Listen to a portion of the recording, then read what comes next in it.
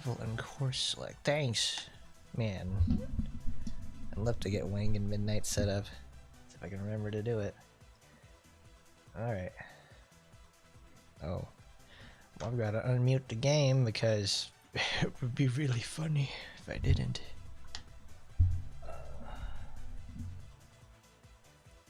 Where is it?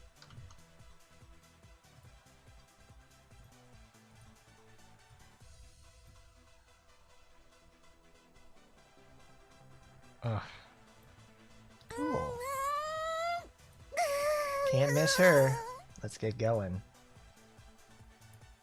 Alright, what's happening, everybody? It's your boy Hardcorn, and today we're back with even more action Taimanin.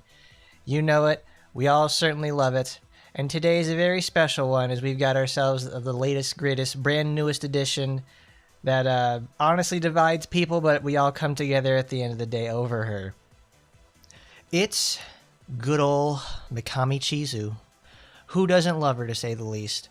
She's the big gal that makes you say wow. Look at that. She's got more meat in the front and even less in the back. She's comically oversized compared to everybody else. We're talking like we got two big ones over here.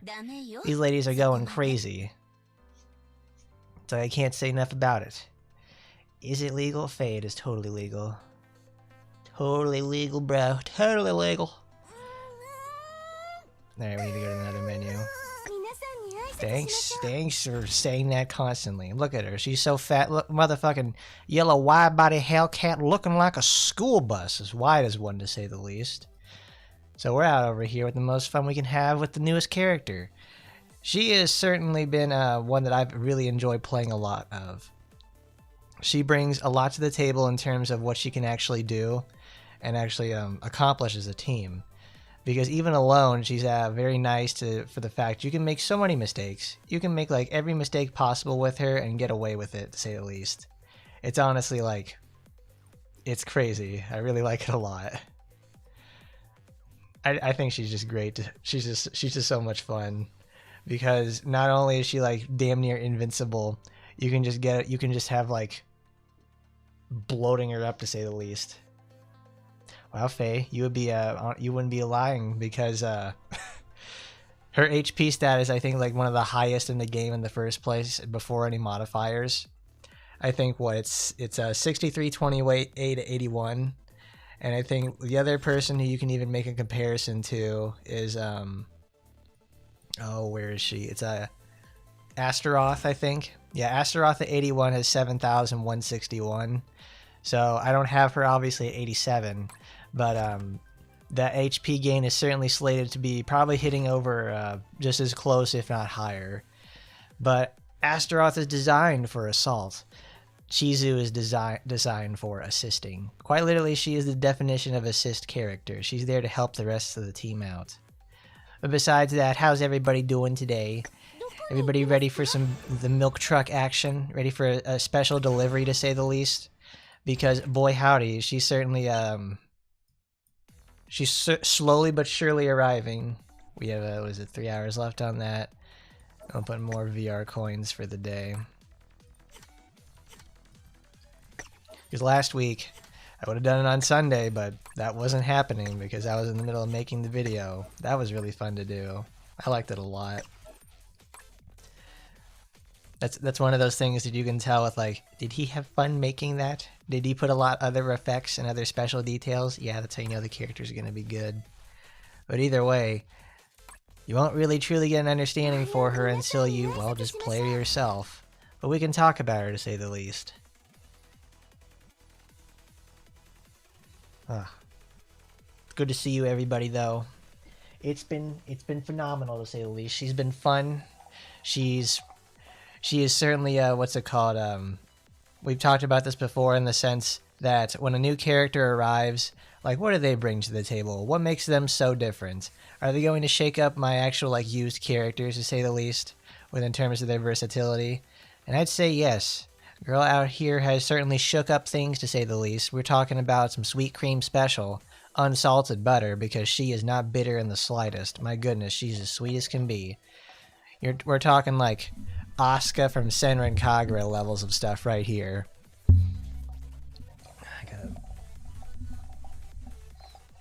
Hold on. Mm.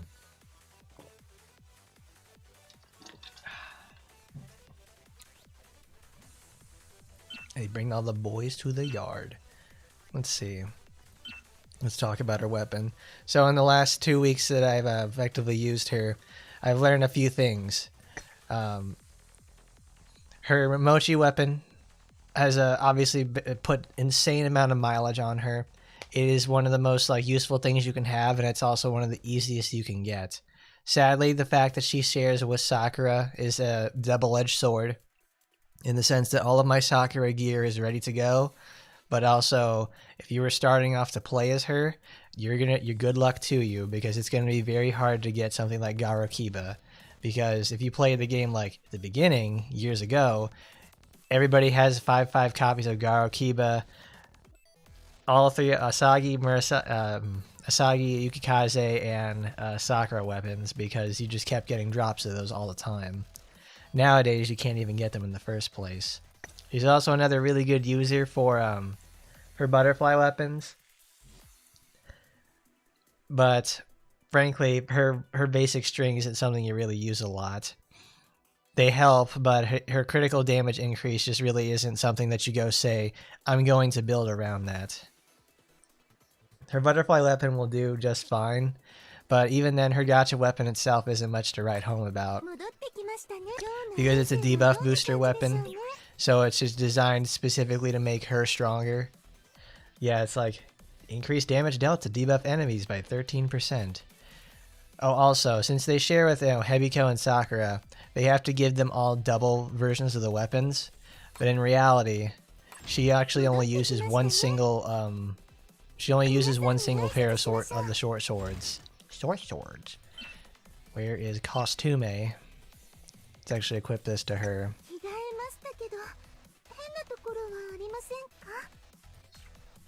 Let's go to weapon.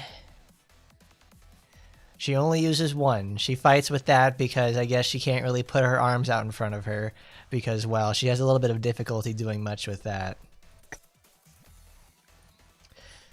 This is her regular walking animation. It's actually really funny because they had to tone down what she's got going up on in the front because she's a little bit bigger than most of the cast, to say the least. And they already have a bunch of clipping issues in general with most of the other girls. So guess what happens now? They dramatically like reduce the shake on her in the first place. We'll show her off in motion. What a cutie! What a cutie! This is actually her default outfit, Priestess of the Rift Arts. Look at that! She's got the bells, the chimes. She's got the Batuster in there. Oh, look at that! This is another case of the game. They make the characters like, yes, she is designed to be enormous, but also they miss the fact that, okay, now that they are so big, the rest of their body has not caught up. So her arms are like, toothpicks, and her legs are even smaller. Like, this is really like super noticeable on probably my favorite outfit that I've used for her is the her Secret Garden outfit. There's nothing out of place, is there? I don't know, Chizu, you tell me. Kiara's her rival costume. They didn't show it off in the video or anything like that, but yeah, she just gets to share someone else's she gets to share Kiara's costume for like the 5th time. I think there's like 6 people who share with her in the first place. Like, it's kind of out of hand for the most part. Like, you can get her in her regular color, Kiara's. You can get it in like the attempt at flesh tones, but it doesn't work out well with that. I think it's more along the lines of the one I have for Eleanor, but it just makes her look like kind of dumb a little bit. It's like, it's okay. Kiara herself does not have much going on, so when they have this, it's like, okay, that's cool, huh?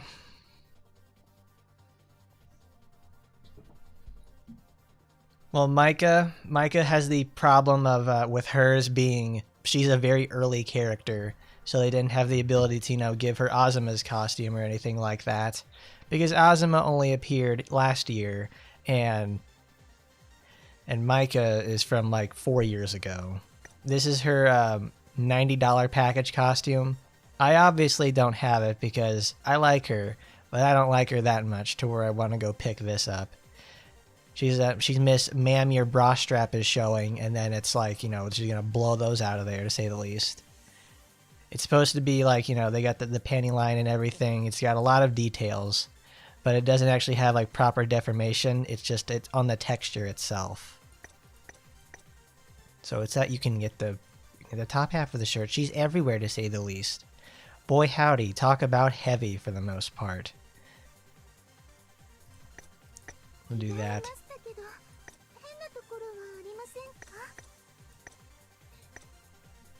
Honestly, one of the weaker dresses for the most part in terms of the June Bride series.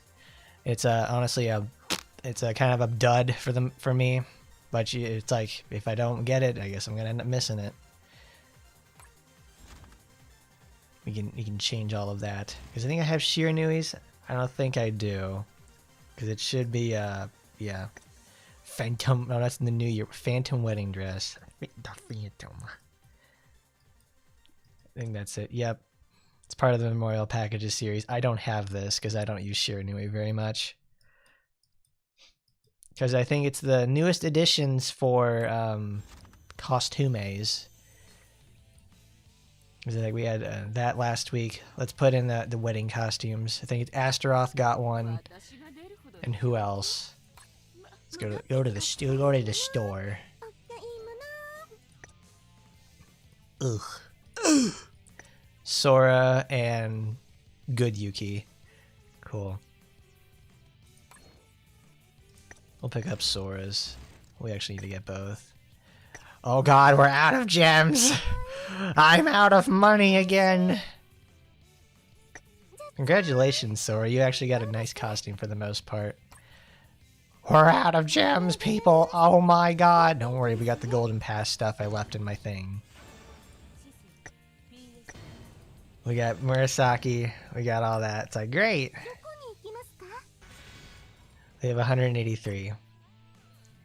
I don't want to get Oboro. I don't like her.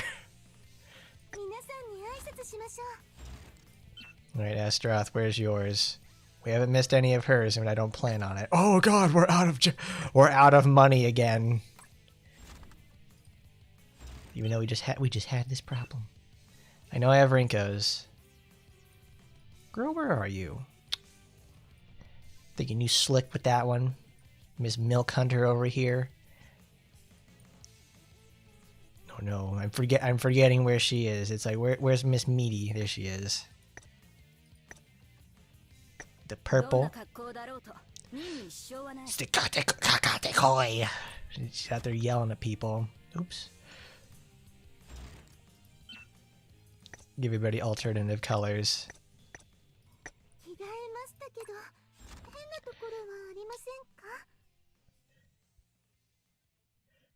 Why doesn't Shiranui have a white one? Well, Hebiko's black one is like because that's I think what her NTR scene from RPGX. So she gets the black outfit because it's I guess thematically fitting. Shiranui's I think is supposed to be like when she's in evil form or something like that. Oh, I know. Since we already bought the one for since I already have the one for Sora, I know what I can do. Because I remembered I got this bad bitch in the first place. Star Wars is the bad bitch. Don't worry, we covered this one. We solved the problem. It's like, oops, I ran out of gems because it's like, oh, we have Sora. That's good. I made sure I didn't miss that. But of course, I made sure I didn't mix fucking Foxy Grandma. That's a no-go on that one. We're not missing her. She has like no costumes. Well, I say that, but here we are. I think this is actually like because what is it? Inage only has like the default costume with her original, the one with Hebiko. That's a two-parter from her original unit and X. Christmas, and I think she has another one because I think this one's like just an AT original in the first place. Look, you can put her hair up. And you get a mile-long braid with it. You can put her hair down, well, down enough. You can take that off. You can't really, like, you know, go crazy with Grandma's costumes because and sadly, that's what you can't do with her this time. She looks good in it, to say the least. Foxy Grandma Christmas is very good. It's like that top tier. Wow, that's good coloring. That's good. We'll keep that. We'll keep this base purple around because that's actually a little less harsh.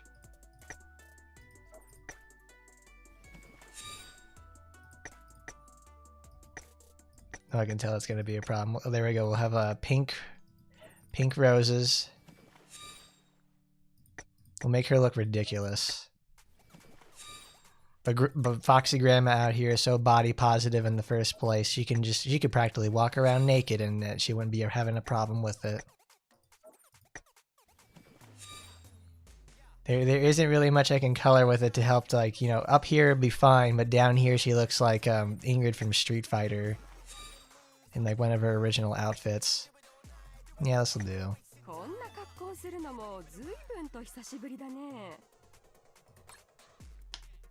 There we go, we got the Foxy Grandma special. Let's see if we can color Chizu's anything special for the most part.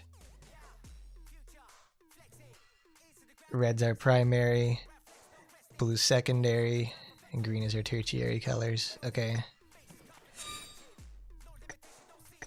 Damn, there is nothing she can wear that actually, like, works. Like, this is honestly like one of the weaker dresses in the game. Because it's kind of a mess. So there's nothing really out here. It looks like they tried to make like Azusa has her gothic dress that she wears all the time. This looks like they try to make a Victorian dress, but it's like, oh, we can't do that. We're just gonna put it on here for Chizu. It's not very good looking. There we go. We can have her look like fucking like a bottle of barbecue sauce or something like that. Cool, that's fine. Earthy tones. Rinko gets to keep her purple one because she's purple. The weather is lovely. Just think, she could probably flip one of these over, like throw it over her shoulder and use it as like a sun visor or something. Happy June, everybody. I hope everybody's weekend's doing good.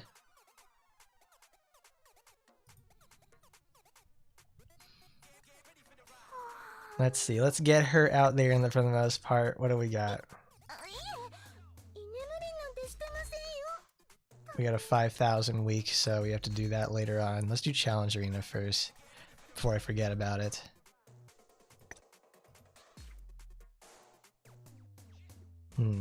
Stormbringer. So this is Red Nagi. Okay. Wasp, that's the finisher. Okay.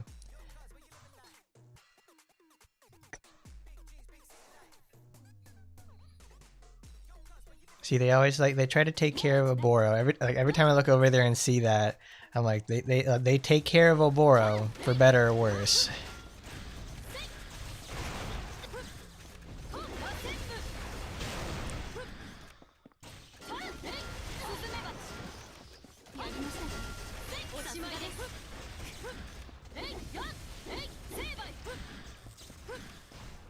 Oh, not the stun.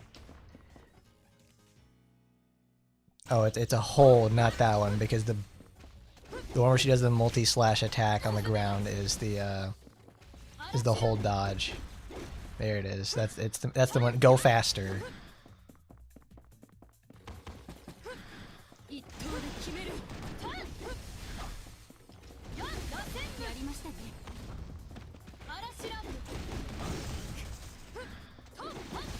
Because this isn't like when you use a Scorpion with Nagi where you do like 5 individual hits that all do 1,000,000 damage apiece.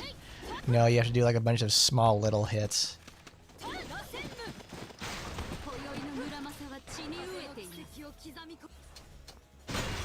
There we go. That's a good overkill hit.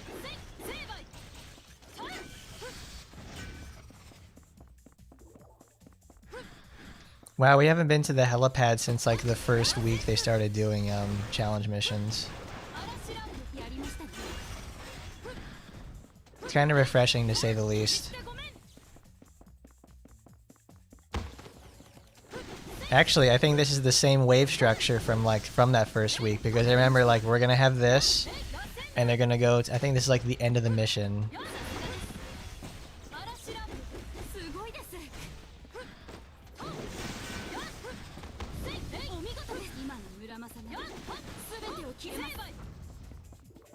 Yeah.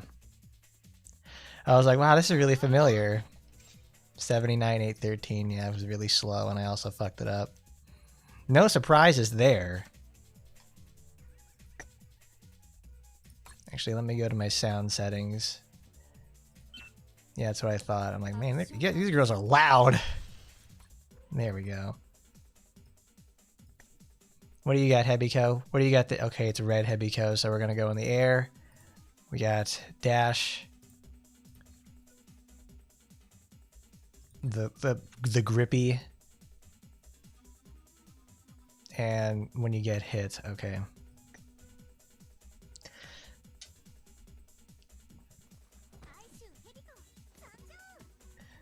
So let's see. Oh, God.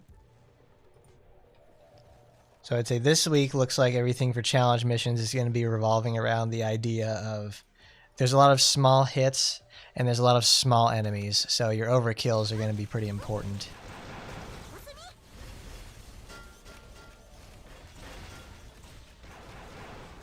Oh, stop. Get out of there, Hebiko.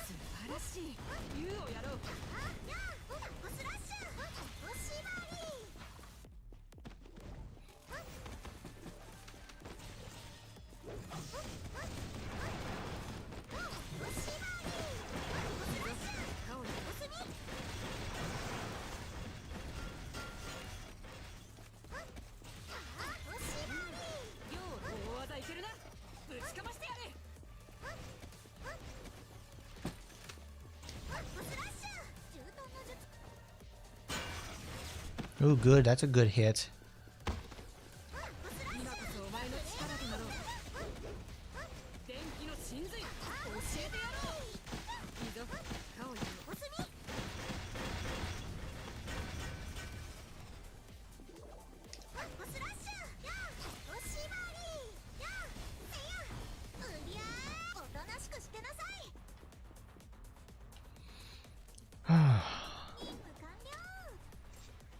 At 88k. Because now I have to think like, where am I going to be able to get gems for today? I think I think I have like a few supporters I could probably pick up and do that. Oh, it's Tokiko. What is this? Oh, this is red Tokiko. So she's going to be doing blast. She's got her finisher. She has fan. Okay, this is the knocks him up in the air, so it's the one we don't want. Awesome. And that's the range conversion too. Cool.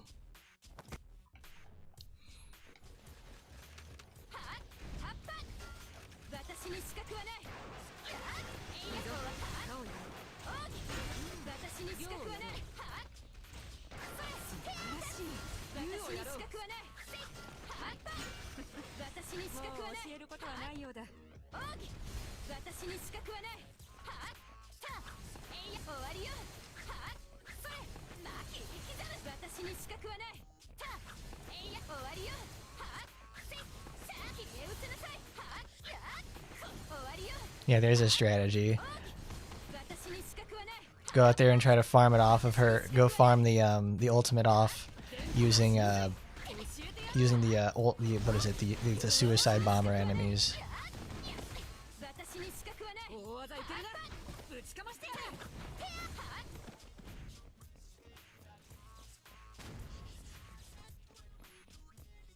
I do like how the death animation plays for those before they actually, like, you know, finish it off.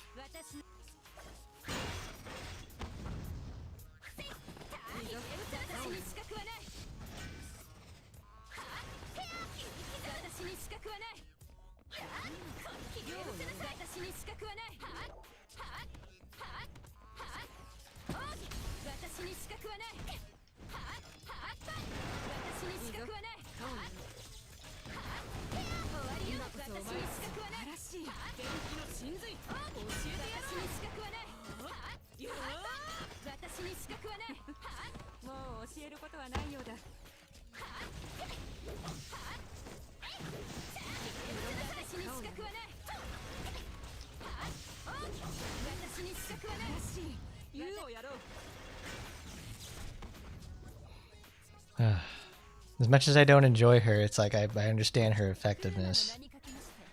Thanks, Tokiko. 93k. That could have been 100, but there we go. Totally out of the Lilith Taimanin universe to A2. Who would I pick? That's a good one, because there certainly is a lot. I don't know them all, because there's some from Taba that I've seen before that I would have really liked to have had added. I don't know what her name is, but it's like, if anything, I'd like to have her come as a support into the game. There's this Nugget from RPGX, no, from Taba, where her limbs are completely clear, and like she has like it's her torso and her head are the only things like human, and the rest of her body is like I think like manifested electricity in like these glass tubes or something for her arms and legs. So it's like that. I think that would be like a cool machine character or something. At least for me, I like the idea.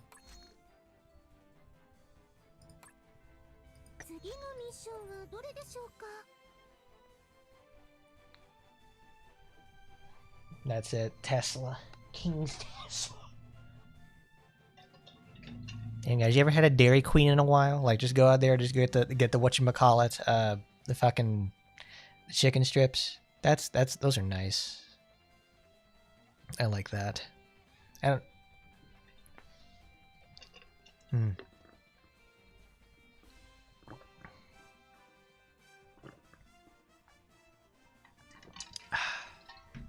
There's also that's in Taimanin universe, but side story. Who is it called? It's that one that has characters both by Kagami and Zol, where they have like that 4-arm Rakshasa demon butler lady who's like the detective, and then some other thing and a couple of other characters as well. I remember reading that stuff about her a couple of years ago. I didn't even realize her VN was like totally completely translated, because she was really cool, even though it really was just like quite literally they made Asagi, but with they made Clone Asagi, but just like not like a fully fledged version of her. So that's what it was more or less turned into, to say the least. I forget what her name is, because it's like right there on the cover of her VN too.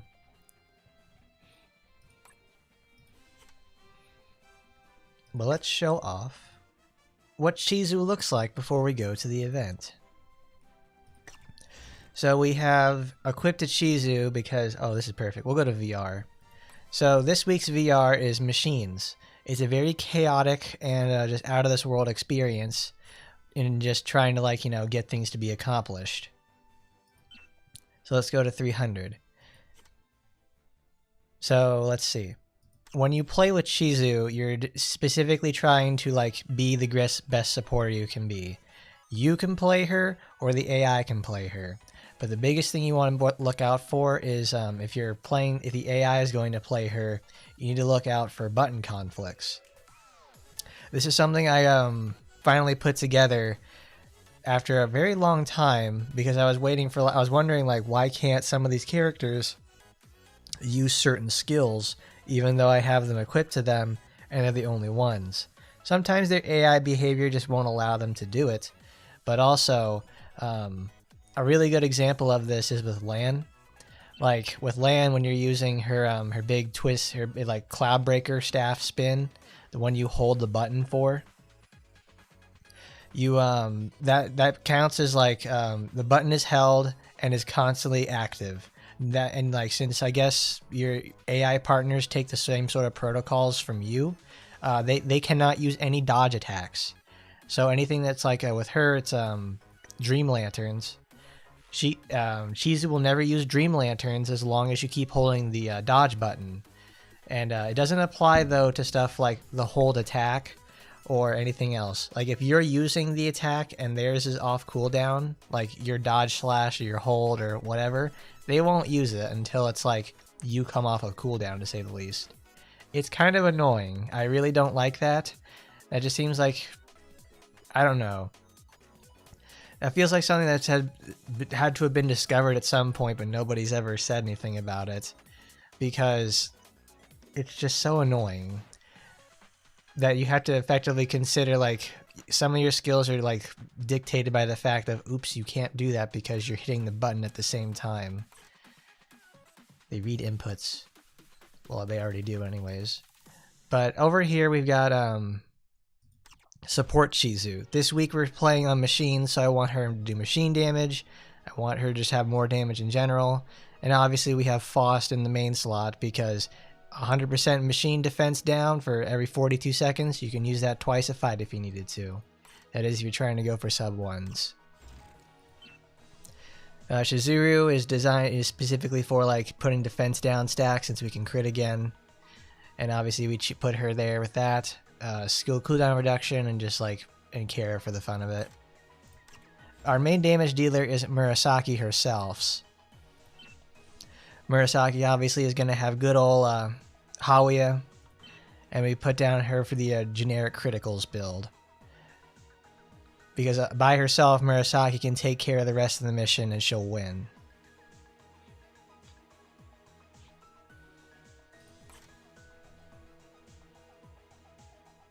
Same things happen with Rin's electric volt. It's yeah, it's mostly tied to like skills that use the dodge input. Because I tried this with Lan last week, and I used her hold button attack. Like you hold the attack button, and in some cases the AI would be able to use their skills, and in some cases they wouldn't be able to. So it's iffy on that. The most noticeable one is just the dodge input, or more or less, if you got an attack going, if you're doing an attack like a skill or something, your teammates just sometimes won't. I'm just not sure myself. What's up there, Avalon? So let's go see what she looks like in there. At least in terms of being a support. Because when you have like characters who are doing damage all by themselves, you want them to be like brain dead simple. No input conflicts, no nothing. And also it's like I want Murasaki to be there because she's stupid easy to do. You leave her alone, just keep her alive.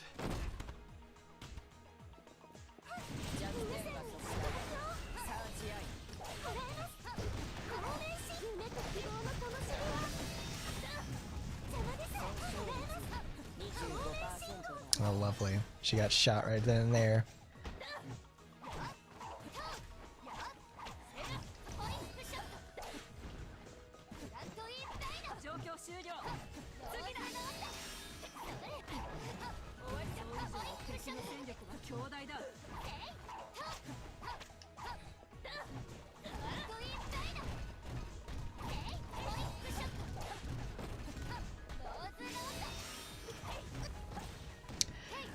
It's a very good example of Chizu just getting blown up or something like that.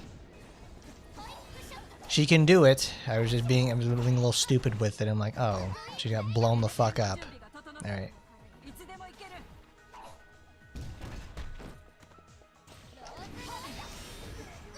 She's gonna die. She's gonna die to the dancing. Okay, okay, Murasaki, it's up to you. As if it already wasn't.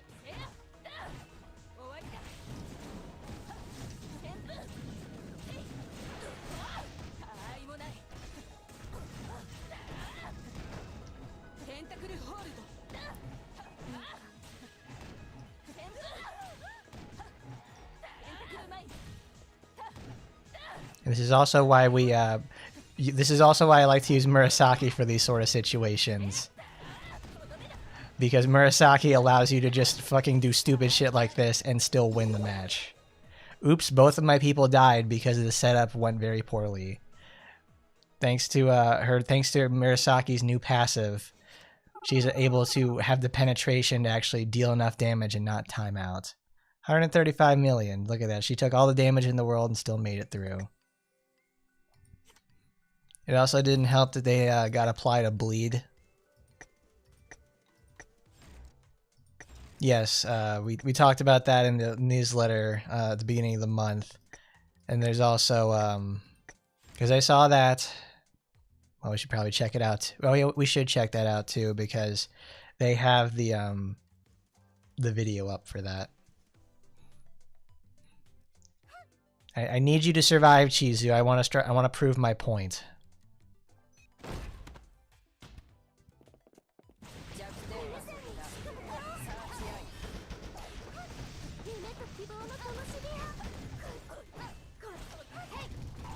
So her whole thing is designed to, like, you know, snare enemies, do everything with that and then some. Like, she has like a healing effect tied to her. She has all kinds of stuff. She's on the case with it, to say the least. Enemies walking around too much for your liking? Okay, just double tap dodge and then she'll be able to put them in it, just hold them still for the most part. Her extreme dodge is a team heal. So it's obviously one of like the best ones in the entire game in the first place, because it's at base it's a 30% heal, and then the maximum version of it is like, what is it? The blue boosted version has like, I want to say, oh geez, the blue boosted version is a 50% heal for lost HP. It's like one of the few times that like lost HP is actually good. Because unsurprisingly, like all these little 5%ers, 1%ers, and all that sort of stuff, those suck. We all know that. Everybody does. They're consistently terrible because they're known for not recovering enough HP when you actually need it. Even though this is not like the best example I could give you for Chizu actually participating and helping, because her extreme dodge is like one of the things in the first place for an uncontrollable a very chaotic situation like LWS squad, in the sense that it's like they're doing shit all the time and you need to just actively participate in the fight too. Like, we won't time out on this, but it'll surely take a while.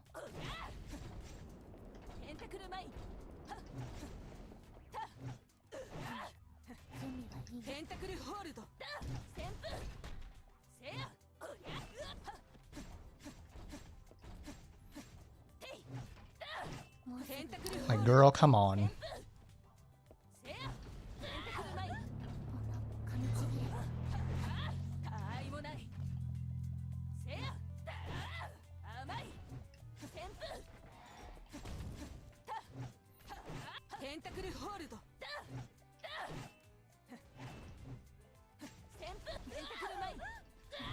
Oh, look at that. Yay, we lost. Fantastic. See, we can't win them all the time. That's awesome.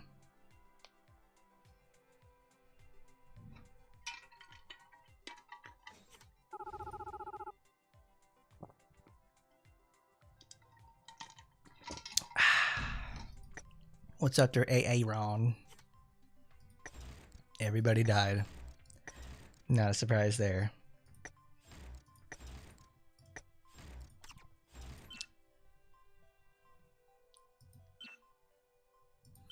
So let's see, let's give her...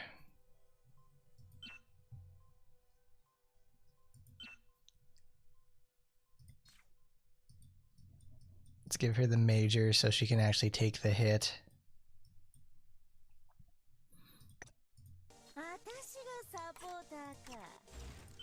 What do we have?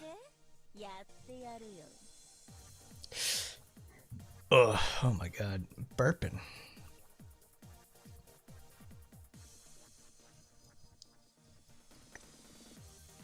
Let's give the maximum HP boost classic. It's like, oh, that sucked. I hated it because it's like, as soon as I knew it's like, oh, she's not dealing enough damage or critting, like, oops, looks like we're not going to make it. It's like the one thing I don't like about those.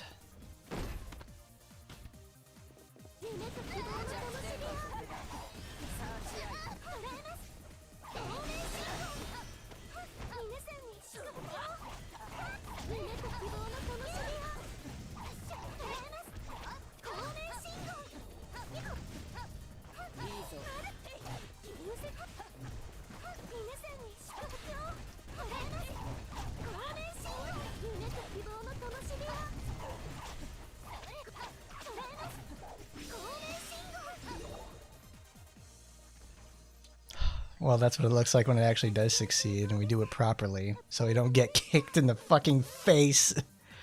Oh my god, I hate it. But that's effectively what the support Chizu experience looks like. You want to try to stay away from the action as much as possible, because obviously getting in the cut with her is a really, really bad idea.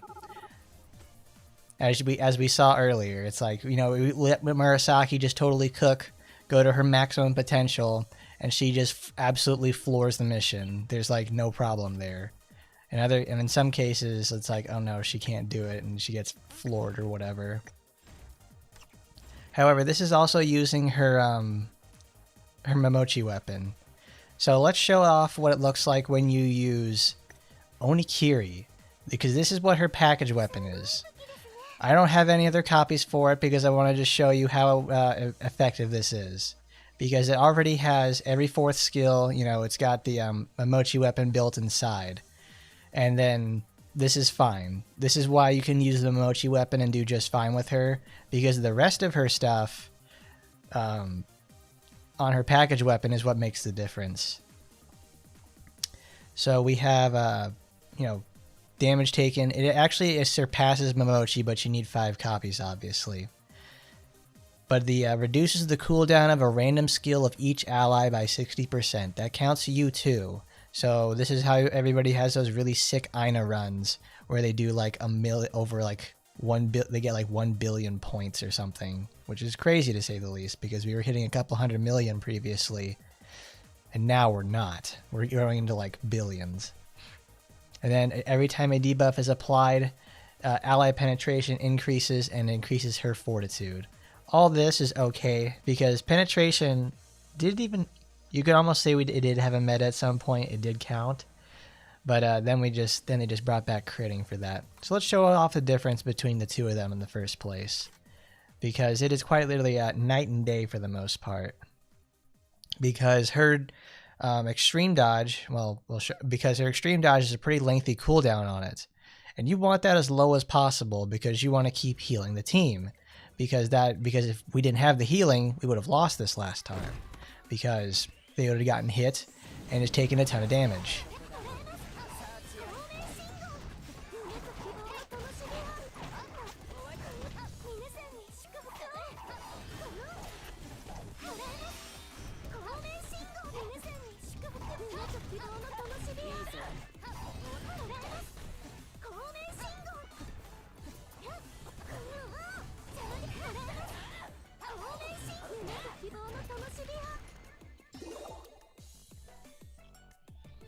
Because it's kind of hard to tell the actual effectiveness of the weapon in the first place, unless we go to somewhere like VR, where we can constantly change perspective. Like, she is not going to be doing any damage. Like, her damage is actually extremely low in most cases because of like they're trying to railroad you into like a very specific playstyle for her.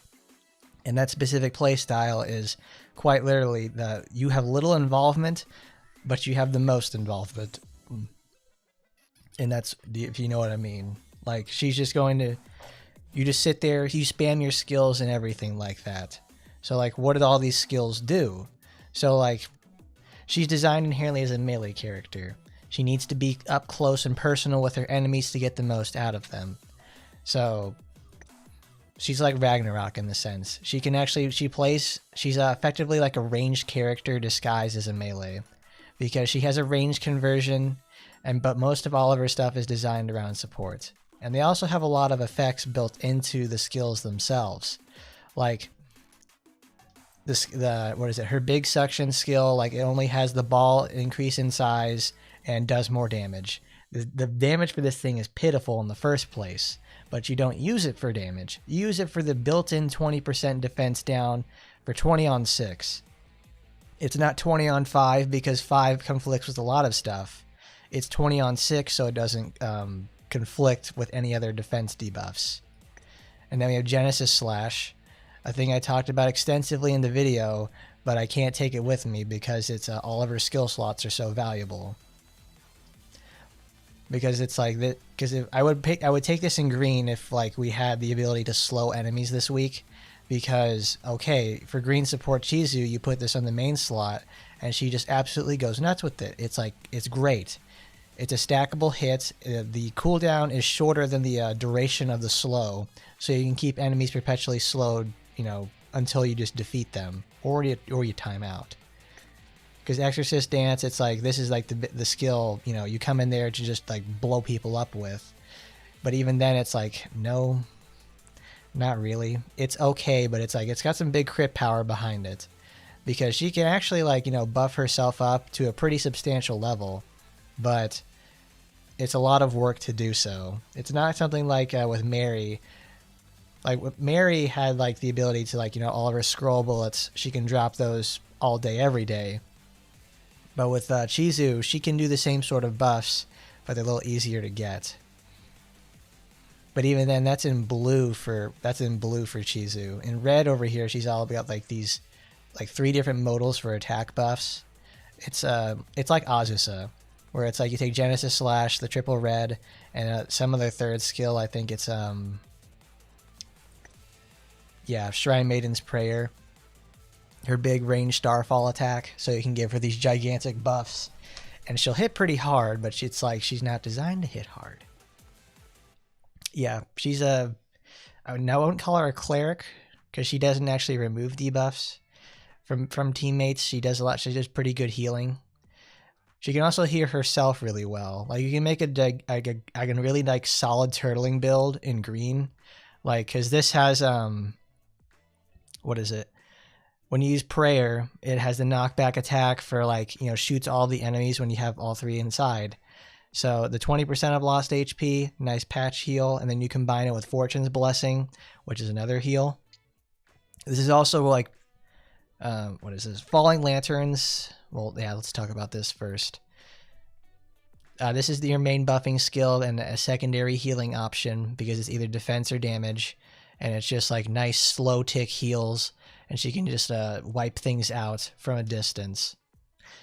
It's like Ragnarok's Snowstorm, but doesn't have the same sort of stun locking capability with Freeze. She has because it applies knockback, and it also is a general hit in the first place.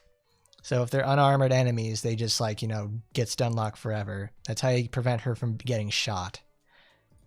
Because with the Rift Art series is the one where it's like we had earlier when we're fighting the robots, where she'll drop lanterns. And they also show this in her video too.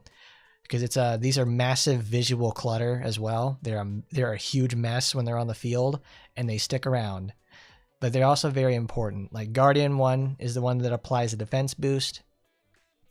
It also has the ability to slow other enemies down inside it, which is actually a lot more valuable than you think, because it gives her the defense boost so she can actually go toe-to-toe with what's going on with her.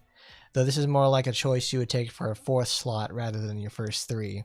Because with like all of her skills are viable in some way. There's no skill that makes me go like, I don't want to take that. She has all 10 skills have options for her. You can make a stall build for her. It is totally doable because of the fact of you put her in blue. You take Guardian. You either take Mantra so you can hold your enemies in place and run out the clock, because obviously since the dodges happen constantly in Arena, she'll use this. And then Dream Lanterns, so you can just, well, you wouldn't take Dream Lanterns, you take Falling Lanterns for the defense buff, and it makes her faster. All 3 of these right here, Lanterns, like Dream, Falling, and Guardian, they are extremely versatile. They are just usable anywhere, and it's like that her slots are very competitive, which is honestly really cool. I haven't had to think about a character's slots like this in a long time, because you could do really just about anything with her, and I like that. She's also a character who doesn't punish you for mistakes because of her healing, her massive healing tied to extreme dodge. Because you're losing in attrition and you're being chased by enemies or something that are much stronger than you, you can just like tag enemies, get hurt, and then and then get an extreme dodge behind you. The one thing you can also do with the stall build as well is that you would take falling, you would take something else. You would certainly take falling, you'd probably take guardian as well, or you'd just swap between lantern and mantra. Because that way you'd be able to apply a ton of buffs to her, so you'd be able to get scaling benefits out of where is she? You'd get points with Lan. You'd also get good benefits from her Kana, because you have a bunch of buffs on your person in the first place, and they're very easy to acquire and maintain buffs, so you actually get like a lot of benefits out of that too, because you'll not only be able to actually now deal damage and also take a lot at the same time. But if there's any sort of skill you're going to be taking anywhere, it's going to be probably one of these two and Fortune's Blessing, because not only does this give lost HP recovery, and it's like one of the few times it's actually good, it gives super armor to everybody, even herself. Almost all of her skills are armored in the first place. She's going to get them off, mostly, unless you're getting kicked in the face by something like the machines, which almost knock out anybody from doing their attacks. I think that's like one of the most notable things about LWS Squad, is their ability to interrupt. Now if you have super armor confirmed on these slow enemies like LWS Squad, you're just going to go crazy with it. Like, this is like probably probably a top 10 skill in the entire game. Here's what we got. Drop lanterns. Do that. Okay. Yeah, Kana. So you're going to be having a lot of buffs on your person, so you're actually going to be able to get the benefits from her in the first place.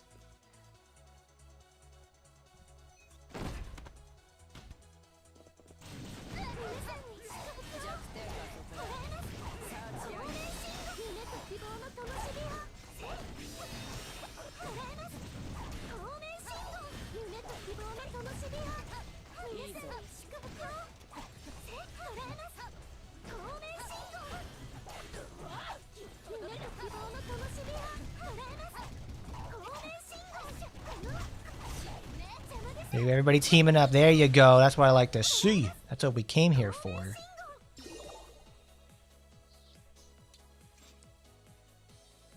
Now you can actually see what it looks like when the ball gets rolling, and she can actually accomplish what she's supposed to do. Look at that. It was so...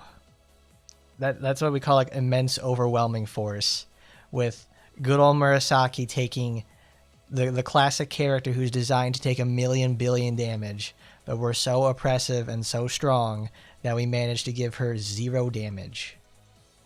That's Chizu for you. We managed to keep everybody safe and topped up, and also very strong as well.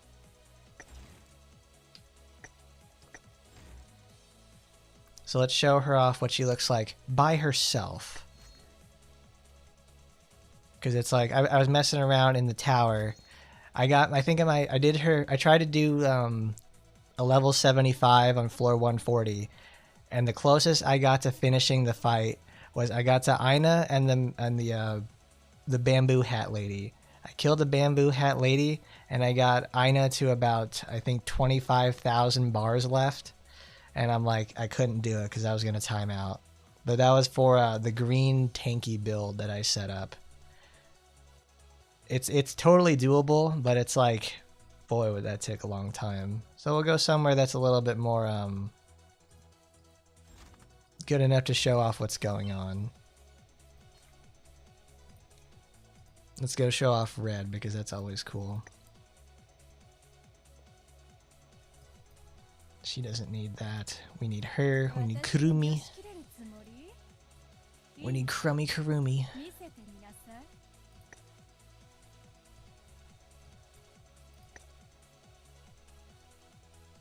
Let's see. There it is. Shiranui.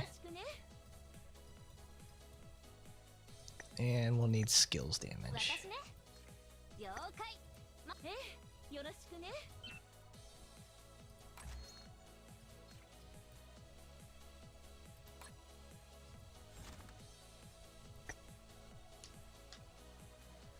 Oops, we didn't take the right skills.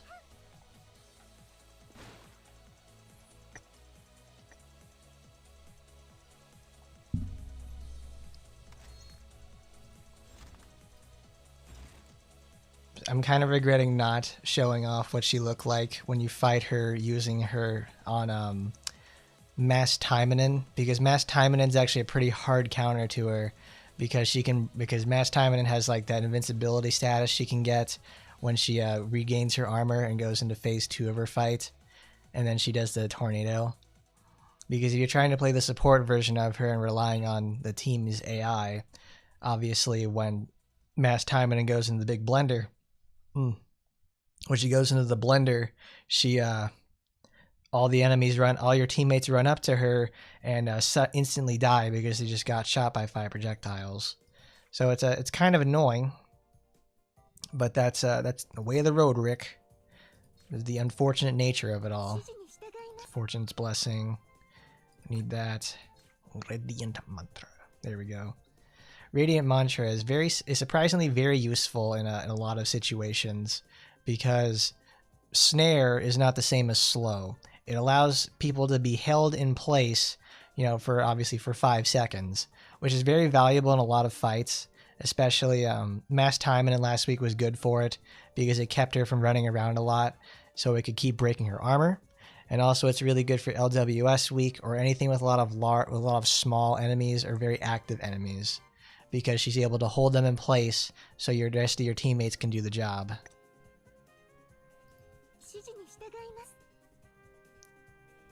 Let's see, Shrine Maiden Prayer, okay. I can't take the 4th skill that I want to take because obviously, well, I don't have my Heavy Shika anymore. Well, I used one of those potions so I can make the video.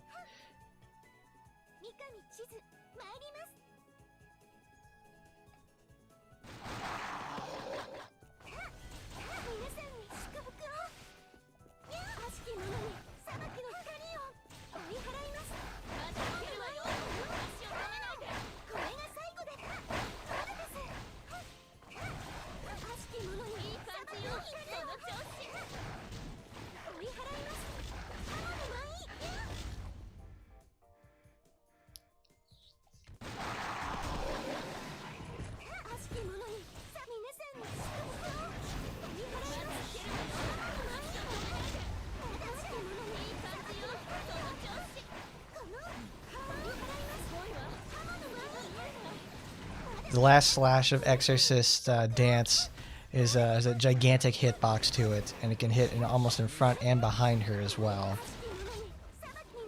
The immense versatility that comes behind, because I think 70% of all of its damage comes from that one part of the attack as well. So you can just go totally nuts with it, dude. There he goes. He's doing the thingy. Congratulations.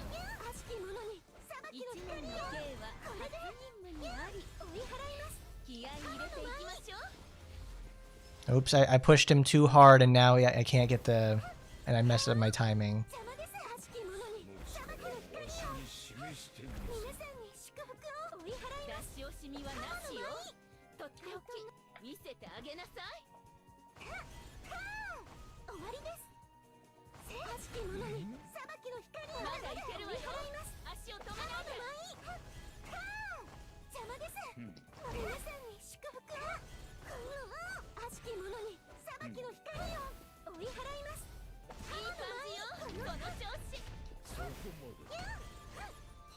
Papa Bones over here. I didn't realize that he has like a unique fall animation.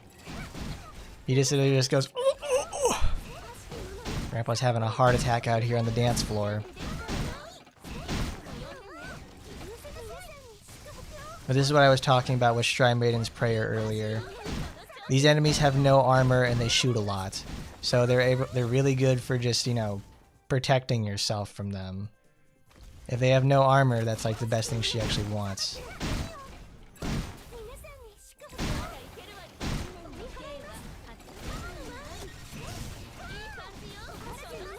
There's a lot of things I'm surprised she can do in the first place with all that much in front of her. Because it sounds like a pretty big detriment, to say the least, for her to try and do anything for the most part. Like, she's got to sit away from, like, a solid foot away from a table, and even then she's still got difficulty from doing it. Girl has to probably eat with a bib at all times because she's just got, like, you know, the entire state of Texas attached to her body. No, not even Texas. She's got fucking Alaska up on the front. Girl's got Alaska attached to the front bumper of this.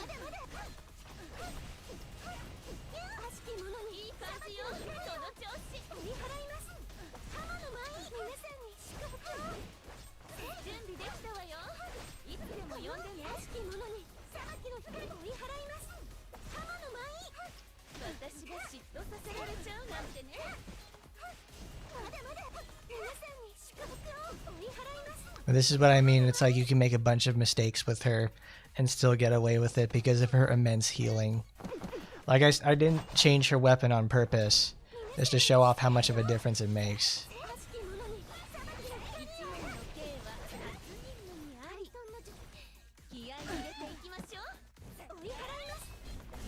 That's awesome.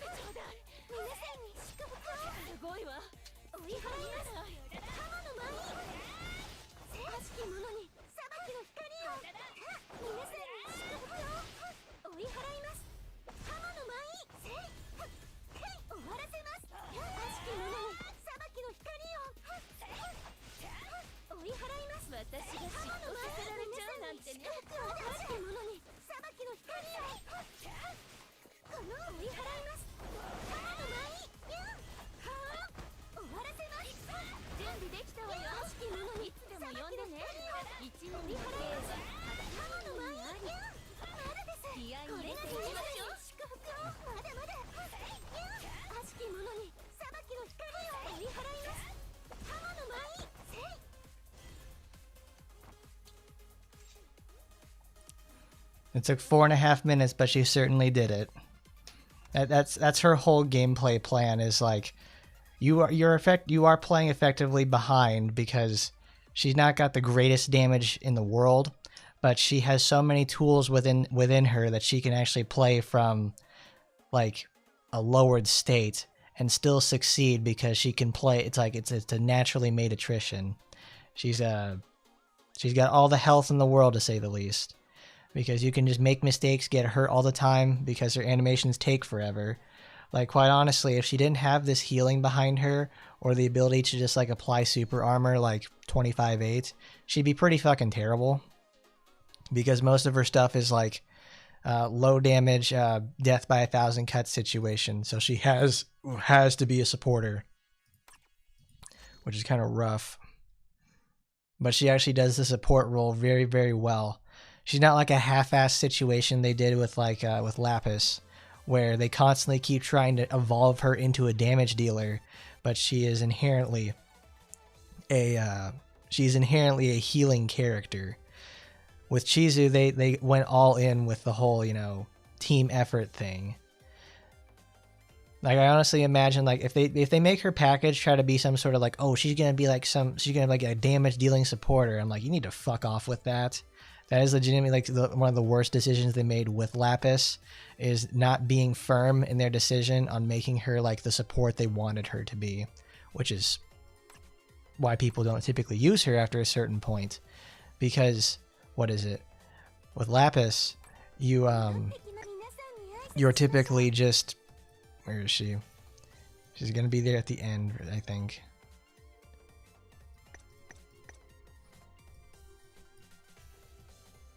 Because with Lapis, she's traditionally designed as like as a healer character. It's in her passive. It's everything. It's supposed to be like, you know, recoveries, like all that. She can do all these things in the great. They're great. She's got the milk game going on too. But it's like they kept trying to dilute her with like all this attacking stuff, when in reality, she's supposed to be like the right-hand man to Spinel. You know, the blue Oni, the cool, thoughtful blue Oni to the rambunctious, ravenous red Oni. They really could have, like, you know, made her something like crazy, like in terms of like just the raw. She's like, what is it? I almost want to call like Spinel the white mage, because like she's designed for raw healing, and then Chizu would be something along the lines of like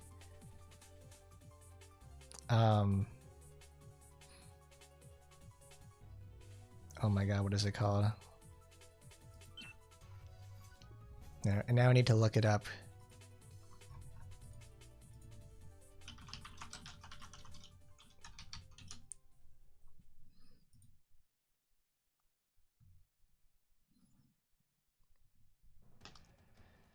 Yeah, she'd be like a white mage in Final Fantasy with the raw healing power, and then she'd be like, and then Chizu is more like the sage character, where she has damage features, but they are more designed for like other support features that come up in a situation, like patching you up, shielding you, giving other various effects and stuff like that.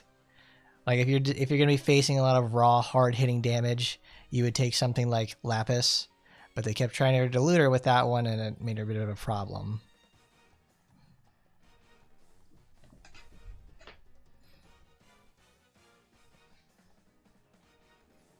Yeah, I don't think everybody would take the risk with Chizu, to say the least. She's got the whole milk truck and then some.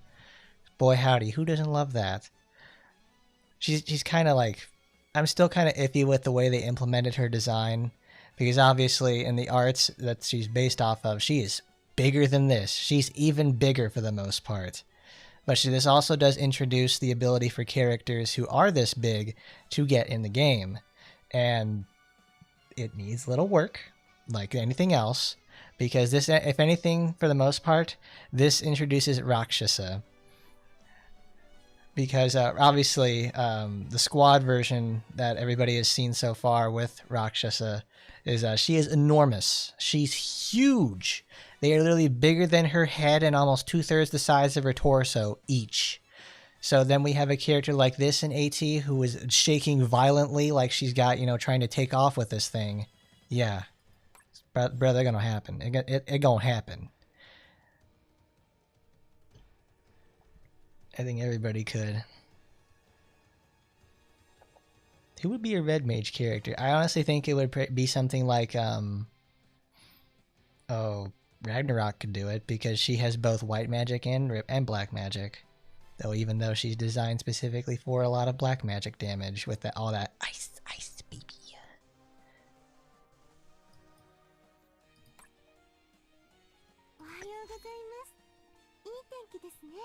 So let's go show off what she looks like in Total War, which is where typically people like to use her in the first place.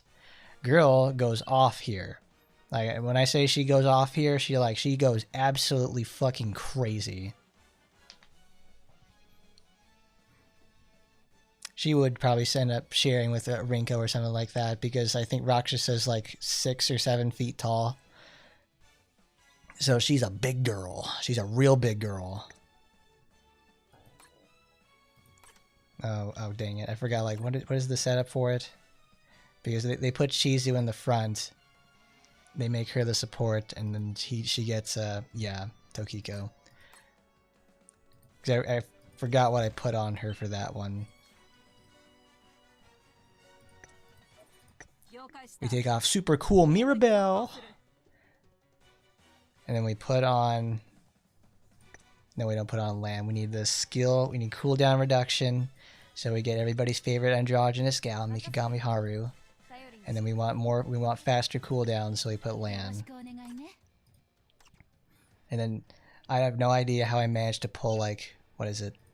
The pure red for the rubber doll situation for Shizuru. It's amazing. Get that. We take Tokiko because Aina does range damage. Even though she's immune to slow, we still want to do that. And we need Kara because critical damage boost. And we'll take Sky Edge Rinko for over edge trigger. And then Ina Titchester over here still maintains all of her weapons and gear. Can I boost this? No, I can enchant. Oh, I can enchant this. Ooh, this will be perfect. So we'll go here. Let's go to my materials.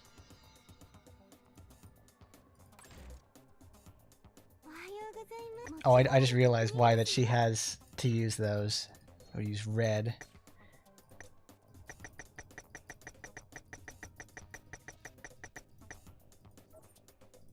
She shares with Yukikaze. She doesn't have her own individual one. We'll go here. We'll try to find out how much of a difference will it make. She could be a red mage. She certainly has the attitude and the capabilities. We don't want Shrine Maiden Prayer. We don't need Genesis Slash. We need Dream Lanterns, Radiant Mantra, and we need Fortune's Blessing. Sadly, we can't take Genesis Slash as another skill to add to the 4th skill repertoire.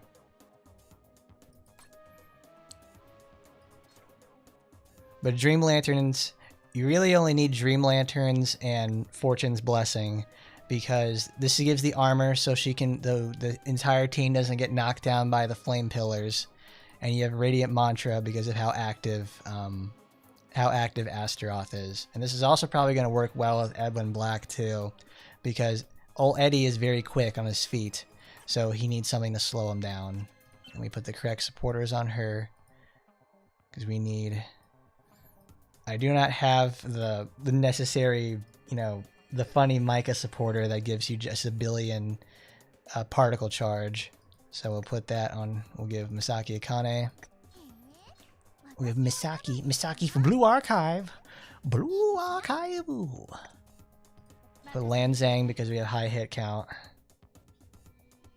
Buster Shooter and Drone Shooter. Fast as shit. I wish I had the 4th skill so I could take Bullet Dance, because that's a lot of particles. Would I say Chizu is more fun to play than Mary? Yeah, 100%.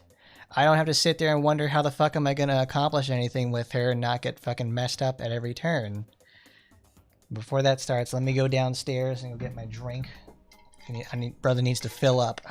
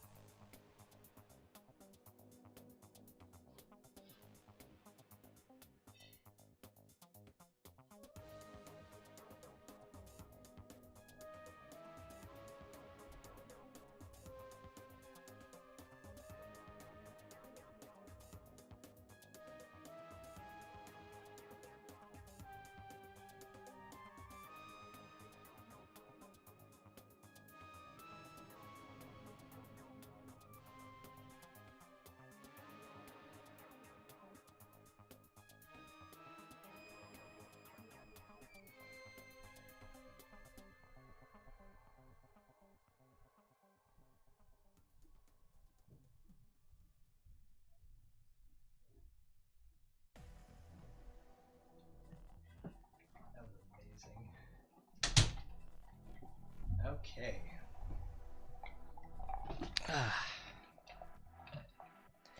Alright, so let's show off what she looks like with this, because obviously this is in no way optimized in any way, shape, or form. But let's show off the capabilities of how well Chizu can really improve your scores and do everything you need to do to get actually, like, you'll need to do a lot more to rank, but just having her in the team by herself can actually make a difference. So we'll show off a couple of versions of this.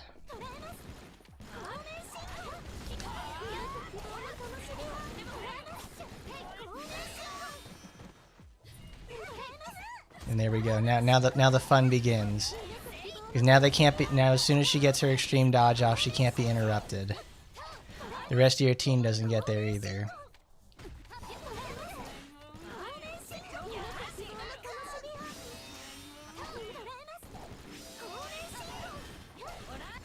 And then this is a perfect example. She's dropping down all the volcanoes, the little volcano pimples, and she's able to just go straight through them.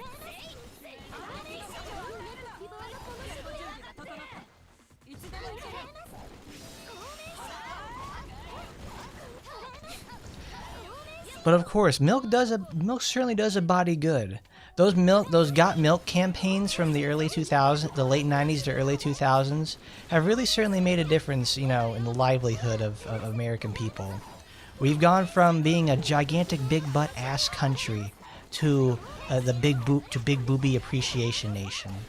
Even though it's pretty split down the middle in like a 51-49 situation to vice versa, I don't know, the Got Milk thing has really put into the minds of the youth of, hey, milk, it's where it's at. It's what's for dinner. That's what it is.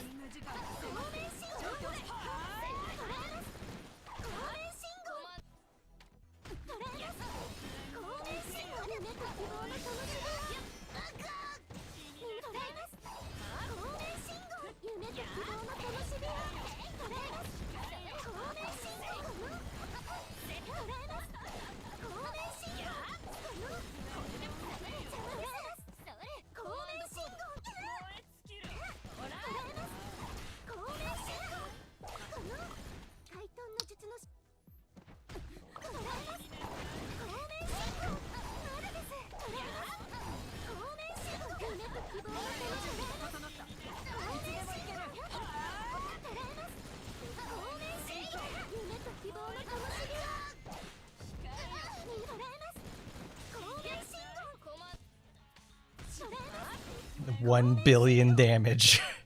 The last possible second. 83 million. That's with a very unoptimized and certainly with more problems than any solutions. We did 83 billion damage with Aina. I've gotten this to get up to 1 trillion damage exactly one time. Because I got, like, I think it was like the week that Chizu released. I got a 100 million score. It's like my best one I've ever gotten. But there you go. This is obviously using with her just a 1.5 version of her weapon. But let's show off what it can do with something that's a little bit more attainable, like the mochi weapons. Everybody will have these at some point, and they're out in there. They're in every single ticket. So you have the potential to do this yourself as well. So we have Team Androgyny. Shizuru did not actually have all of her proper weapons on there. We don't need Plant Invade because it does nothing on there, because that was for an armor breaking build I was doing. We need Whip Grippu.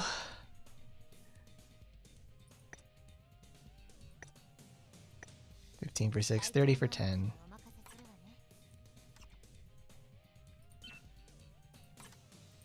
What did they have for it? It's something like...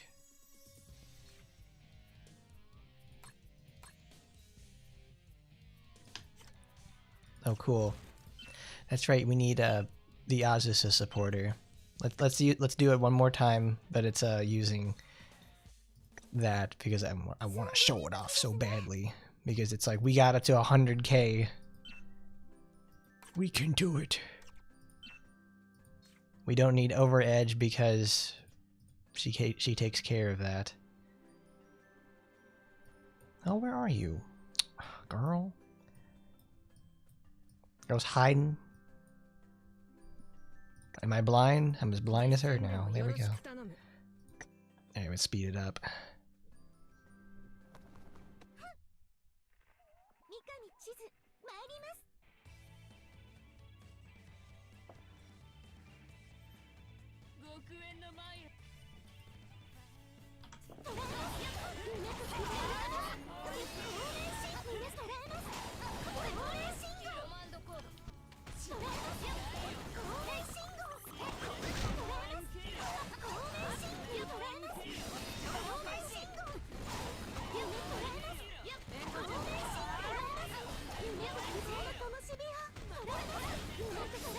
who's team androgynous. It's like that's for that's for what Chizu has equipped.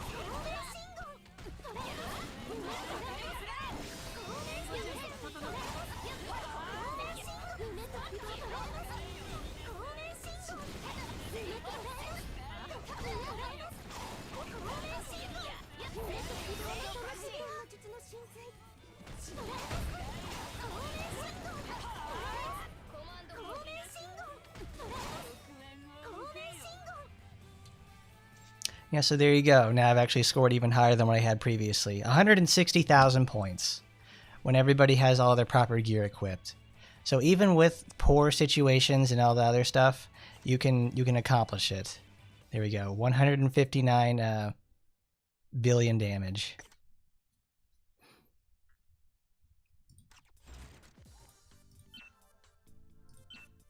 Because it's we have to use Mikami Haru so we can get the 2-set effect.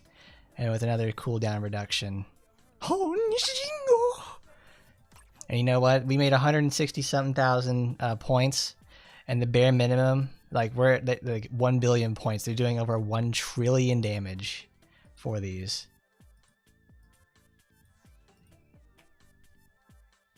All the way at the bottom is 209,000. When they're using the traditional, this is like the 2-week club over here. And they're still hitting points with like full-fledged Rin and Team Chizuru with the Sora setup. The melt boost is actually really good. It's also a testament to Sora herself. Girl absolutely knows how to really get the job done. She remains competitive with Aina. So proud of her. So proud of her.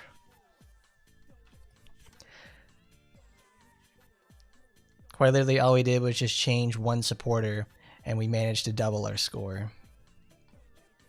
And also put the proper supporter on, and put another proper skill on there to get even more defense boosts. So that's what it looks like with that one. So let's put on, now we can put on her Mochi weapon. And then we can do it again.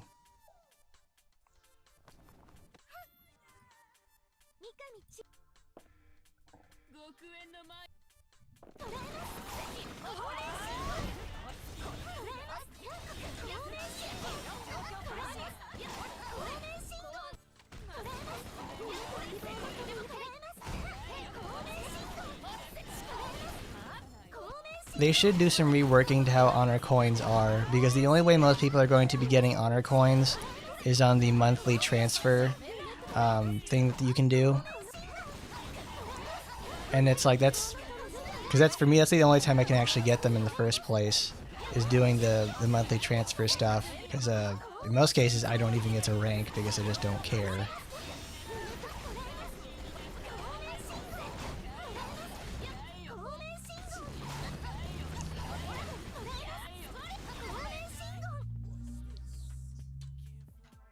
There we go. Even with her Mochi weapon, she manages to pull 77-3 on that one. We don't even have a fully functional version of Aina, and it's obviously a testament to just how good she is. We're obviously missing out on a pretty good chunk of damage as well, because she's not max level or anything like that. And the rest of our team isn't actually contributing that much as well. Because that's also another thing for scoring in Total War, is everybody needs to be properly leveled and have all their stuff behind them as well. And you're also your awakenings count too. Same thing with these. It's a lot of small stuff you can do to make the difference in your points. But this is pretty accurate to what has happened in the last 2 weeks, because the multiple times that I've used to help Chizu with her Mochi weapon, and also with Chizuru using hers at the same time, they create a bit of a conflict, but we can keep the stacks going on at the same time, because they both do the same thing and they're a conflicting buff. So if anything, it's like if you don't have a full-fledged version of a Mochi weapon for Chizuru, you can use this with Chizu, because their only other options end up being her gotcha weapon, which is the one that does more damage based enemies around debuffs, which is actually a better weapon to take in Total War if you have one or the other or you're missing something.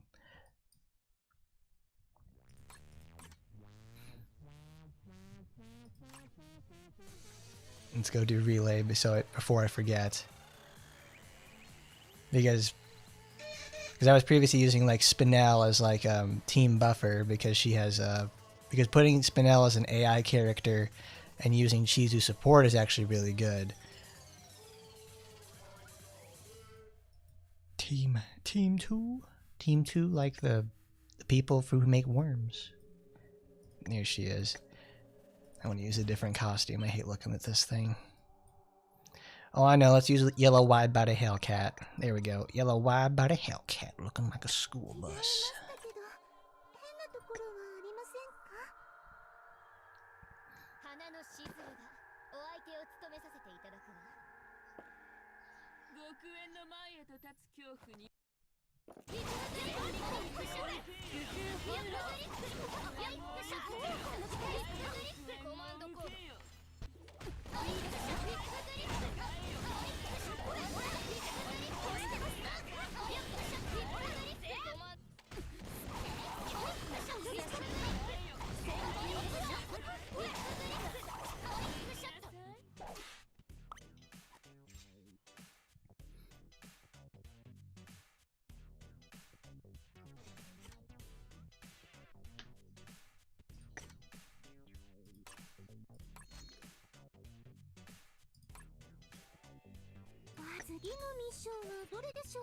Alright, now we can go to the event. Yomihara Detectives, Night of Beginnings. Oh boy, we have Aki. Aki is in the house again. Now she actually, like, what is it? So only Francis shares her outfit. And Francis was not exactly the best wearer of it, to say the least. Oh, this is the one we were talking about earlier. And they actually, ooh, that's right. Before we go on to the story, because I just remembered it myself, we need to go to YouTube. There it is. Let's go to YouTube and go over there to Google Chrome.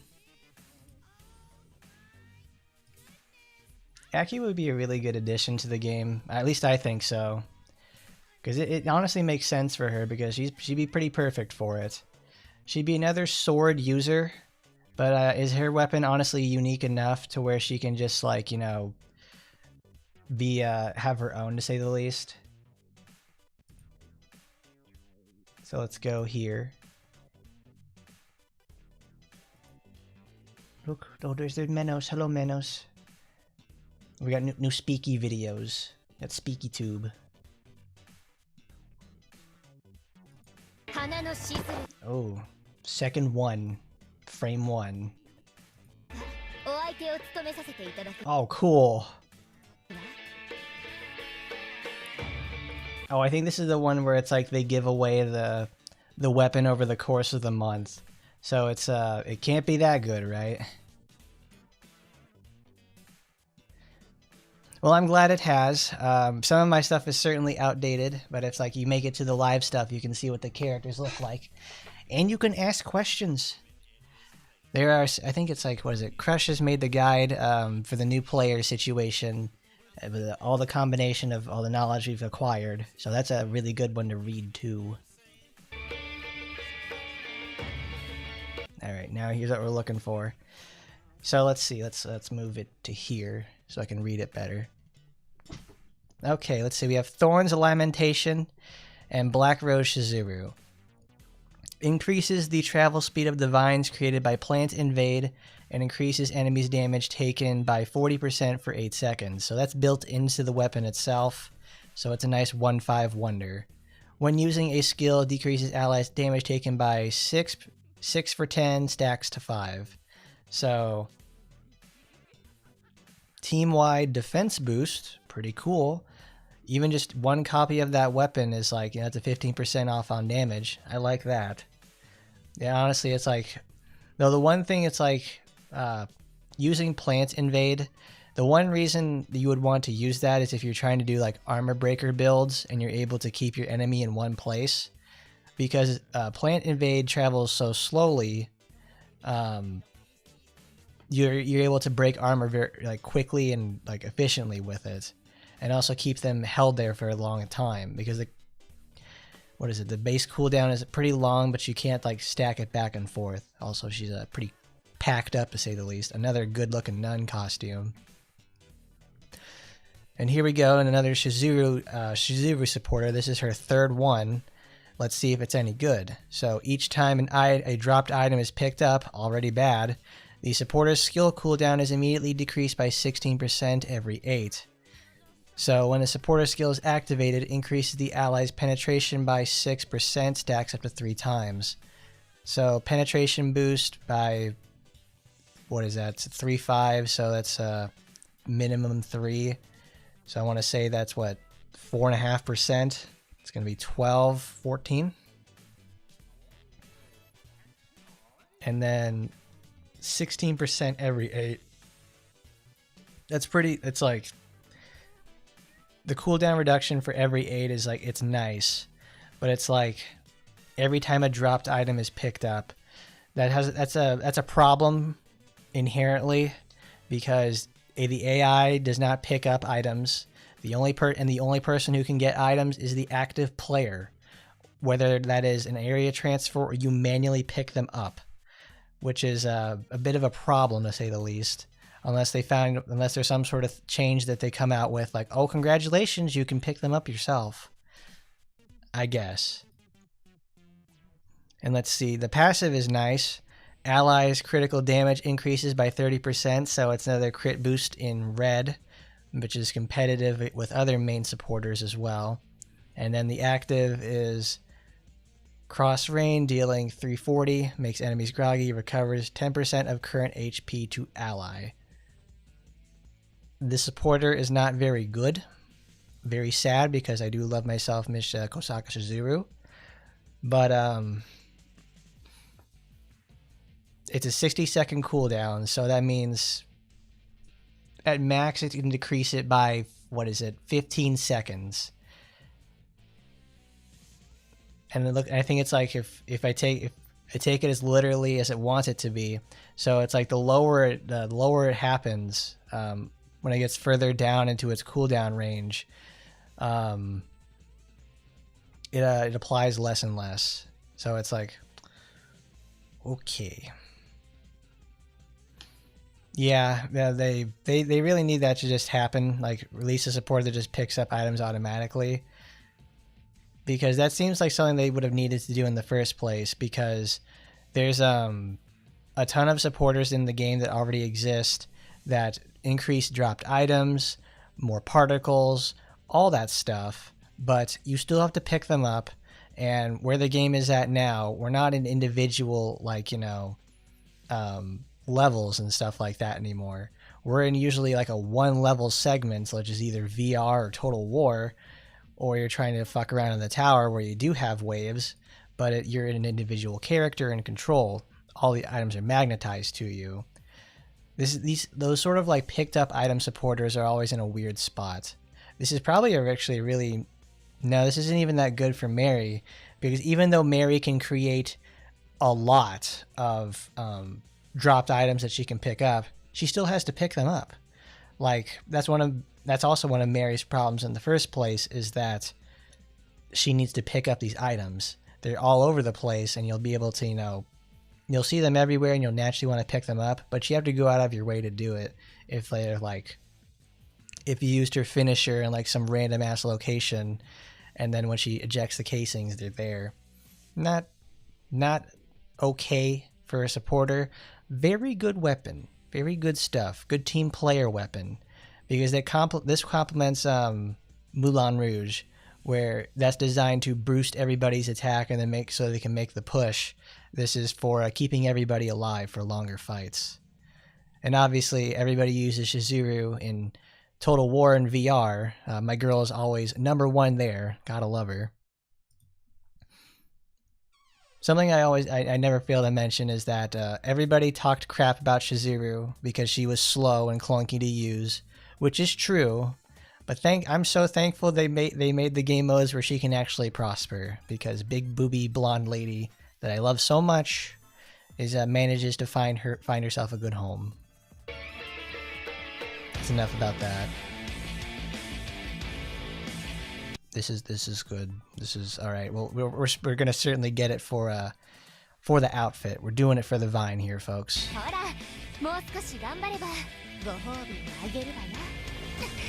Her ass is so big it continuously clips into there.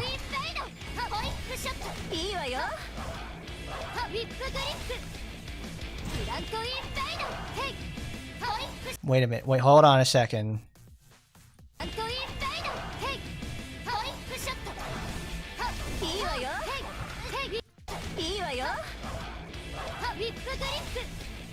She got shot twice with those fucking lasers and did not get paralyzed. She probably picked up the super armor flower in the first place.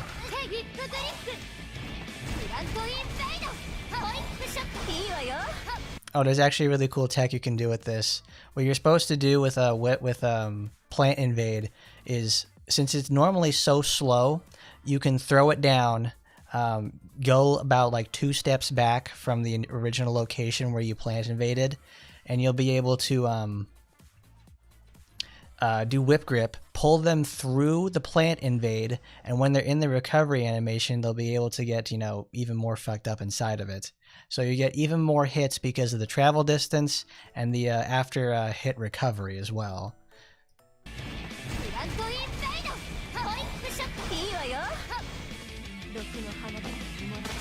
Because it's a slow moving cone that spreads out. She's got tech. She's got tech, and I love her.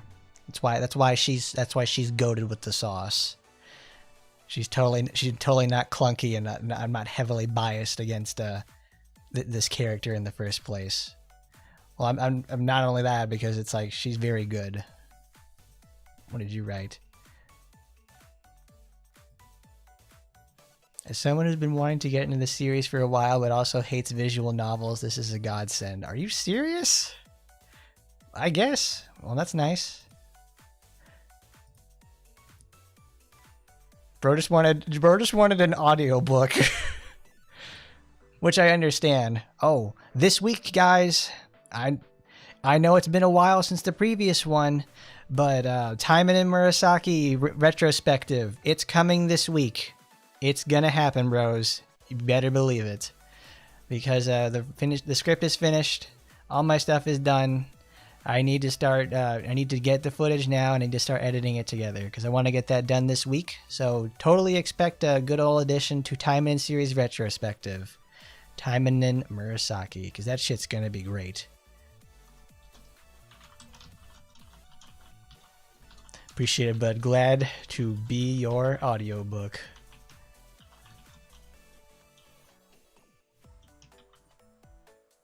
Glad to be your audiobook. Glad to be your audiobook on this one. Love it.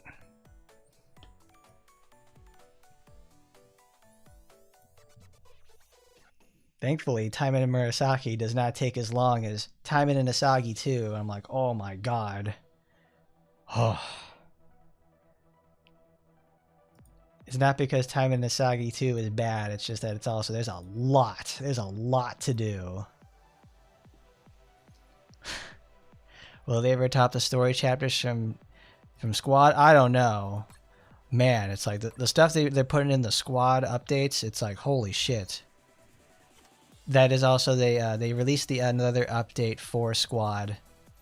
We have our next event, and it's exactly in the sort of timing I imagine it would be, because our last event ended about a little under 2 weeks ago. And now it's we're gonna get another one. We're gonna have one about every month now. So they also talked about how they have what is it called? They took the coming soon feature off of the DMM page, which is a pretty big blow, because I guess they probably didn't get enough pre-registers, or something happened during the process to where they're like, okay, bud, I guess you're not doing it. Which kind of sucks, because DMM is a pretty huge platform for them to miss out on. But even then, it's like they'd be fighting on 2 fronts, because DMM hosts Taimanin RPGX. Well, it hosts RPG. the all ages version of it. RPGX is hosted on like what, Fanza or something? No, it's not on Fanza. It's on Fansly or something. I don't know. Yeah, it's like, so they don't really exactly like want to cannibalize their stuff because they'd be overexpanding, and then not overexpanding. They'd be fighting the war on two fronts, and it's like they don't want to fuck with the revenue. Fanza, that's it. It's Fanza, not Fansly. Fansly is the English website where they host where all those bitches on ManyVids went or something like that. Anyway, let's get to the event. The raindrops have finally reached their depths. Oh, that's right. They're completely underground now. And then it's like the raindrops have reached the depths, falling as underground rain. At first, it felt like nothing but a wonder. Oh, that's right. I remember hearing about this. This is a nice, edgy detective story. It's a very noir. Now it's become nothing more than a daily scenery. It's just a nuisance now. Yeah, there she is, baby. That's what I'm talking about. Miss Asiago. Clone Asiago, as a matter of fact. Not without her Blade Runner shoes, either. A woman muttered while walking down the dark street. The face might resemble that of Igawa Asagi, chief commander of the Taimanins from Gosha, but she just wasn't Igawa Asagi. Tad, she isn't even a Taimanin from Gosha. Her identity was linked to a clone facility at the heart of the UFS. Congressman's attempted murder case which sent shockwaves through the criminal world. She was one of the clones that escaped the facility, Clone Asagi, with her Odachi and everything. After losing the battle against the task force and being set free from the brainwashing, she refused the protection of Taimanins and left the premises. She arrives in Yomahara, penniless without nothing but her own body. With no foundation or connection, she started from scratch, scuttling between manual labor and freelance private investigator work. Now she become a true resident of Yomahara. If I don't find new work soon enough, I might not be able to pay rent this month. Oh, real girl. After checking her balance, she probably has like an inner ear infection, checking her balance, and sighing, she decides to go to the regular pub where she usually picks up work. Oh, she's going to start turning tricks now? Uh-oh. Oh, it's Shizuru's bar. You want me to find a missing child? Asagi asked with a look of disbelief. The job Shizuru, the hostess, introduced was to find 2 orphans missing from the outskirts of town. Yeah, baby. Yomahara is this kind of town, I could only ask you for this kind of request. Sighs. In the world of Yomahara, where a bare minimum of rules exists, but the law of the jungle reigns supreme, the disappearance of kids is hardly considered a major incident. Get through the chopper. Because it happens on a daily basis, the outcome is almost always predictable. Now, it might sound harsh, but when kids go missing on these streets, they are either soon to be found dead or never found at all. I know that, but... Shizuru silently pointed towards the counter of the bar. There sat several homeless-looking kids, likely friends of this missing bugger. They were all staring at Clone Asagi, with their innocent-looking eyes for help, as if they were clinging on to their last hope. She doesn't believe it for a second, but she has awakened into sense of like justice or some shit. But could it be like the influence of the original Igawa Asagi? I got a soft spot for things like this. I guess it can't be helped, but can they actually afford the commission fee? She's gonna charge children. Oh man. Thanks. I knew you'd take it. But talking about the fee, Shizzy came over and brought a note containing the details of the quest and held it out to Clone Asiago. Well, it fits the market rate, but there's no way those kids can afford this. If their clothes ain't been washed in ages, their hair was matted with grim, and old wounds have been untreated for far too long. Even without looking so closely, the signs of poverty were plain to see. The numbers written for the commission fee were nowhere close to the amount that these children would actually be able to pay. Oh, did you not read the request thoroughly? Of course you didn't. I'm the one who's commissioning the request, not them. What? For what reason? Old Shizzy says that she's been seeing these kids every day when she goes back and forth from the tavern to the house. When she closed up for the night, she would have to share leftover snacks or extra employee meals with the children. They always stuck together, so seeing two of them as missing is, make me feel a bit unsettled. Oh, aren't you a softie then? Oh, you're one to talk, bitch. Mm-hmm. In the back alleys of the streets, Clone Asiago looks around, grimacing at the stench of discarded drugs and trash. Graffiti covers the walls beneath the flickering neon sign. According to the children, the clients, this was undoubtedly the scene of the disappearance. So they turned a corner and walked straight here. They didn't join in on the conversation at all, so they turned back to see what was up. And they weren't there. Considering the kids' height, their stride, they would have been about this wide, then about here. She takes a walk and looks at some shit. While looking at the stench, she nonetheless pressed the face up in the ground and searching for footprints. It's a bit dirty in there to serve as a shortcut anywhere else. This alleyway's a place where our dogs hardly could set foot. Fuck it. The footprints left at the scene were mostly kid-sized, and they were a tangled mess, as the kids scrambled back and forth in a desperate search for the companion. And she finds it. Among us in these footprints, Clonosagi found what she was looking for.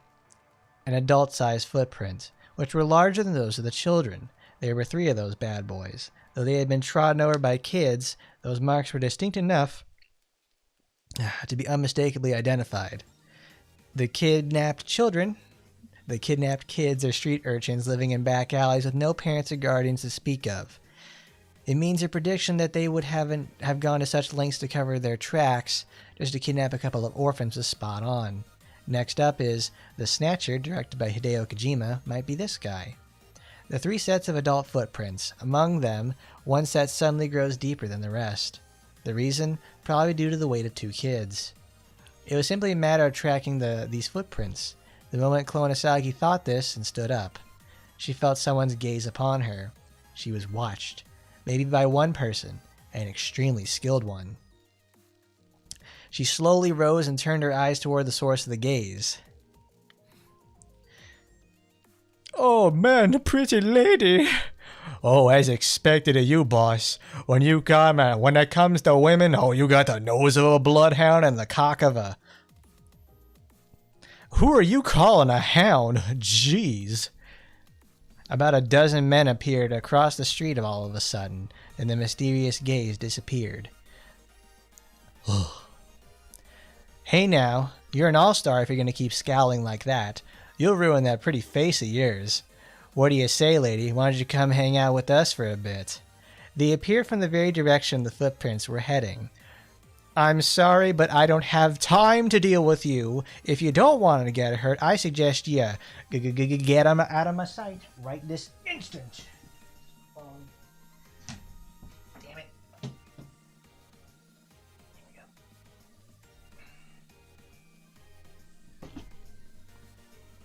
we go. Whoa, watch your mouth in front of our boss, bitch. You think you can act like that when you're standing before the notorious Chainsaw Yacht-chan, you punk? Chainsaw what? You got a lot of nerve looking down on me while you're dressed like a fucking slut. Asagi's cyborg arm seized Yacht-chan's wrist just as he reached for her shoulder and twisted it. Oh, ow. Hey, boss, you goons, strike now. Take off your pants and jacket. There we go. As soon as he shouted, the men who appeared to be Yacht-chan's lackeys lunged at Clonosagi. Dun dun dun.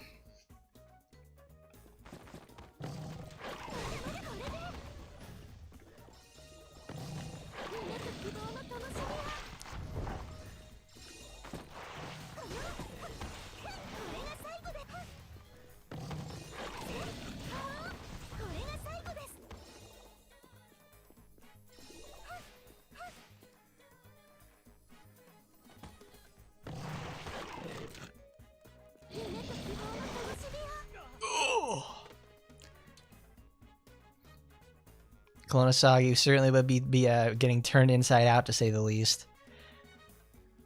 So I think it's like most times when they have to become like prostitutes or something or whatever, it's because they've already been captured. This is Clone Asagi at her best. Oh, I love it when the fucking game says, "Oops, your connection is unstable." They've had more of these as of late, and it's so shitty.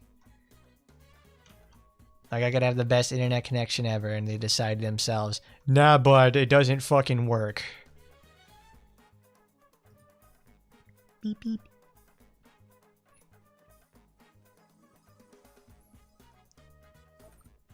You have an incomplete mission. Don't tell me I have to do that again.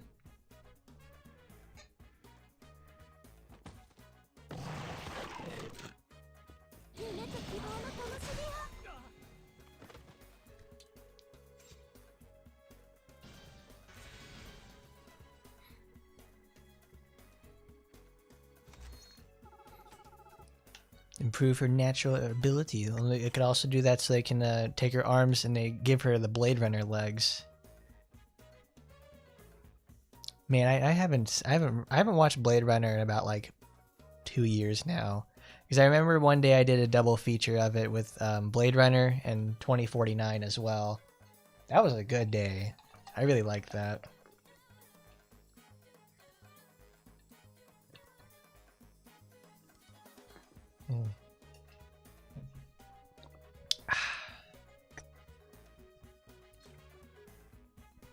I think that's like a very regular sentiment I hear about the series, is that the world building is extremely strong.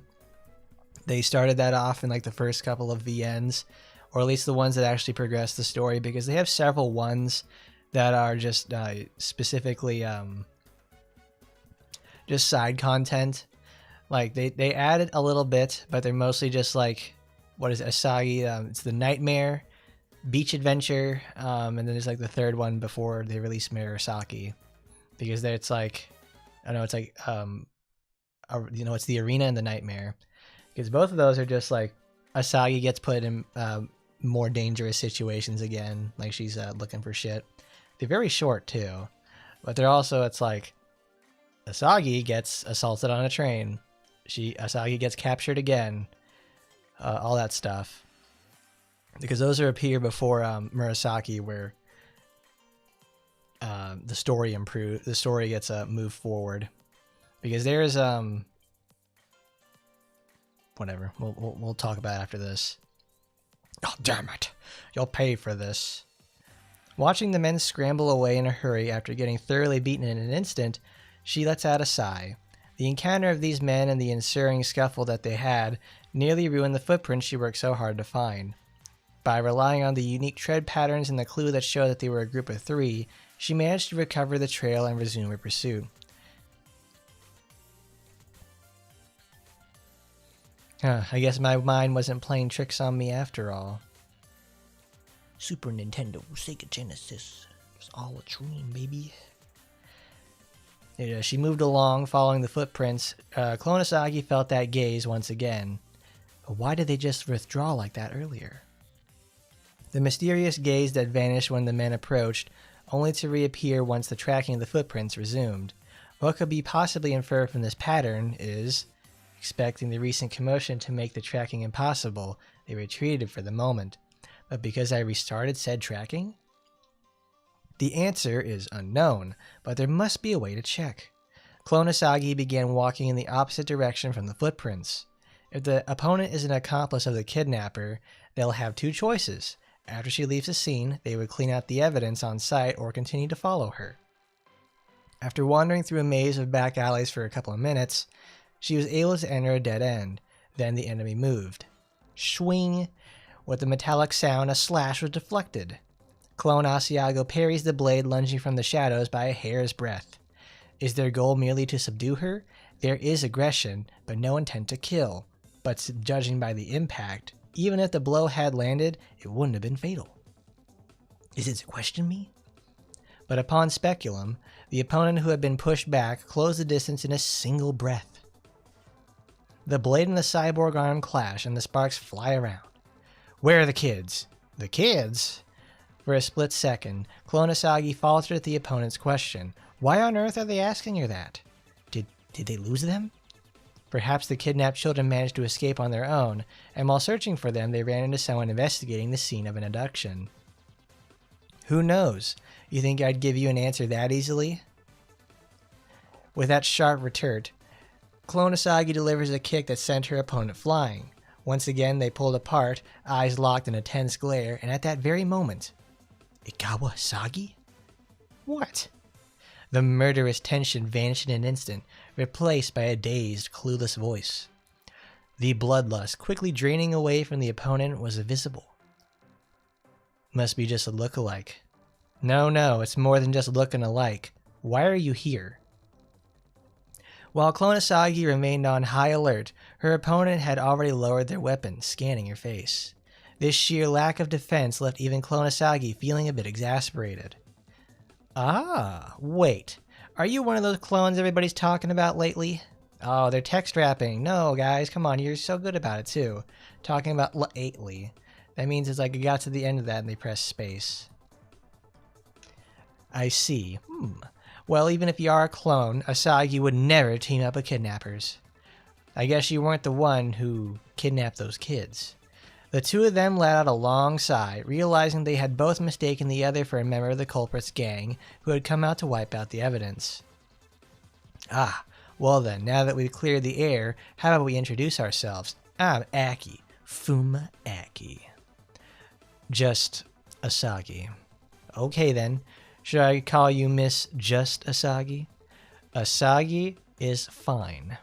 Noting that she seemed to have quite a playful personality, Clone Asagi looked into Aki's face. Anyways, it looks like Chizuru kept this from me on purpose. Chizuru, you're also here on her request? Well, yeah, I heard about some missing kids, and I also heard someone else got the same request. But didn't know it would be you, Aki said and laughed. According to her, she saw a suspicious figure at the scene, doing God knows what with said footprints, perhaps erasing or inspecting, then suddenly getting tangled up with some thugs and then beating them down. Everything was so unpredictable she couldn't just tell what was going on. But once she saw the deliberate move to lure her into a dead end, she decided to strike first, thinking that Asagi was the one.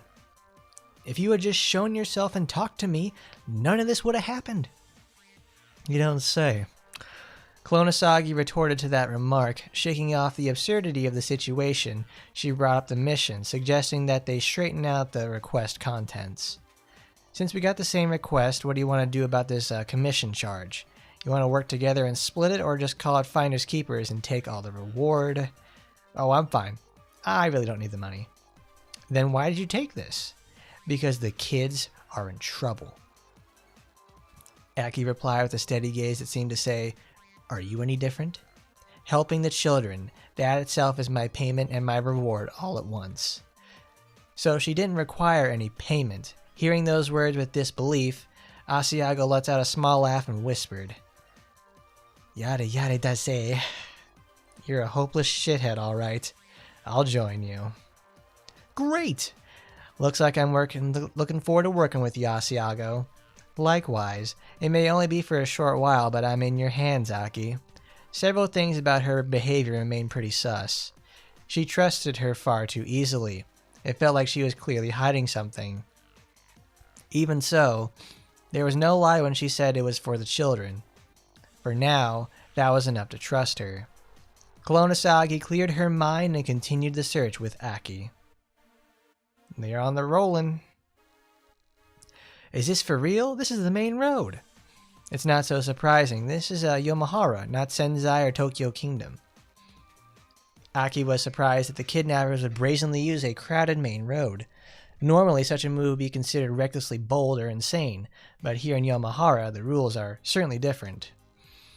When someone is abducted or collapses right before their eyes, no one spares a glance for other people's business. This is the nature of the underground city of Yomahara. Still, believing there had to be an exception, someone who had actually cared, they began inquiries. As the two described the kidnapped children to touts and street vendors, slipping them money whenever necessary for information, a group of men approached and calls out to them. Sup, bitches? Y'all looking for a guy lugging two brats around? We know a thing or two about him. Actually, he bumped into us a while ago. Oh yeah, one was a blonde one and the other was a brunette, right? Right on that big guy's shoulders and kicking up a huge fuss. Yeah, this guy here took us straight to the chin for one of them. The men provided a vivid first-hand account, even nailing the description of the second child without being prompted. It was a solid lead. Sensing the opportunity, the men offered to act as guides to the location. Yeah. Of course, they didn't mean to forget to mention that price, clarifying that it wouldn't be a free walk.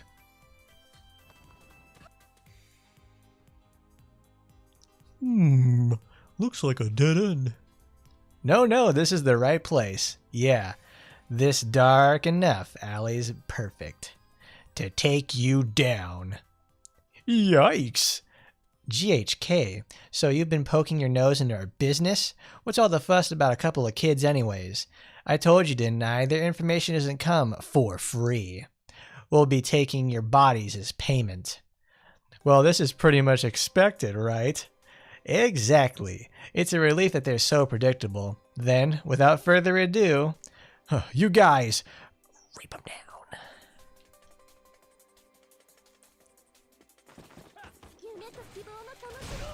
Get fucking nuked.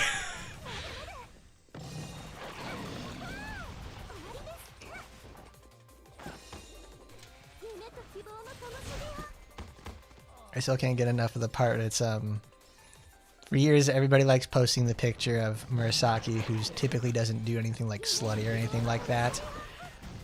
It's like this really stupid moment in Taimanin and Murasaki with after she gets totally taken over and she has to go out there and, you know, be humiliated some more. We get the prostitution segment as is par for the course in every one of these. And then Murasaki's like talking to a group of guys. It's like, I don't want to do this. I hate it so much. Ooh. And it's like and then fucking Kiryu's like, you gotta put on that charm, you know. You're a woman, you know how that's supposed to work. And then Murasaki just literally goes up to those guys and just says like, hey, you guys. Well, this isn't exactly how it works. What she says, she just like awkwardly goes up to like 4 people. And she's like, hey guys, you looking for a good time? 10,000 for a night with me, 3,000 for, you know, blowjob or something. And it's like, and these guys are like freaking the fuck out, like, what are you doing? We're just like, there's 4 guys hanging out outside of this bar, and it's like, and she's like, buy me, just buy me, okay, come on.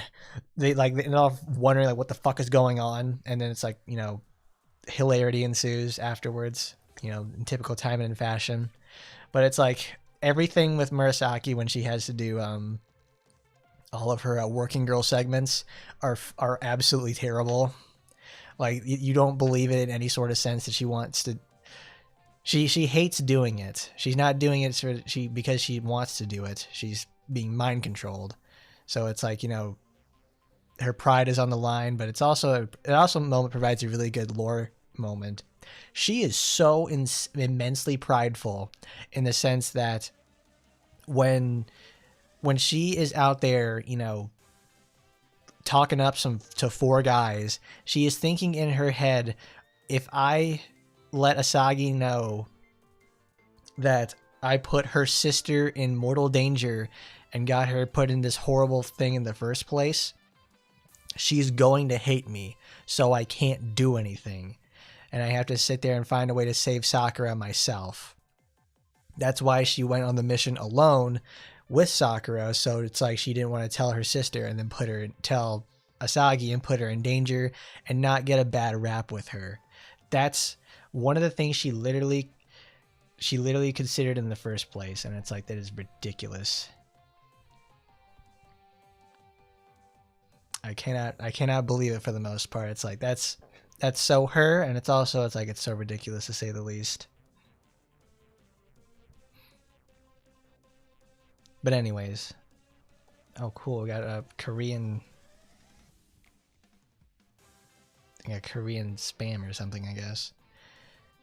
Oh well. Did you really think you were naive to follow blindly? Damn. Oh, don't be so harsh. They made things easier for us. Well, that's pretty true. The fight was over in a heartbeat. From the very beginning, neither of them had truly trusted these suspicious men. Sensing something was off, they had deliberately dangled the bait. As a result, as seen speaks for itself. Well, if that's the case, beep beep, some kind of electromagnetic sound rings off. You're done for. Soon our boss will be here.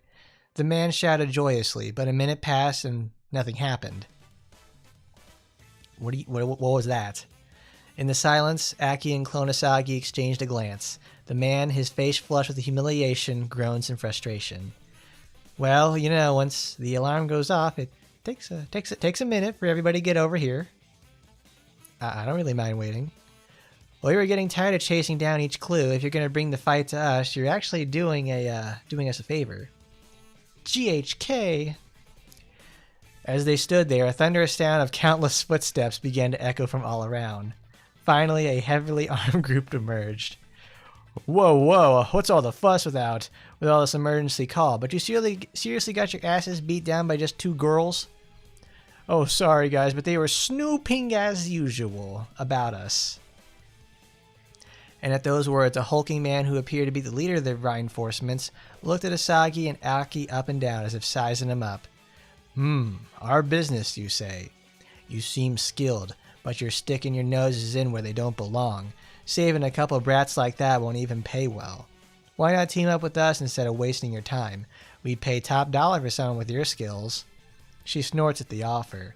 We'd never join hands with those who dare to make children cry. If your job is to kidnap children, our job is to rescue those children. Figured it'd end up like this. It'd be a waste to kill such talent, but so be it. Go get 'em, boys! At his command, the armed mob lunges towards the pair. Dun dun dun.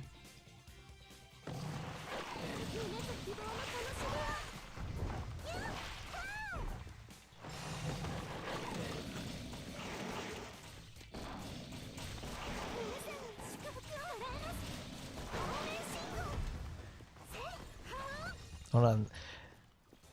Chizu's run animation is good. It's like, you know, she obviously, they don't make her swing around that much, but when you go in like the half speed version, she's like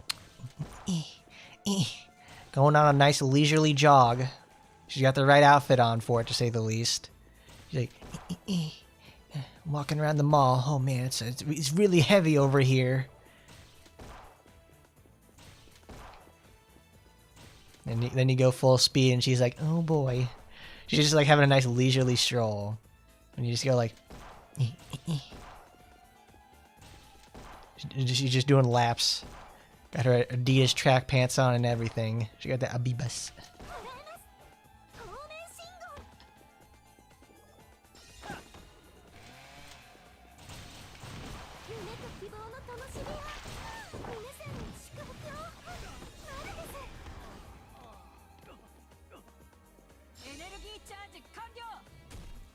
Thanks, Mirabelle.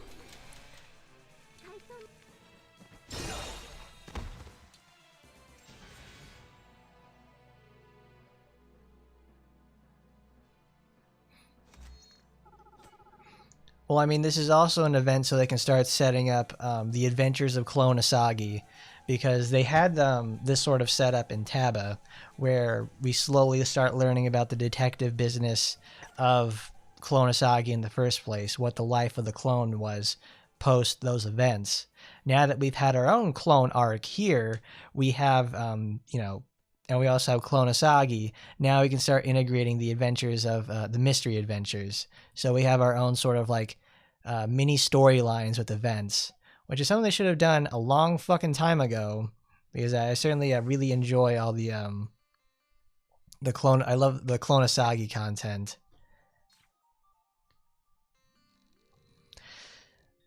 Now, Clone Asiago and Aki extracted the location of the kids from the now subdued men. Of course, they hadn't talked willingly, so it took a bit of a painful experience to loosen those tongues. So there is some kind of research. Are they some kind of psychos out there who need young kids as test subjects? Yes. Nervous in the alley, those orphans in the back alley with no parents and even less protection, just snatching them up and selling them brings in a decent income. It's like picking up stones from the gutter and trading them for cash. The perfect way to make some easy money. They should be near the sewage facility by now for sure. See, the Nomad surveillance is thin around there, and there's an entrance those folks always use. It's nice when someone anticipates the next question and rattles it on before being asked.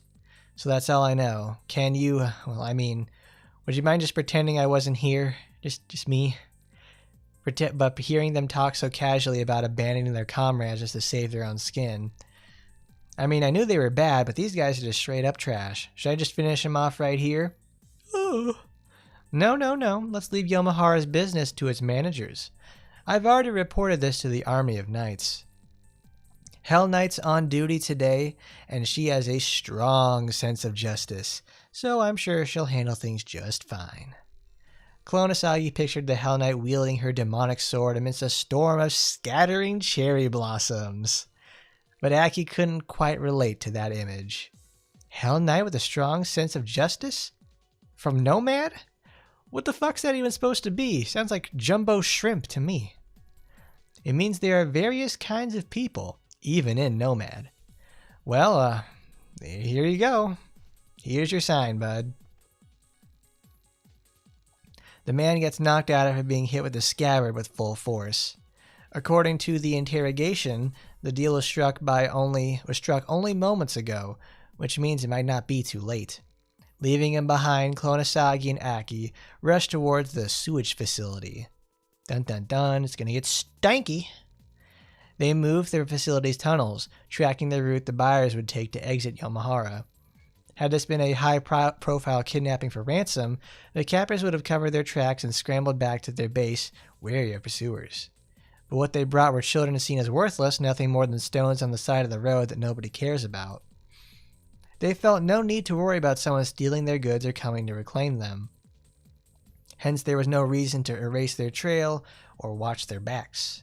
That was probably what they thought. Moving with the silent, wind-like steps unique to ninjas, Clone Asiago's group sprinted towards the tunnel. The trail was so glaringly obvious that they didn't even need to slow down to observe. They simply followed the blatant tracks deeper into the sewers. But I don't get it.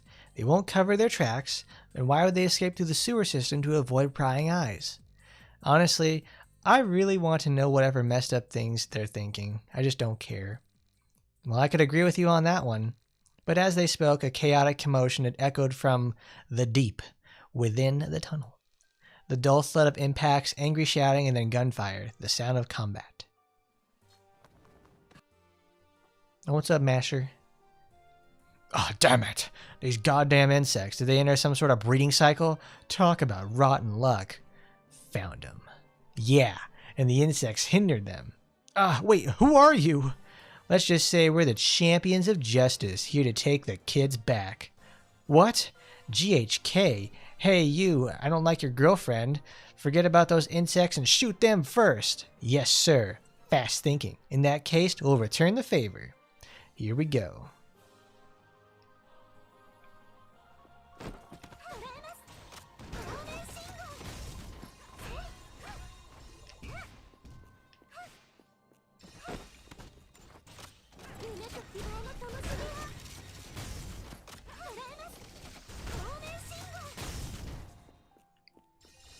See, that's another thing about of Chizu in the first place. There's just so much shit on screen whenever you use her. Like, I can barely see what's going on. Duh!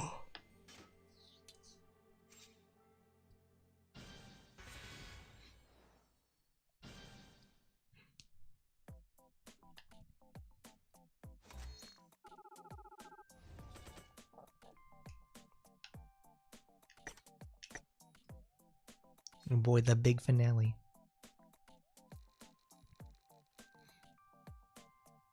Wait a minute, isn't Lena's artist the same one that does it for Aki as well? Because I was about to say, it's like, that sounds about right for her, to say the least. Or at least it makes more sense. Damn it. Damn it all, you bastards. Who sent you? Why are you after me? The men were in a total panic from the sudden ambush. It seems that they, well, in this case, it would be a hambush. It seemed that they didn't believe that Aki's claim about coming to rescue the children. And why would they? In their world, such a thing would be simply inconceivable. I don't care which organization sent you since everything is negotiable. How much are they paying you? Well, it doesn't matter. I'll give you double whatever it is. How about that? At those words, Aki and Asagi let out a sigh. Look, your life isn't exactly our target. We're here for the 2 kids you bought. Return them to us. We promise to let you live if you hand them over. What? The man stared back with genuine incomprehension. They came to take back these pebbles? I spent money I didn't even owe, giving them a semblance of worth. What is wrong with these people?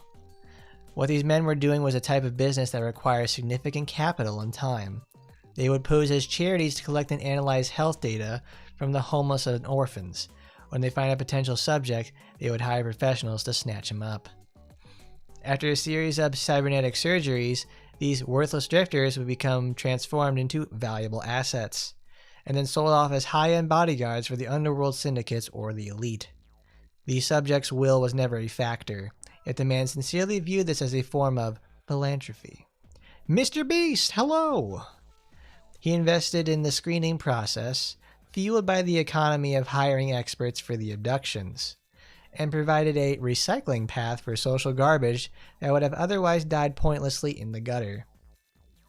Taking a little profit along the way was just standard business practice. I'm not going to lose my hard-earned top-grade subjects here. You huh? It was only then and only then that the man really looked at Clone Asagi, a face etched in his memory, a face identical to the almighty Taimanin known to everybody in the underworld. Yet, there were differences. The device on her arm isn't an enhanced exoskeleton. He had seen it once in research data. That is undoubtedly a cyborg arm with a built-in gravity control mechanism. She's equipped with Nemesis? I see, she's a clone. Compared to those other kids, her value as a subject, well, if I play this right. But she wasn't an opponent he could defeat in a fair fight. That much had been proven moments ago. Don't move! Not if you value the lives of these brats. It was a sudden, desperate streak, but the bodyguards caught on instantly and seized the kidnapped kiddos and using them as hostages. Well, he's stubborn, I'll give him that. Well, damn. Now we have no choice but to kill you. Aki's aura shifted so violently that it felt as if her murderous intent had become visible to the naked eye. I can hand over the kids, but there is a price. A price. Oh yes, that girl. If she offers herself up instead, I'll release the kids. The duo's gaze sharpened as the man's words pointed towards Clone Asagi. You must be dreaming. Unbelievable. You have to save them, don't you? All I need is research material, and it doesn't have to be these kids. I just need a replacement. And that woman, the one with 4 prosthetic limbs, seems like a perfect fit.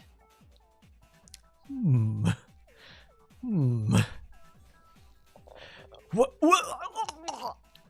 It happened in a flash. A gale infused with cherry blossom-colored demonic energy swept through.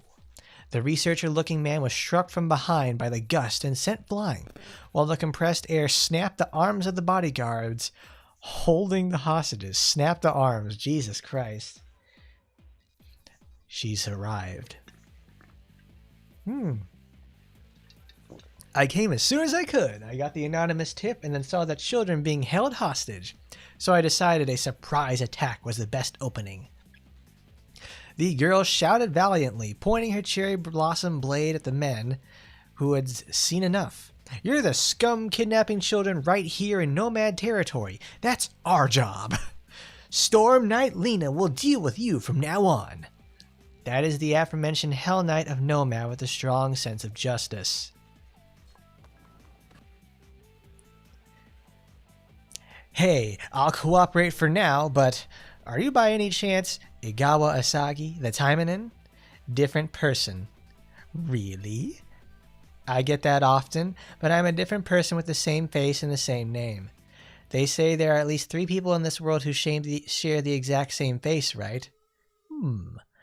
Like if the Taimanins were to infiltrate Yomohara, they wouldn't send their commander-in-chief that everyone recognizes. on site. They'd send someone, a little less high profile, wouldn't they? I don't feel like I'm not being fooled. But fine. Right now, arresting them is the priority. I'm counting on you. Dun dun dun.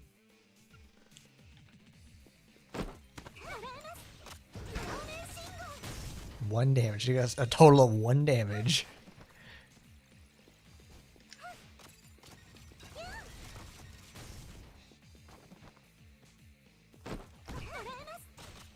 You go in there, Chizu. You shake that thing. Oh, you're still alive.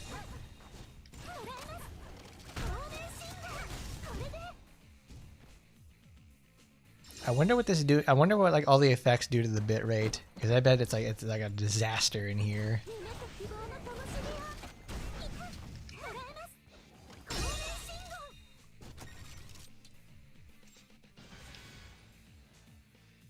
It's a collection of Asahi's most popular girls. All 2 of them? Because it's like, there's no way that, like, this motherfucker did not draw a clone Asagi. Because it's like, that design is, like, specifically from Kagami himself. Well, this isn't, like, the original one from Taba, where she has that really cool... It's, like, one of the earliest cards in the game. Because it's like it's Asagi, like she's like crouched down, like doing the Asagi face, where she's like doing the DreamWorks smirk, but she's doing it the Asagi way, and she's holding the Adachi over her head. And then it's like in the leveled up, fully defeated version, she takes her pants off, and it's the same picture. After trashing the thugs who kidnapped the kids and the shady researcher who bought them at least, the clone Asagi and Aki returned to Shizuru's bar with the rescued children, and of course, Lena had to tag along. So, you know that Hell Knight fella? Why did she tag along? Aki leans in and whispered so Lena wouldn't hear, to which clone Asagi replies in an equally low voice, She wants to reward us for helping us maintain public order. Okay, that's correct. But she is a demon after all. It seems that she caught every word. I was on patrol today, and I never imagined a kidnapping would happen right under my nose within this town. It was my negligence that dragged the uninvolved. Huh? Lena tilts her head for a moment, halting at ordinary civilians, witnessed how these two fought, and she seemed to be debating whether the term ordinary civilians even applies to them. Well, anyways, I caused a lot of trouble for you two, so even though you had nothing to do with this, I am sorry. Oh no, there's no need to apologize, really. Besides, it is our duty as adults to help these kids. Lena seemed genuinely moved by Aki's words. Well, what a fine mindset. We were commissioned and carried on with said request, that's all. Honestly, you're just not being true to yourself. You saw the kids in trouble and just couldn't walk away, could you? She doesn't affirm it, but she doesn't deny it either. Lena thought to herself that while she isn't honest, she is certainly an easy person to read. The detailed investigation hasn't started yet, but to briefly explain the master behind this, and with that, Lena begins her story. They belong to a UFS-affiliated research institute claiming it was a part of a poverty relief initiative. They conducted health checkups on the homeless and poor. Using said data, they gathered vegetables suitable for cyborg procedures and... Stop! I was just beginning. Enough of that story. It'll just kill the mood. Now we have to say, we saved the kids. Hooray! Cheers! Oh, hey? Yes, that's good enough for now. You said the specifics are all still being investigated. Well, I did. Then let's talk about that after the investigation is complete. For now, all we need to do is celebrate and raise a toast to saving the kids. Well, I guess that's true. I'm sorry. Amidst all that, light snacks and bar snacks... Okay. Light snacks and... I almost thought I was going to say light snacks and beer were placed on the table. We haven't ordered yet, though. Oh, I know. This is a token of gratitude for successfully completing the request. It's on the house. Shizuru brought out a high-end looking wine from somewhere and poured it into their glasses. She said that it's also on the house, with a wink, before handing out snacks and juice to the kids who were now gathered around a table and not tucked away in the corner of the pub. Aki smiles and says, seeing the smiles of the children who are happy to have their kidnapped companions back, somehow also makes her feel at peace. Come to think of it, you two seem to get along quite well. Have you two known each other a while? No, we just met today. You both mistook each other for the kidnapper who took the kids. Really? Well, you worked together so well, I thought you might have known each other for ages.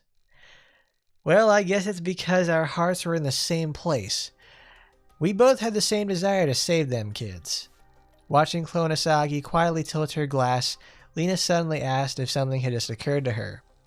Now that I think about it, based on our earlier conversation, you've been in Yomahara for quite a while now, right? What do you usually do for work? Nothing I can really call a job. I'm unemployed, or I guess you could say I'm a freelancer. A freelancer, huh? Oh, I know. Then why don't you try being a detective? The way you were searching the back alleys looked pretty convincing, just like a detective out of a novel. A detective? Me? The occupation of detective didn't quite resonate with the clone, but she figured it certainly might not be a bad idea. To put it simply, it would be something like a private investigation agency. Well, besides, even with the kids you helped, it sounds much better to be called Detective Lady than Unemployed Lady, doesn't it? Well, oh, wait a second. Why is the premise that they'll call me Lady? You'd want them to. It was incomprehensible to Clone Asagi, but it seemed like an important matter to Aki. Regardless, if you're going to live in Yomahara, it's better to have a job for now, whether you're a detective agency or a private investigation firm. If you decide to open up an office, I could pull a few strings as a gesture of gratitude for helping us maintain public order. An office, you say? Clone Asagi fell into serious thought at the suggestion. Seeing her like that, Lena turned the conversation towards Aki. And Aki, you just got to Yomahara yourself, right? So you're technically unemployed too, am I right? So why don't you two try working together, huh? Well, no, I mean, okay. From the fight earlier, you two look like a pretty good duo, and based on the conversation so far, your personalities would click well too. How very mature for Lena. At those words, Aki makes an expression that suggests she doesn't really hate the idea. Meanwhile, Asagi seems to have finally made up her mind. She ain't wasting no more time. Here we go again. Me, as a detective. A detective, you say? That doesn't sound too bad. You mean we, as detectives. Aki seemed to be already on board. Seeing her bright, refreshing smile, Clone Asagi lets out a small smile of her own. Well then, shall we start by naming the agency? It's fucking Lethal Weapon.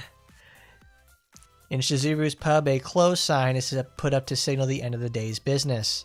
Inside, Chizuru was preparing for tomorrow's opening, and one other person was sitting there. So what were your impressions after meeting her in person? Well, first of all, I never imagined we'd meet in a way like this. Oh lord, you got a twisted personality to say the least. My apologies, but I thought doing it that way would be more natural and draw less suspicion. The meeting between Asagi and Aki was a situation engineered by Chizuru. Of course, she wasn't involved in the actual kidnapping of the children. No matter how much of an Asagi clone she may be, I felt she was a bit unreliable on her own. But Chizuru did so to bolster the combat strength needed to save the two kidnapped children, and it would be a good opportunity for the two to build trust. So I still haven't heard your answer. How was she, the clone Asagi you met in person? At that question, she let out a sigh, paused, and spoke. She's not bad. She acts cynical and tries to play it cool, but she's hopelessly kind-hearted that she can't hide it properly. Well, I suppose that cynical front comes from the fact that she's a clone. I see. So she looked that way to you too. Anyone would realize it after talking to her once. An easy-to-read, hopelessly kind person. The two agreed that this was her true essence. I'll handle today's report. You just continue with the surveillance mission. Chizuru might not have noticed how Aki's expression momentarily stiffened at the mention of a surveillance mission. Yeah, I get it. Answering bluntly, Aki left the pub. Ta-da! Ooh, we've got intrigue, we got all that stuff. Now we can start our the Yomahara Detective Agency storyline.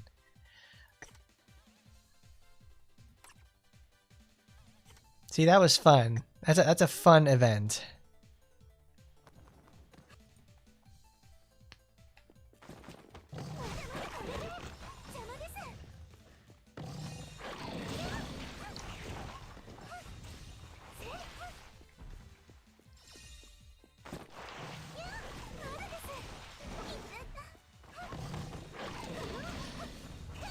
It was also one of those situations like when they introduced Lena and Taba. Yes, she's obviously designed to be like, I'm such a gigantic. She's like the the Don Quixote of for Ingrid. She's like, oh, I would love to be a royal and noble knight that I'm of knight errantry, that I begin to be working under someone as beautiful and as splendid as Ingrid, the Hell Knight of all Hell Knights that works under Black Sama all the time. It's amazing. Because it's I remember reading like Don Quixote, like the first half of the novelization, because there's like 2 parts to it, and it's like that's all he does. He's a joke. He's a joke of a man. That's how I feel like Lena is supposed to be. So it's like whenever I finally realize that, it's like, oh, she's just literally supposed to be like Don Quixote. And now she's like, I enjoy her that much more now. I've always liked her mechanically and I always thought she was cute. But now there's like a narrative reason for it. She hates windmills. She leaves without pay. Lena hates windmills. She leaves without paying. She tries to get in fights that she can't win, and actively tries, and actively sabotages herself in every situation. She isn't exactly without capability, but everybody just ends up taking pity on him, to say the least.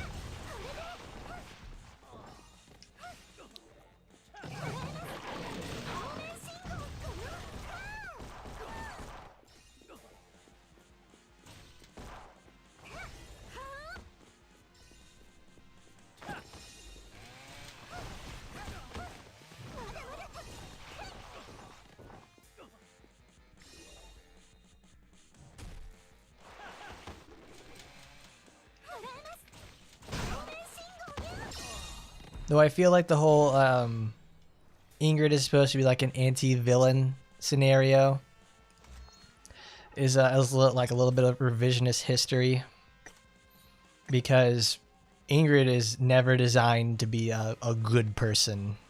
She's one of those like ends justify the means type of situation and everything like that. Power is extremely important. She's also very conniving as well.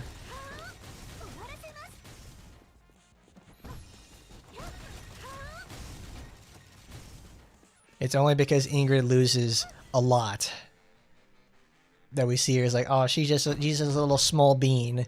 She's just like, I'm a little flaming small bean, and don't hurt me. Oh, it's like, oh, I'm just the office lady. Oh, oh my goodness, Black Summer.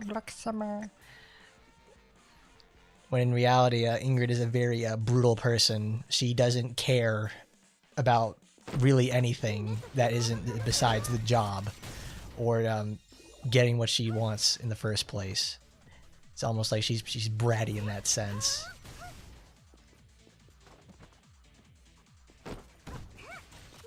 My master, right or wrong. That's right. She doesn't. As long as the job gets done and it's up to her, it's up to Black's wishes. She could care more or less how it gets done. The whole thing with Lena is where I feel like the anti-villain thing comes in, because she's having to actively teach a new generation of Hell Knights. And obviously, she's got her big fan that she's like with Lena. She's like, oh, maybe people aren't so bad after all. It really softens her character, because they really don't have much to do with her in the first place. Besides lose, get totally torn up, and be beautiful. Like, there's no really reason to like feel bad about when things happen to Ingrid. She wholeheartedly deserves them because she quite literally causes that shit to happen in the first place.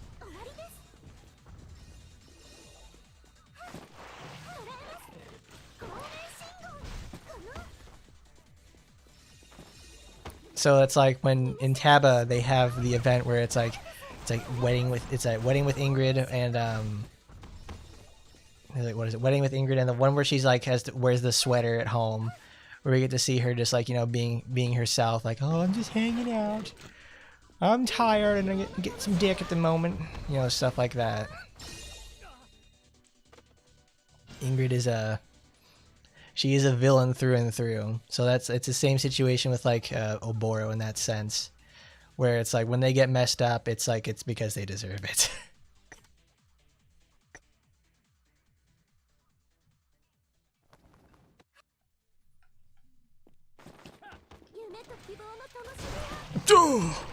Split.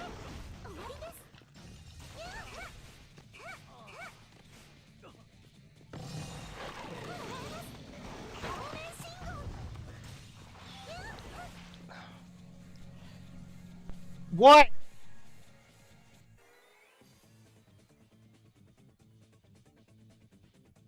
Hold on, I'll be back.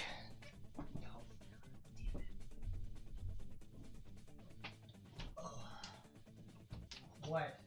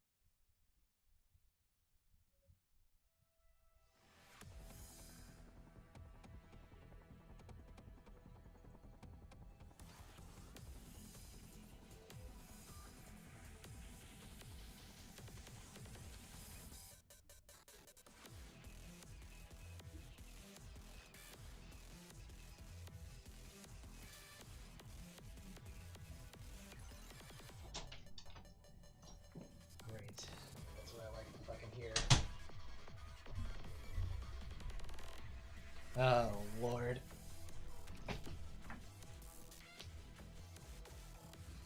Man, every time it's like, I get to like learn the information, I'm like, oh, more people at work managed to fucking quit. That's always a nice thing to hear about.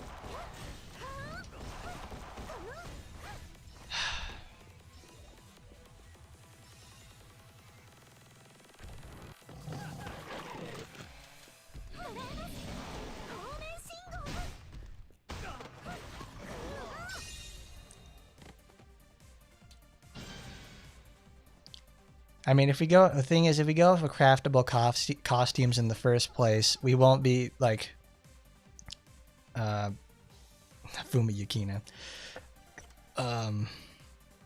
Fuma Mane has been slated to be playable for the last, I think, what, 3 or 4 years at this point, because she shares with Saika, and Saika has obviously been playable for forever and a day at this rate, and that costume's been in the game. Like, we know this because it's like that was the costume she had when it dropped, and it still looks really good.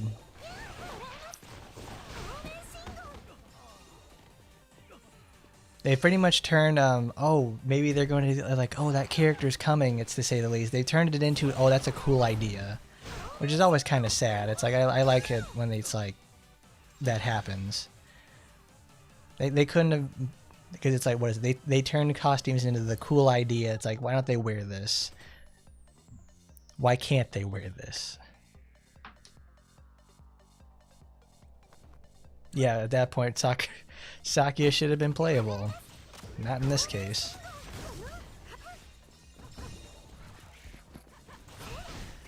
No, it wasn't a mass resignation thing. It's just, I figured this one guy was going to quit. Because one of my friends who's at work, he's like, he worked with this other guy in the past who just recently quit, and he had the same behavior before he was gonna leave.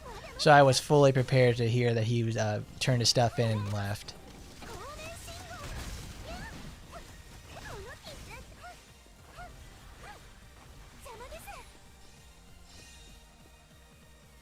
The other one was like this one new girl came in for like 1 day of training, and then she just never came back because she was a bigger girl.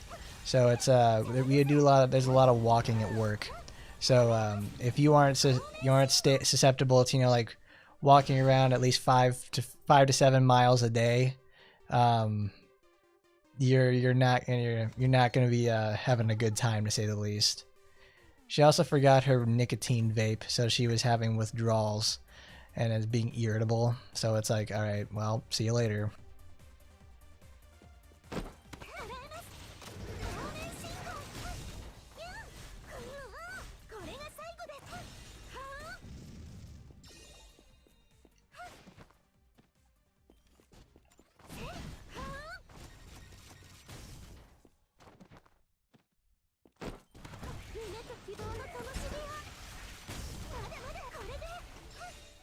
Ends justify the means.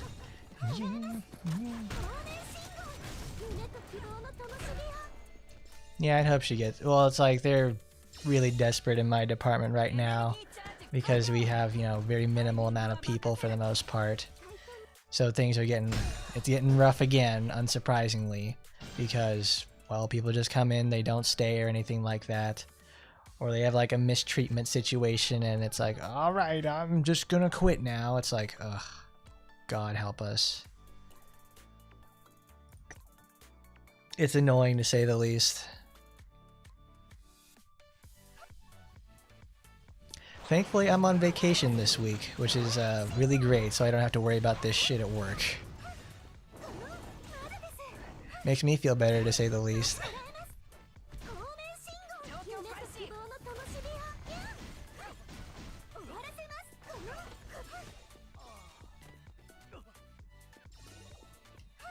And it's justified me.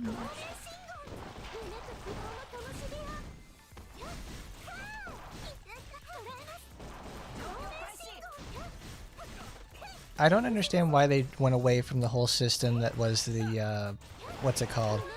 The month previous we would have the character specific supporter and everything like that. and they just stopped doing that. That was always a really good way for, like, you know, people.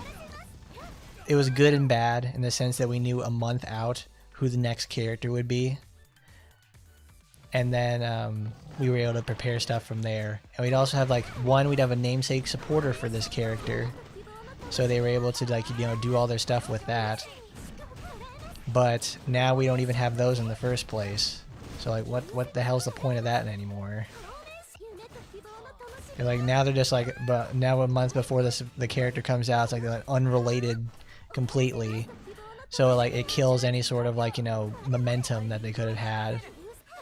Like, a Mikami Chizu supporter would have been phenomenal at this time, but they don't do anything with it.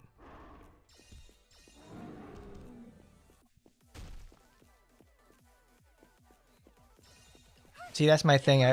They always thought, like, they probably hated how like, people would just, you know, see the very obvious pattern in front of them, and they managed to figure out the character.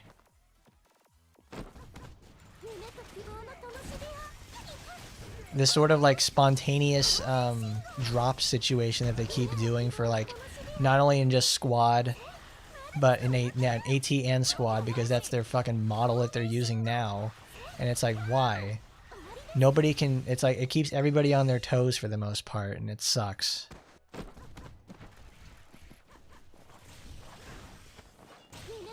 It's like, what, they got homies who are too tired of, like, it's like, oh, we don't want them to save. They need to be, like, you know, to spend on every fucking banner possible. I'm like, are you? This blood is serious?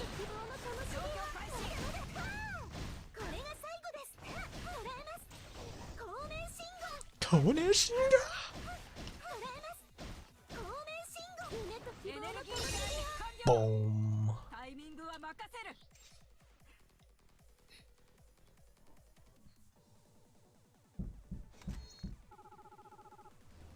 Hang on.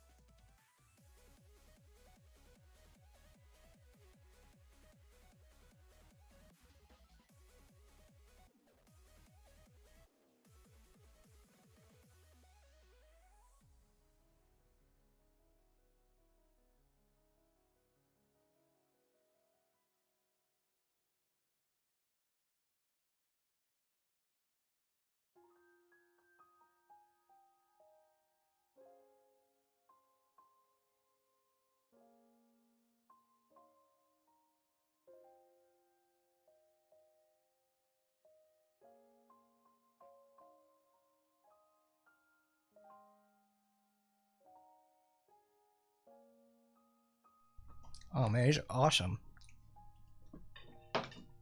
So at work today, they had these, like, a bunch of leftover stuff that, because they just don't sell them. So I got, because my roommates who work there where I'm at, they got a shirt and everything. So I got mine, and they also have, like, these other candied chocolates and everything like that.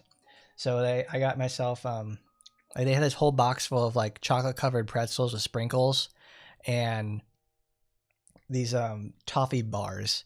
So it's like we managed to pick up, like, my roommates picked up, like, the a whole box of those from work. They usually cost like $25, and we get them for free because, well, we were just gonna throw them out anyways. So, like, why not? This shit is so good.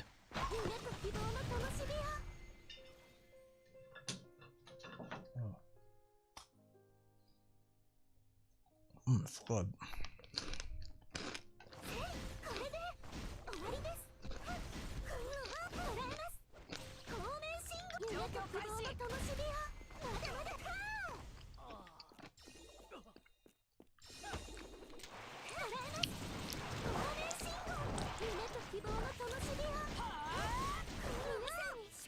That's probably the method they wanted to go forward with, because starting with Ragnarok, they started putting in, like, you know, the package weapons actually being, you know, good. Because if like Ragnarok managed to have one of the last characters to have only the supporter and the weapon together, and it's like now if you don't have, they don't run the supporter anymore, but they have the weapon inside the $45.90 package.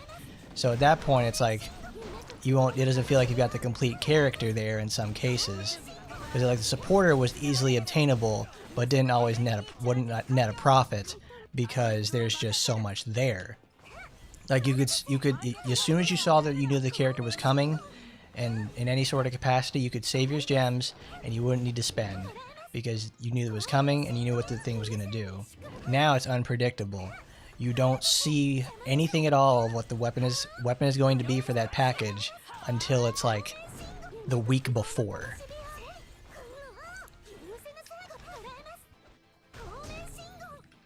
We don't see that at all in the first place. So it's like you'd either decide on whether or not, okay, how much of a difference is this weapon going to make for the character or anything like that.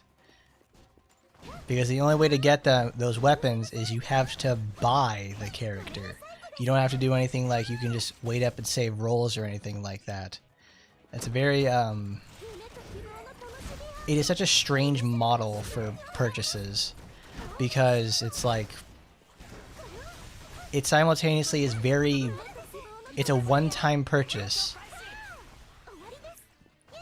And then it forces you to have to, and since you can't get any more copies, like through a facility or just random rolls or something, or specialty banners, you have to buy Demonite.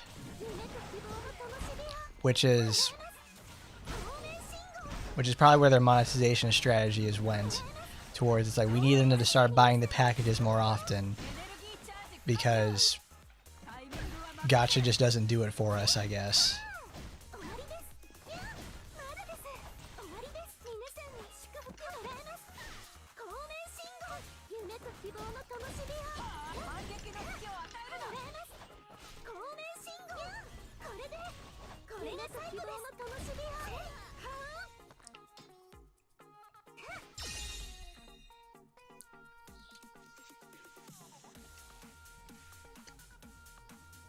I mean, I certainly can enjoy some aspects about Squad. It looks nice.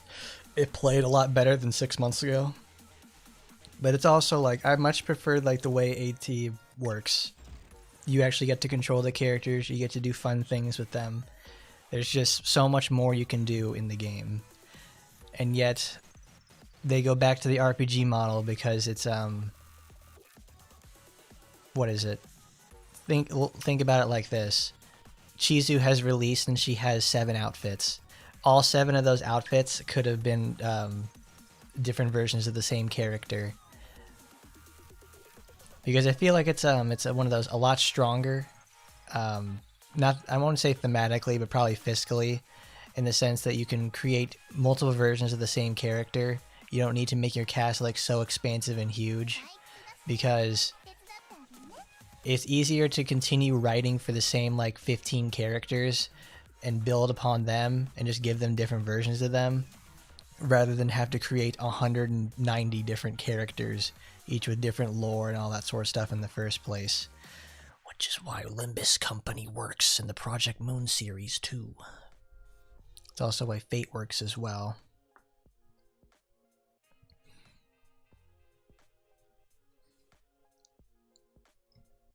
Oh, that's right.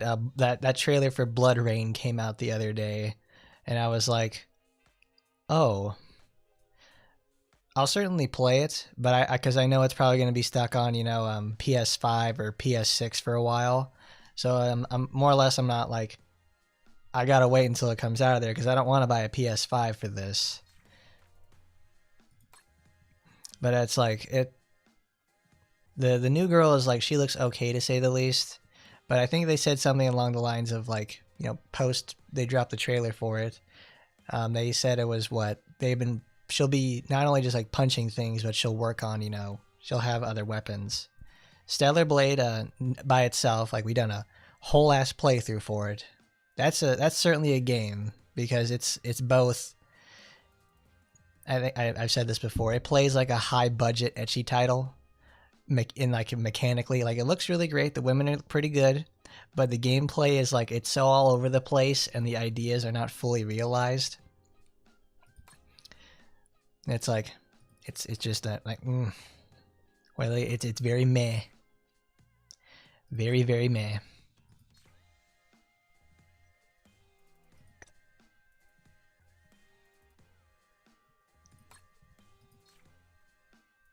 Skill cooldown.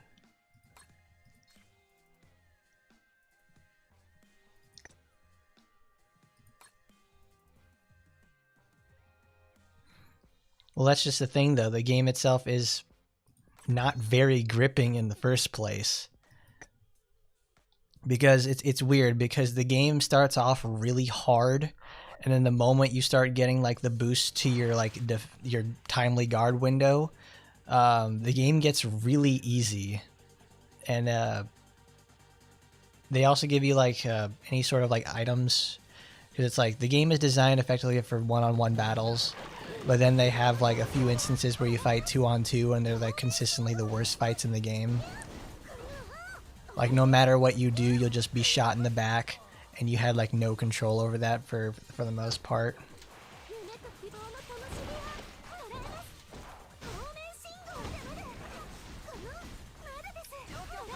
Yeah, it's a good solid first attempt for them on a console release, so I'm like, okay. But it's like, it was a very mediocre release, which is why it's, you know, so painful. I kind of wish they were more like, you know, focused on one idea inside that game in the first place. It's good, but it could certainly have been better. Like all the mods that like, you know, make changes to like combat to be better, actually really do improve it.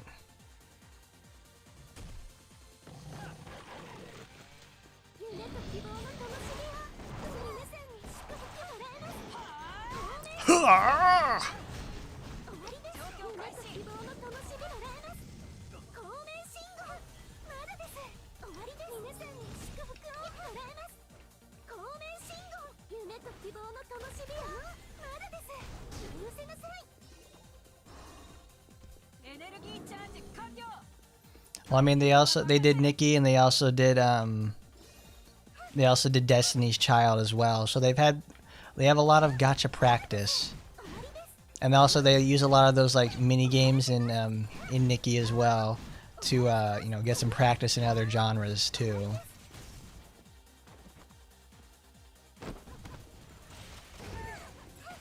Yeah, because also depending on what ending you went off of for Stellar Blade, in the one where you defeat Adam,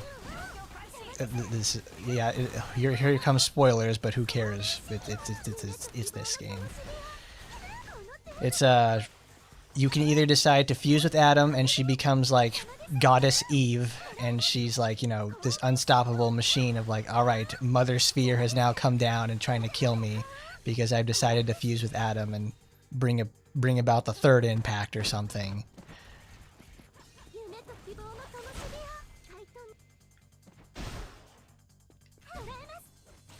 That's the quote unquote bad ending, but oh my god, the bad ending is so much better than the good ending. It's honestly kind of nuts. Because in the good ending where you defeat Adam, you quite literally just, okay, you did your job, Eve. It's time to come home to Mother Sphere to upload your data. And that's it. The game fucking ends. Good job. I don't know what they want to do with that. Because they quite literally, Eve's story is like completely finished from that point on. Oh, how very perfect. It's Construction Zone from the Stellar Blade soundtrack. The music is very good in that game. I liked it.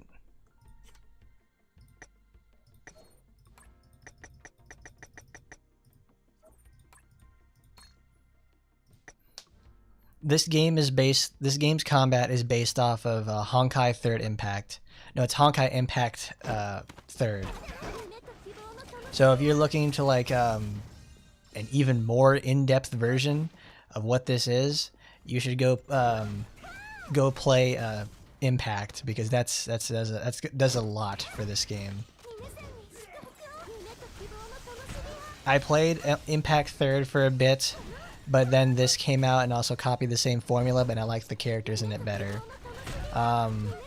If you're really committed to gotcha game combat, what a phrase, you need to play Punishing Gray Raven. They take their mechanics extremely seriously in that game, and it's there's a lot going on in there. It's very, very good if you're willing to get invested into it. It is just it's pretty much a slog. It's a bit of a slog though, so it ranges from like hype moments in aura, because the story is like, you know, one of those despair Kino sort of things, but it's also you also need to get better as a player. A lot of it is very dependent on you. The characters aren't very much to look at because it's a Chinese, one of them Chinese gotchas, so it's not the greatest looking. It's very dystopian cyberpunk.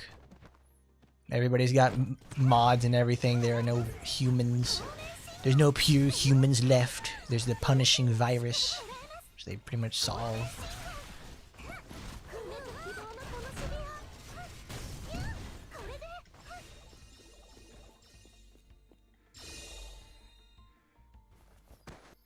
If it was like Metal Gear Solid 2, then the game would start off with, we're playing as Eve, and then it suddenly switched to Evie. What is her name? Like, have they actually like said how her name is supposed to be pronounced? Because I've been calling her Eevee this whole time, like the Pokemon.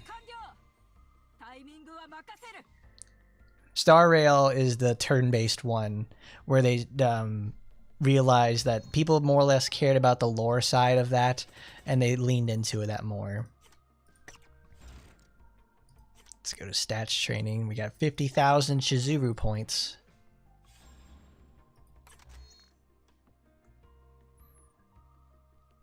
Yes, it's I played Punishing Gray Raven. I come back to it sometimes, but it's while it is very rewarding to learn its mechanics, you really feel how slow things get. They don't do too. It is rough. You can do all the game's content with the base units they give you, but it's you really feel like when you're not doing enough damage, because you don't have the proper sets equipped to make things work out. Because you can especially feel it, like I remember like when I was looking at the website for when I was playing the game a lot more seriously, Minami's inner mech suit released, and they had a little thing that said is going to be is meta relevant for 4 patches. And it's like, okay, that's rough.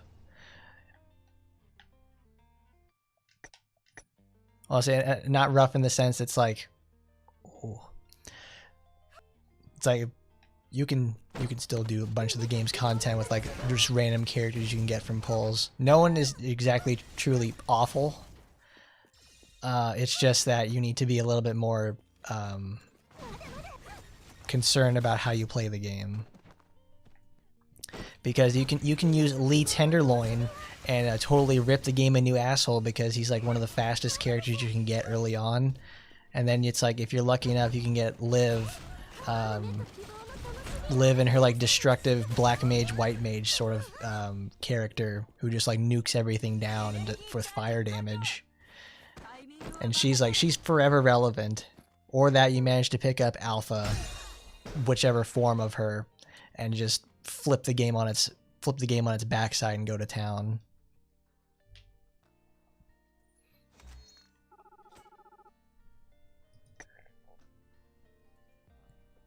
Because even like they're so dedicated to combat, they actually managed to properly implement all of Dante and Virgil's attributes from Devil May Cry. Because if you played Punishing Gray Raven, it's like, match the colors, use them correctly, do things. Pretty nuts.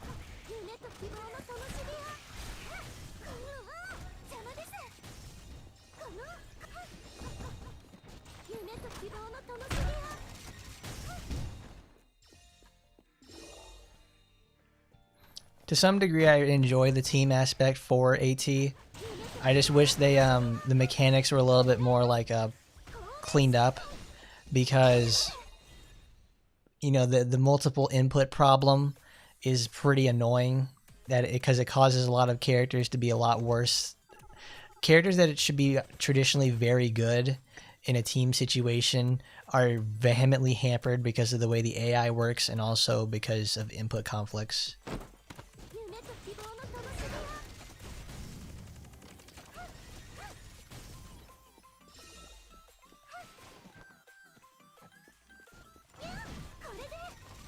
Well, I mean, also, like, Dante and Virgil in that game are simply for the spectacle alone. They're not gonna... They're good, but they're not exactly gonna outclass someone like Alpha or whoever's meta relevant at the moment.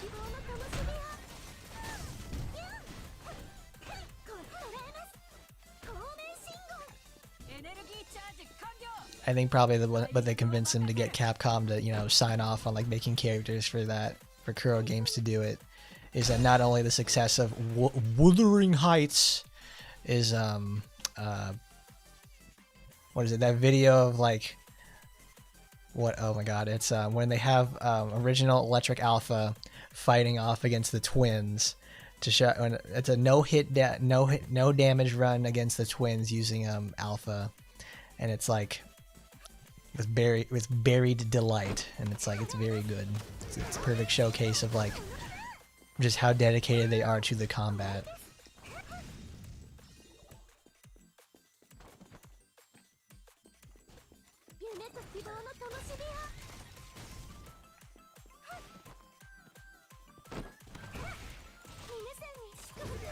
It's crazy to think about, though. It's like Persona 5 came out when you could get, what is it, you could get Persona 5 on PS3. That it was at the very end of the PS3's lifespan, and I remember that because it's I had a PS4 at the time, so I think this was like right after I graduated high school. So it takes, I guess the Persona cycle, I guess nowadays is about just about 8 years.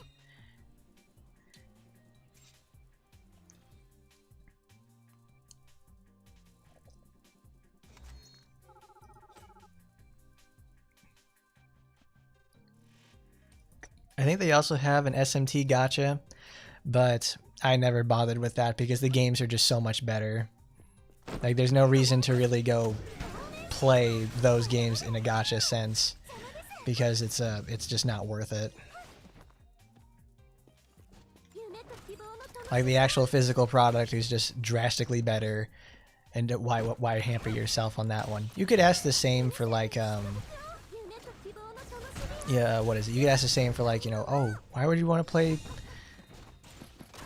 Well, that's yeah, that pretty much explains why gacha need to be like completely unique products for themselves, so people don't get the idea of why would I want to do that when I can just go play the original or whatever, what have you.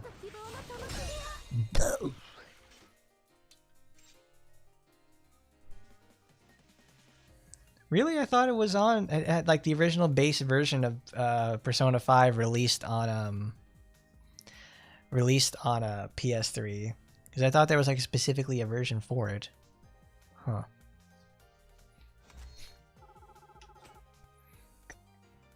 Because I remember after I played P4 for the first time, that was my first Persona game. I didn't play like Persona 4 Golden. I played original base game Persona 4 on my on the like non-setup emulator for my for PCSX2. I had no idea what the fuck I was doing, but I still managed to beat the game. I did not enjoy too much of it. I thought it was pretty cool. I grew up in a town that's like Inaba, so it's I liked the setting. That's what kind of drew me into it. But the narrative itself, like the mystery and all that, I did not really care for. So that was when playing through that, it was like, well, I don't really care. I really liked when I played it. I was like, I thought Yukiko was pretty.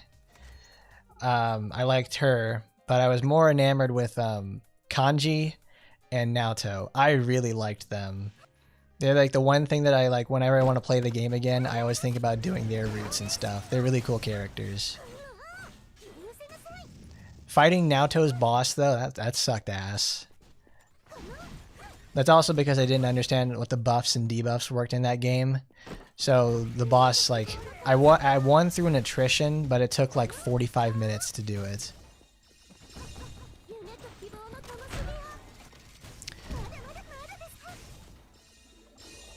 As I've grown older, I've become more partial to Rise. I like her.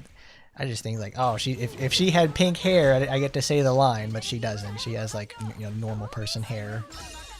She's a brunette.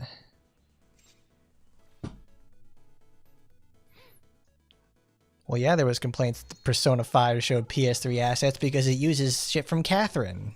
Catherine was on the PS3, and that's what the Persona engine based their stuff off of for. Because that's what what's it called? Because what is it? Catherine was a tech demo for Atlas, and it actually turned out to be a pretty good puzzle game.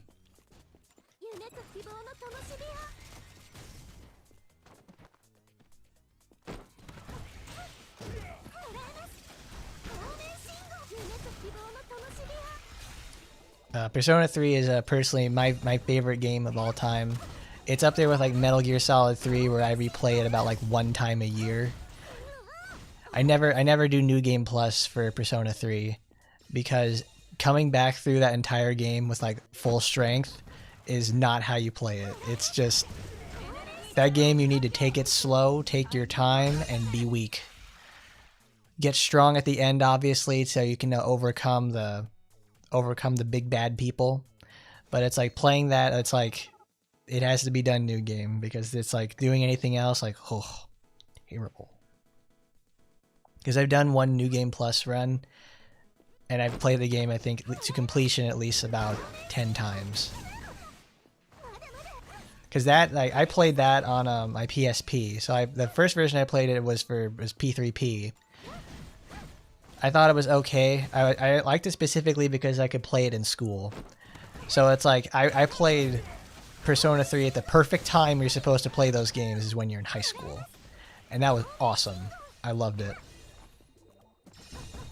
In high school, I had a lot of fun there. I didn't have like one of those situations where I was wondering like, oh, I could have done more. I could have done this. I could have done that. Nah. I was very satisfied with the way I had my time in there. I had lots of friends. I partied. Did lots of cool stuff. Met a lot of pretty ladies. Great time.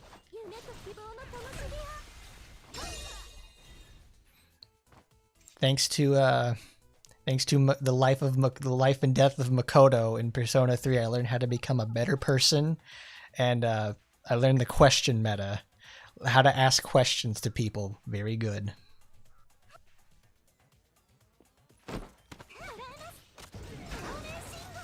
Oh, yeah, I understand that. It's like, you know, you're supposed to do all that preparation and planning in New Game Plus so your compendium is ready, so you can get it ready and, you know, fight Liz and do it properly. Because you have to because it is the one-on-one fight. Because in P3P, in the original, in FES and Portable, you can do like the counter cheese and stuff like that and try to get her, because she has like, what, 20,000 HP, and he needs to do like exactly like 10,000 something damage, and then blow her away with like Armageddon to get the last 9,999. Because if you don't, you'll lose the fight, and it takes like 30 minutes to do it. It's rough. There's no saves before that either on that fight, so you have to go all the way to the bottom of Monad and walk back up again. Like, you walk your happy ass back up there and do it your goddamn self, because you fucked up and didn't keep track in your head or on a piece of paper about how much damage you've dealt.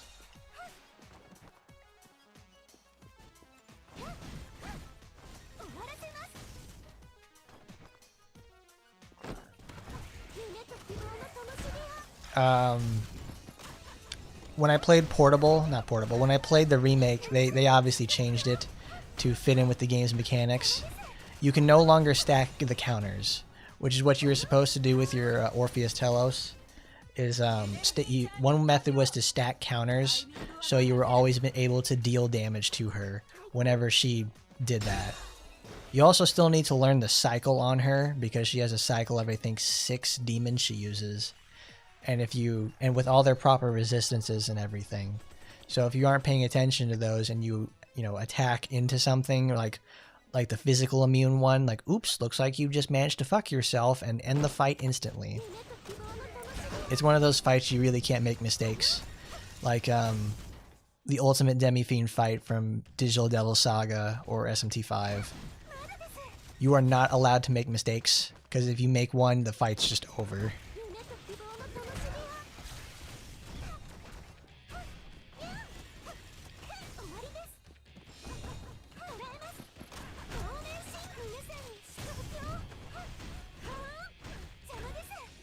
Because you can't have, because the reason like everybody uses Orpheus Telos is because you need him, because he only resists he resists all. He is not immune, because if you come in there with an immunity with Liz, she will instantly kill you before you get a turn.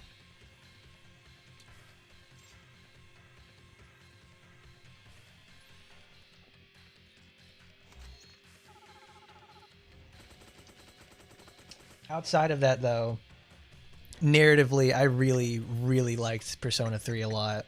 It's really good. Like, even now, as like so many years later, when I play it again, I still really like it. I think one of my favorite moments in P3 is when they're on the school trip, like the class trip to whatever it is. It's not Kyoto. I fucking forget right now. But it's a really big important moment with Yukari and Mitsuru, where we've been dealing with the whole entire game. With Mitsuru is like, she's bossy, she's very mean, she's not very nice to Yukari either, and she's always got something to say or hide about that. Because now that we've learned at that point, Yukari's dad was killed by the events that happened on that fateful day. And he was used as the cover-up, and it just so happens that Mitsuru has to work with his daughter, and she's always hiding that sort of stuff like away from her and everything like that. And they have this big reconciliation on the banks of the river at the hotel, and it's really nice. It's pretty awesome. And then they they're stronger together, and it's really great. Okinawa, yes. A little Okinawa, Okinawa.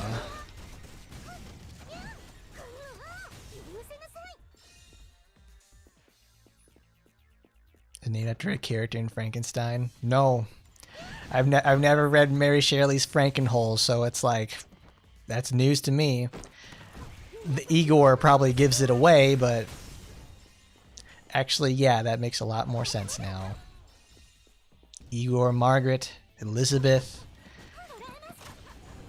the train brats, Theodore, Marie. Oh my god, this makes sense. It's all coming together.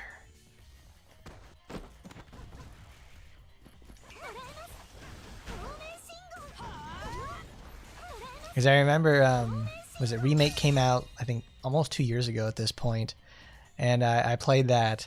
I remember I hadn't streamed in a while, so it's like I made a completely private stream, and I streamed the end of the game so I could get back in the loop of it. I played through the entire game, and it's like, alright, here's the ending of the game. Ta-da!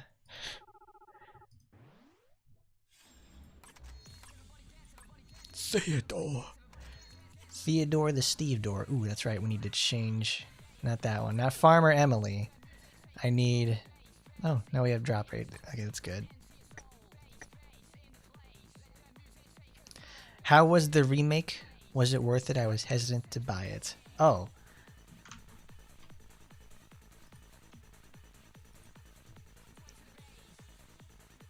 Where is it? It's, I'm looking at my Steam right now.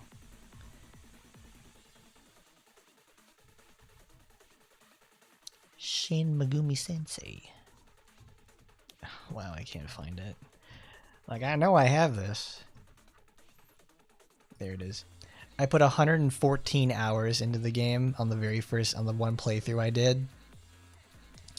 So, which is usually about how long it takes for me to complete the game normally. Oh my god. Which is usually how long it takes for me to complete it normally. I took my time with it, and I enjoyed every little bit of it. I really enjoyed the detail that they took. I played it. I love the game in English, so because I really enjoyed the voice cast that they got for it. They got Mr. Patrolling the Mojave's, makes me wish for a nuclear winter. They got him.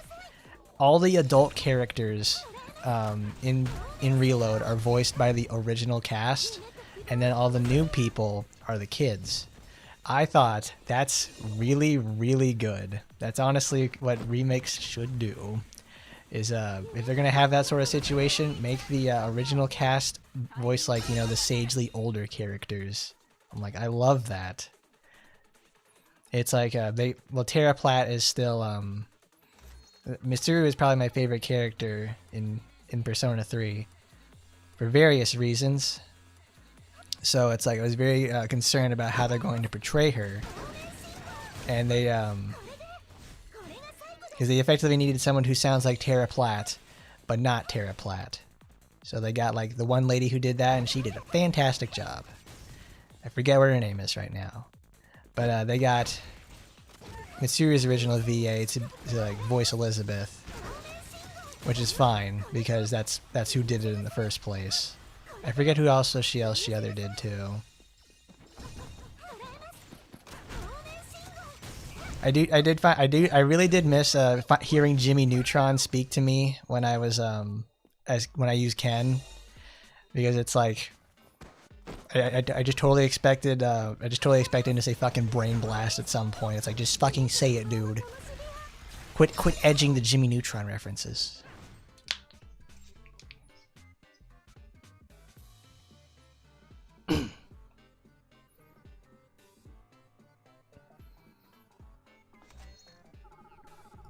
And also the remake for P3 introduces a bunch of the cut content that didn't make it.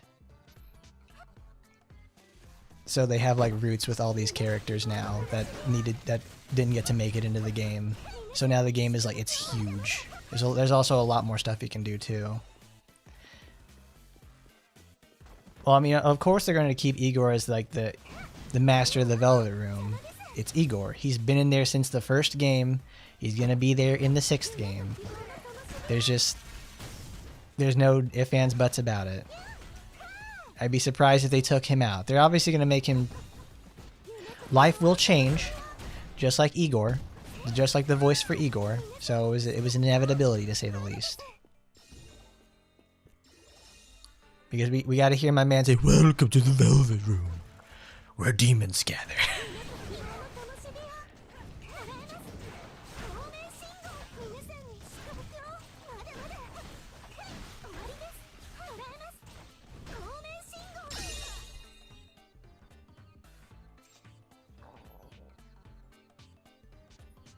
I don't know if they really can retire Igor at this point. He's very integral to the whole Persona experience.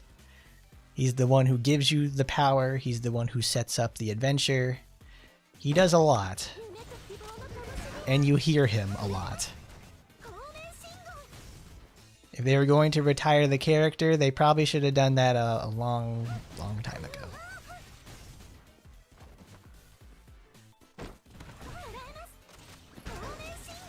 But yes, that is one thing. It's if you didn't care for the male route, that's fine. That's all that stuff is in there. They improved it a lot. The female main character route is not present at all. People have obviously tried to mod that in, and everything like that. Which more power to them, because what the female route does for P3P was actually really valuable, because it's quite literally a whole nother game, which is already on top of a very lengthy game in the first place, because you still have like the routes with the girls, but you also have like very extensive routes with the boys, and that's where like a lot of their information comes from too. So even if you don't like playing as the woman, you got like a bunch of lore that was really, really good for like a lot of the characters, which I liked, which I really enjoyed. I've done both versions. I've done both routes, and they're very, very much worthwhile to do.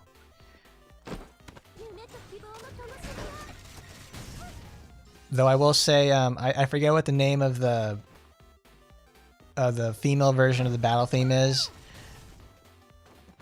but mass destruction is a bit more of a brainworm than.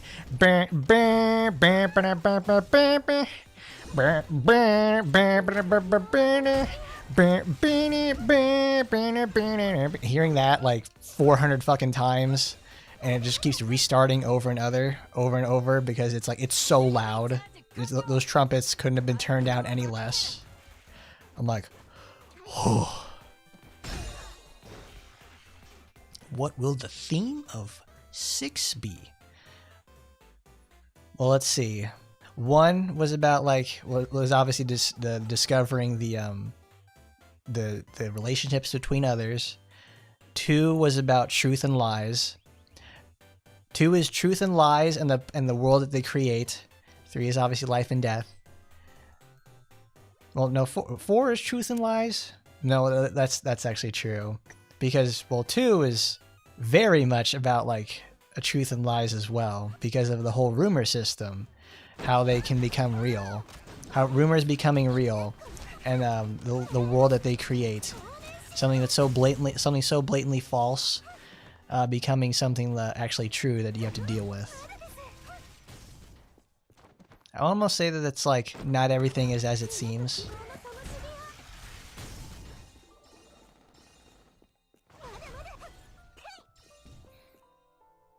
Imprisonment and freedom. I have never played 5 at all. I've thought about it many times over the years when it's gone on sale. I've just never thought to myself, I need to play this right away. I very much enjoy them. But it's like, none of the characters visually really make me go like, I want to go play that.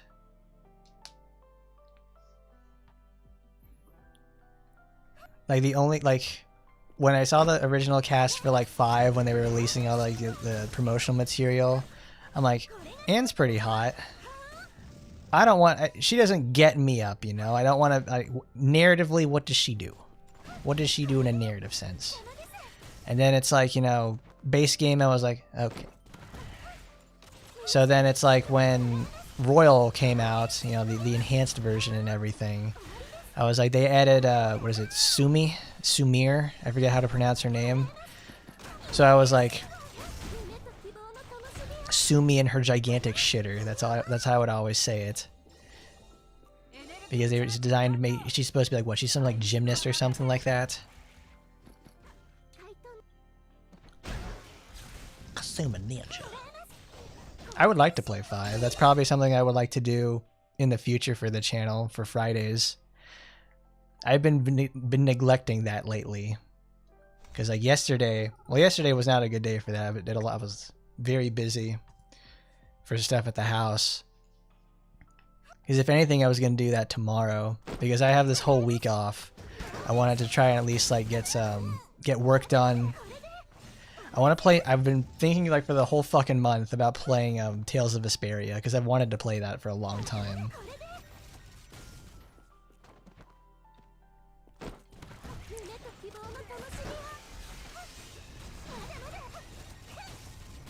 Okay, I was right. She's like the ribbon dancer, like Chizu. Gymnastics. She knows how to bend in shapes that make you go woohoo.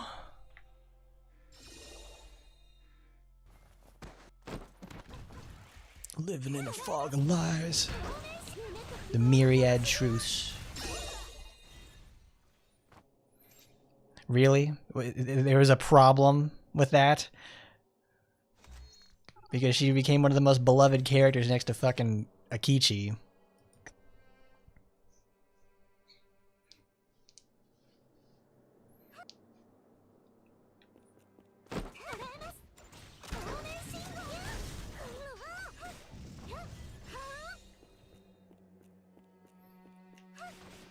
No, I'm thinking of Marie from in 4. Marie is a fucking downer.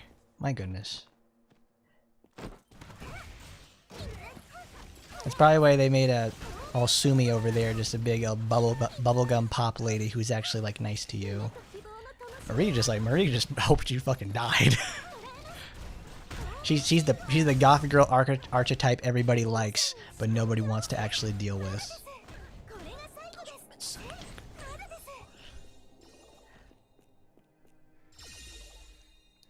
Yes, I've thought about giving Trickle a try. That's one of the streams I want to have this week.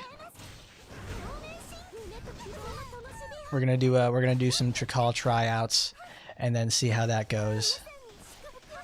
Because that's what I want to add to the rotation.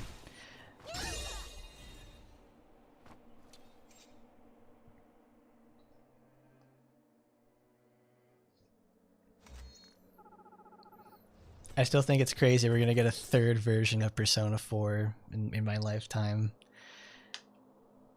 I would have quite literally played all 3 versions at that point. Because as much as the problems that I had with it being the first one I played, it was I liked it. I liked it a lot. There are some things I really enjoying to come back to. I have no idea how people can play that game on very easy though. I did that. I tried it out on very easy, just like for the meme, like, what's it gonna be like? It's so boring. Like, you barely do anything.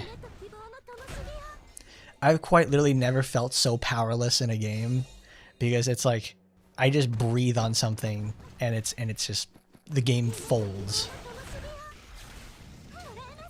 Because I was on vacation last year.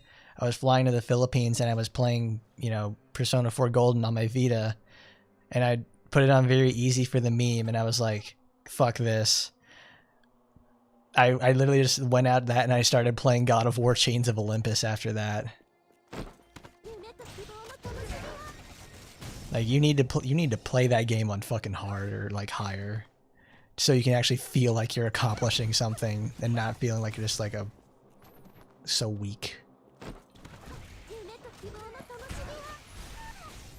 Because but anything with like Persona 5, I would like to play it for Sumi, but it's like, now that I know that she's all the way at the very end, and I have to deal with the cast that I'm not particularly like, you know, okay, they're pretty cool. Like, what is it? Forehead Haruka. I know she comes in pretty late. Here's my Persona 5 LARP, guys. That's where it's like, I don't know shit about the game, but it's like I know enough for it.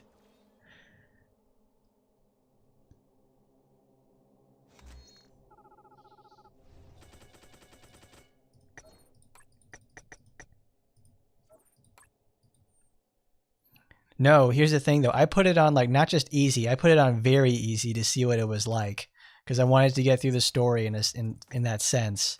And it's like, yeah, I'm getting through the story, but it's like I'm so fucking bored.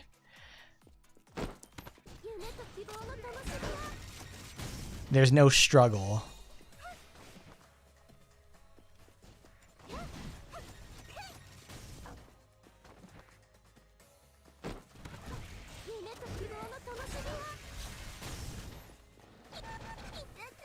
I don't understand why they want to put like the new favored characters so late in the game. Because that's how they implemented Aigis in because like, well, obviously she's in base game P3 as a playable character, but she doesn't actually get a root until the FES edition and portable and portable.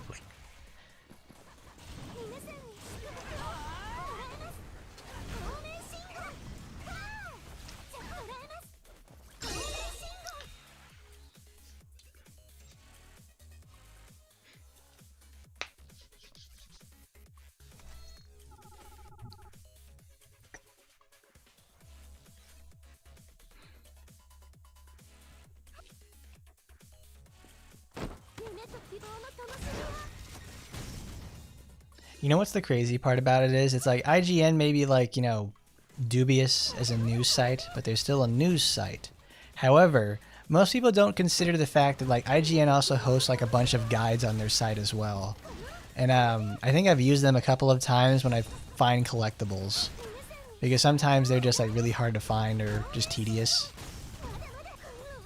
Some of them what I use for, it's like they like the people who write on those like guides sometimes are actually like they're spot on with it. I actually learned some new things about games I've already played through some of the stuff they have on their website. So I was like, oh, this is cool. Though there probably is a difference between like the department that does guides for the games and also to who does the reporting, you know?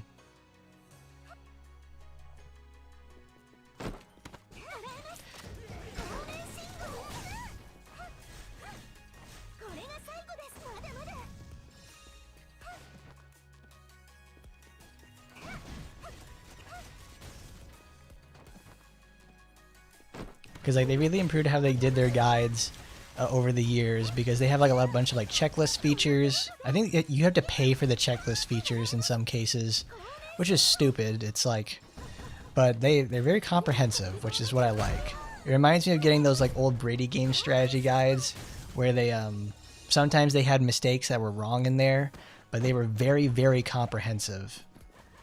And you could get the online version of the guide if you like put the code in there or something.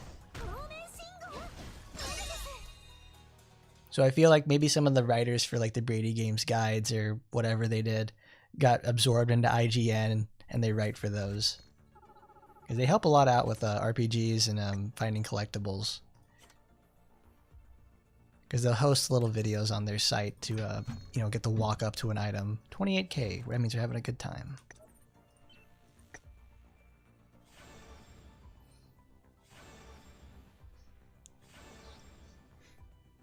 But I can understand why they wanted to put Sumi at the very end of the game, which creates a narrative problem for her, because it's like, this is a brand new character we're going to have to get to know at the 11th hour, which is not exactly what you want to do, you know, when you've got like a character you've been promoting like to hell and back. They did the same with Marie. Marie is not exactly like, you know, they did that with Marie Nadachi, where their social links are like introduced at like the end of the game and everything like that. Well, not Adachi's, but like Marie is like introduced over time, and Marie has like really heavy involvement, and she was kind of annoying, which is very annoying, which is funny to say the least, because she is pretty annoying, because her general bad attitude is it's kind of a bit of a detriment in the game, because it's annoying to say the least, just hearing her bitch and moan about stuff.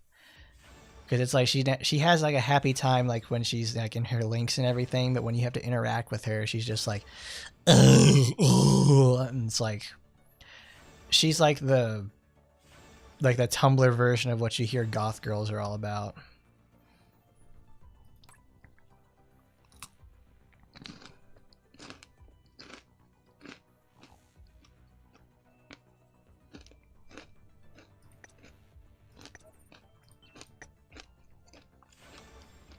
The enemies are good.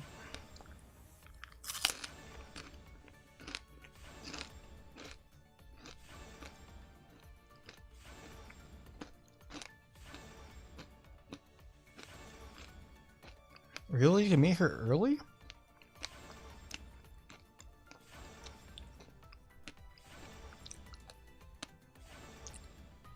Oh, that sucks. Wow. So it's like they probably have like the situation where you can meet her early. There's a little teaser for that. But it's like you gotta go through the entire school year to find out like, okay, there we go. Congratulations, you get to meet her now at like the 11th hour, and then she's playable. You've already had your team set up to what you want to accomplish and everything like that. And congratulations. Now you got this new girl or some shit like that.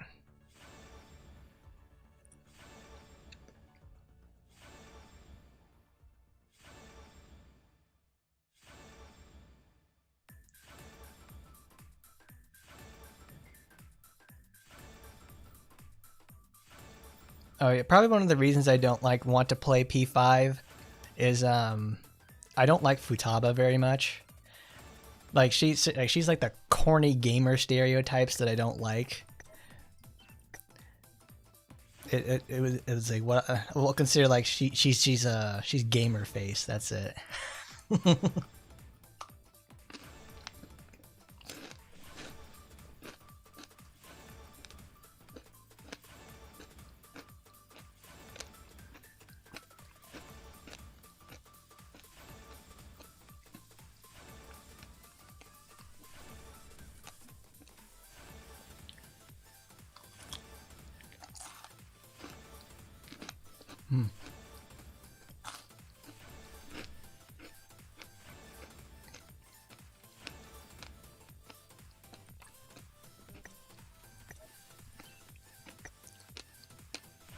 Dude, I don't care. I already know what happens in the game in the first place, and I'd still like to play it. It's not a big deal.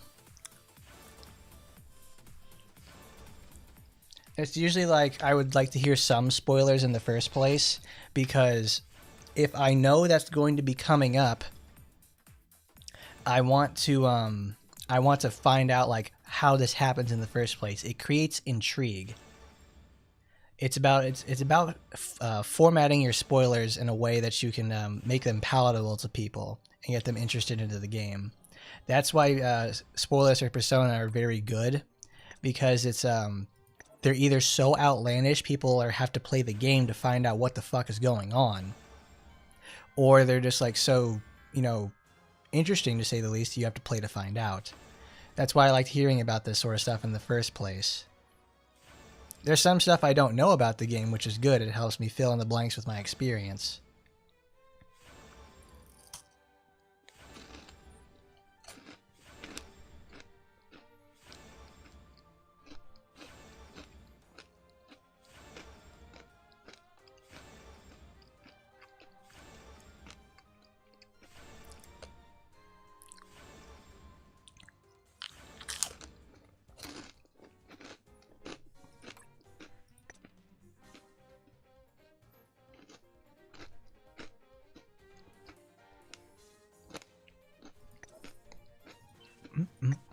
Man, these are good. There's nothing like salty chocolate. It's just so good.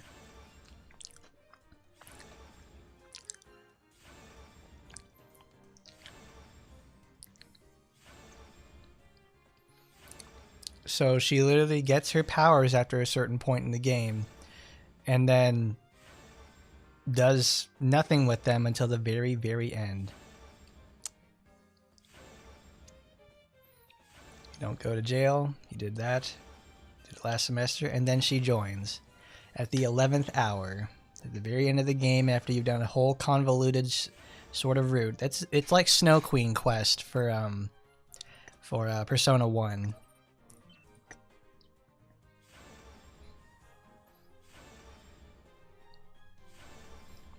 In a game about social links, she's not very social. Oh man, a real winner right there. Good thing she's hot.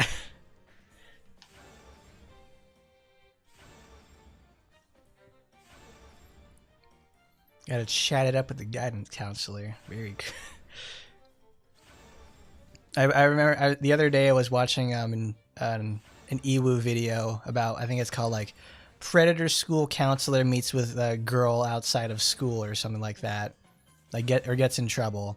So when you say like has to develop rapport with the school counselor to get closer to Sumi, it's like, that's funny.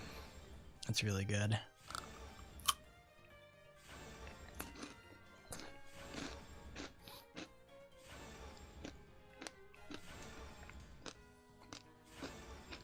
Well, I mean, almost all social links really are just like dealing with someone's personal problems.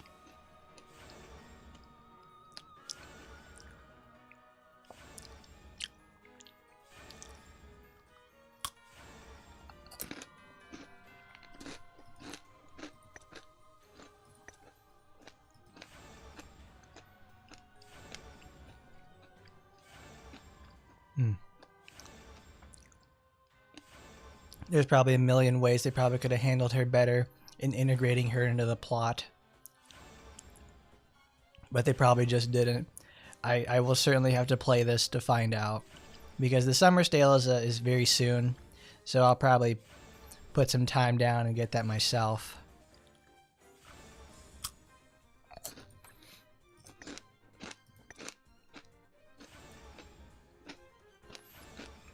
Oh man, she's even got multiple personality disorder? Oh man, this girl's a winner. I'm liking her even more by the second. I just thought she was hot, but it's like now she's got problems? Oh man. Bros, I can fix her. I'm gonna fucking save her. I'm gonna fucking save her, bros.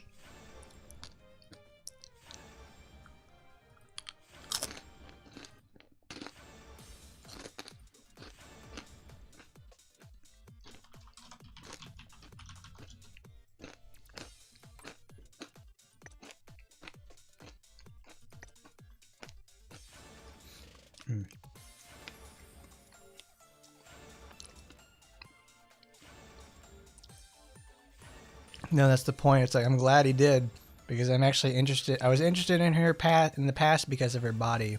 Now I want to know about her because of her mind. I want to know more. I always wanted to know more about Makoto as well, because she's a cutie, and from what I learned about her, she's a bit of a hard ass. But she's supposed to be designed to be like the Mitsuru XP, but it's she kind of misses the point that Mitsuru also has like this I wouldn't say maternal thing about her, but it's also she has a more personable and agreeable side to her besides being the quote-unquote ice queen.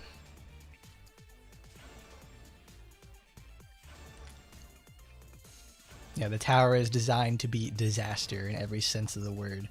A tragedy occurs sometime in the process of your life. It doesn't matter what it could be, something big or small, but something happens in that sense. They always draw Makoto. I remember it's like because they always draw Makoto with like a gigantic ass or something. It's because she has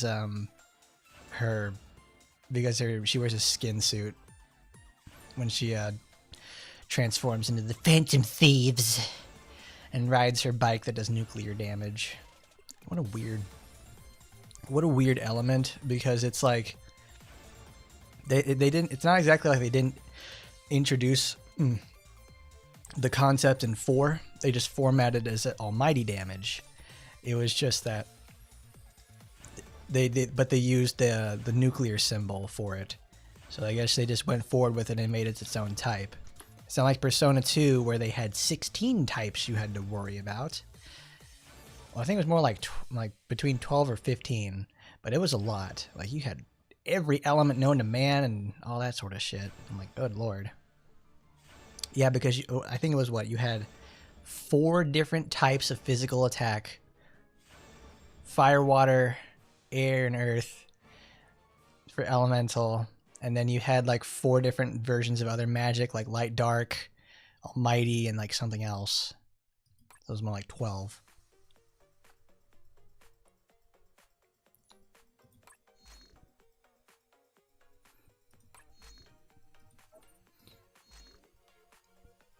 Alright, let's do the mission again so we can get the Sapotawa. Get Fuma Cracky. Oh, we need to upgrade her. Gotta put my upgrade.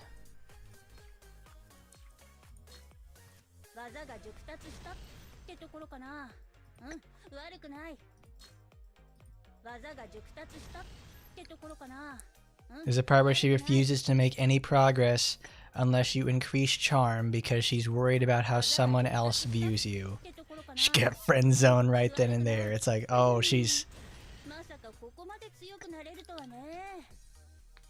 she supposed to be this cool beauty type, but is in reality so self-conscious about stuff.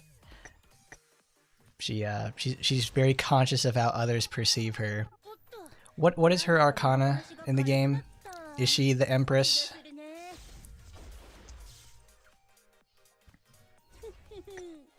Is she this game's version of the Empress? Or is that her sister? Oh, that's what I thought, because it's like she's supposed... It's like, that's... Hashtag not my Empress. Not my Empress, indeed.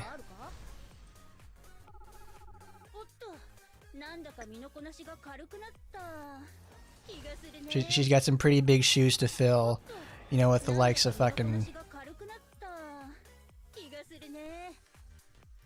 Yeah, she's supposed to be a... That's why she's the Mitsuru XP is, It's like, ugh, you're so stupid. You're so stupid, I can't interact with you.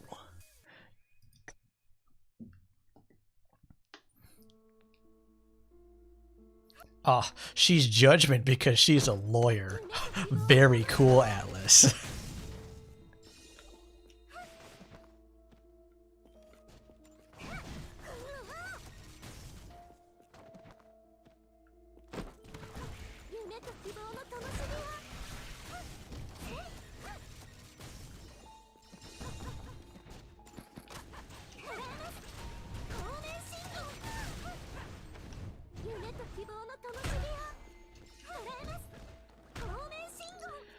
Horny Shinka. Horny Shinka. Oh, there he goes. I got the ringing in my ears again. There goes another layer of hearing.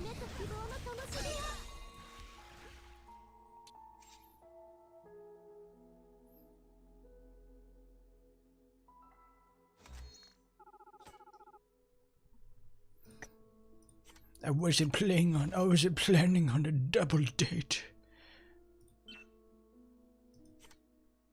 Wasn't planning on a double date.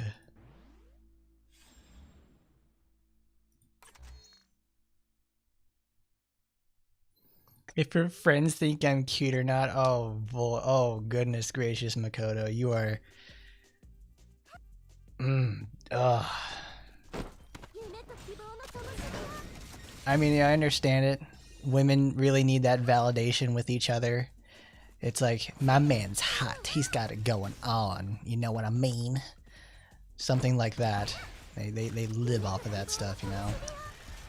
So it doesn't surprise me in any fact that's like, you know, I need 3 charm to tell her friends that it's like, yeah, I'm pretty cool. I need 3 charm to hit on her friends to make Makoto get possessive. That's what you need to do.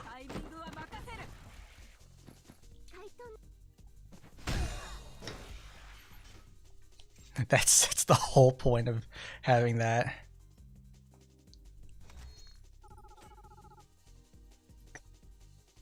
Who was Empress? I forget who was Empress in Haru. Yes, Haru. Miss Big Forehead axe user that she get like what in the midway through the game. My LARP is working.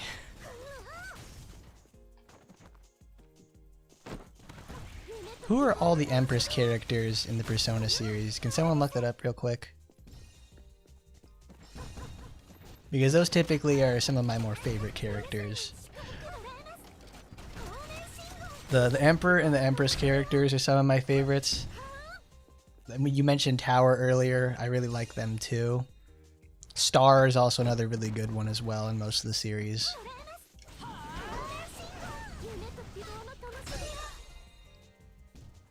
They have never managed to not make the magician some sort of perverted fucker or something like that. Everybody's like, oh dude, lovers gals are always the canon ones. I'm like, no thank you. No thank you.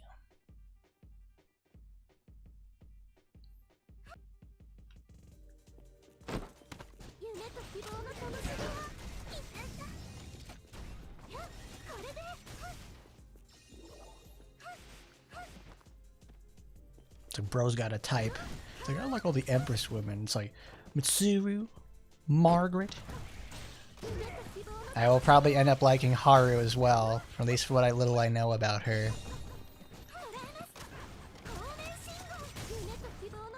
Because I already know that's like, I think she comes in like much later in the game, which is usually why people don't have such a great reception of her. I don't know. I really should probably just play this game at this point. Rise is one of the lovers for sure. Okay, I need to look this up now.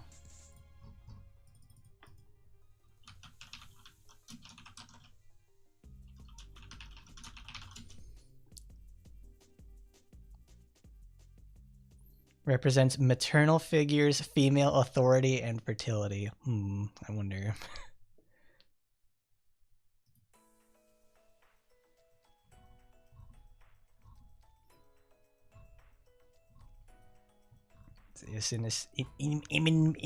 Cinnamon Sin.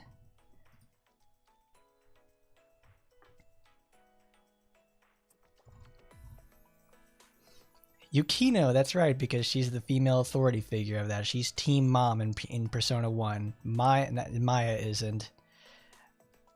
They don't have anybody that for that one.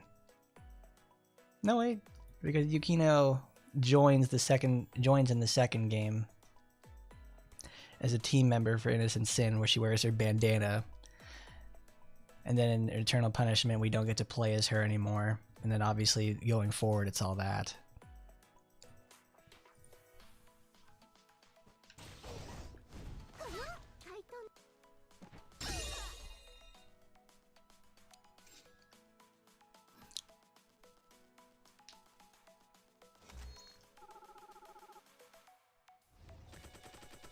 Yeah, because usually you meet your priestess characters very early on in some sort of capacity, at least after from 3 to 5.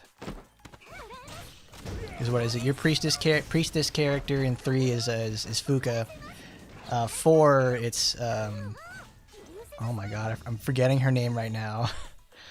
it's one of my favorites. It's Hime Yamagi in. Yukiko Amagi, that's it. I liked her because she had gigantic magic damage growth. She was super cool.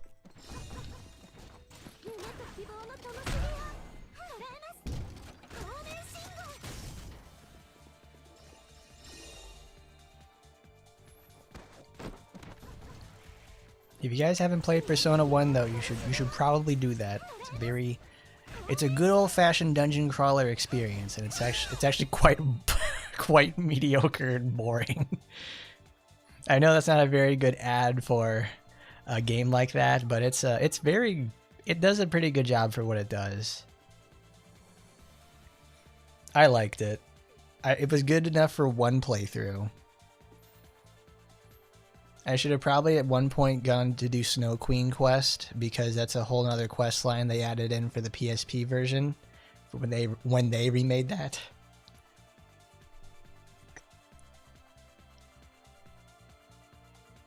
Really? I thought Rise was the only one that could actually cook out of the entire team.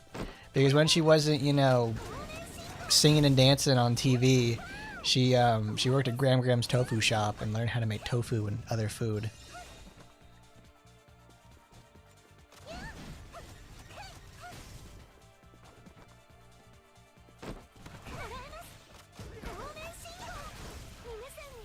Because I saw what Haru looks like in her Phantom Thieves outfit. She obviously uses the axe like Shinji, and but she has that conquistador hat. And I'm like, that's funny. You're a funny character.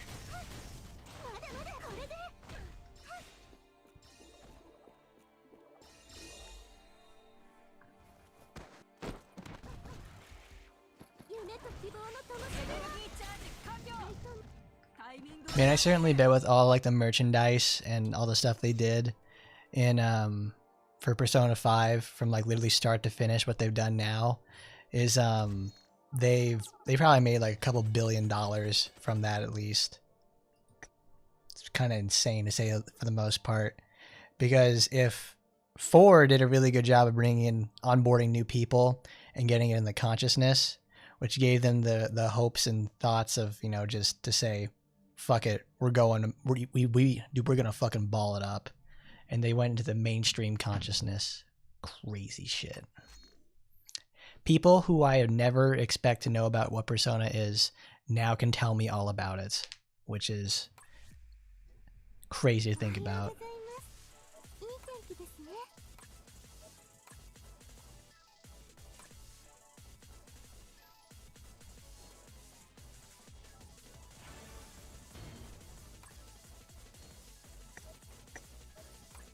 Commercially successful is probably the best way of putting it.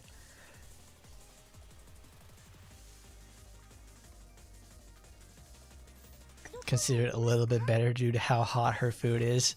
That's like me going to Louisiana and going to a crawfish boil and saying it's like it's good because it's spicy. It's good because it's spicy. I like it because it's spicy. It's hot in Topeka. Oh, that's right. We have intimacy stuff we need to do. Let's go finish up the clone story. Because we're at 4 hours now. We'll probably spend this last hour to close it out with it. Because I've been trying to get some more copies of her. Because I want as many copies as possible for Asagi. And this is also because it's an actually worthwhile supporter.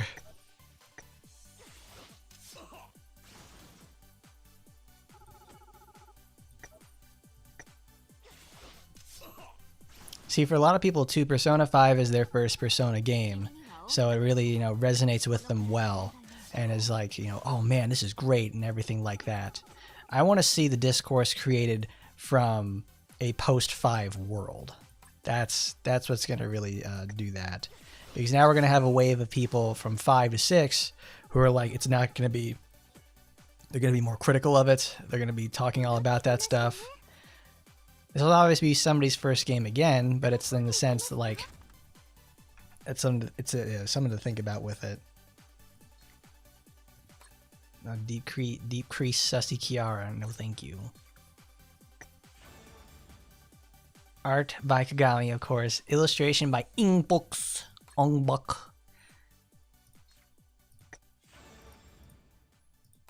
I want 5 copies. I want 5 copies of Clone Asiago. Because it's Asagi. We've just got to have it. I've got to have it.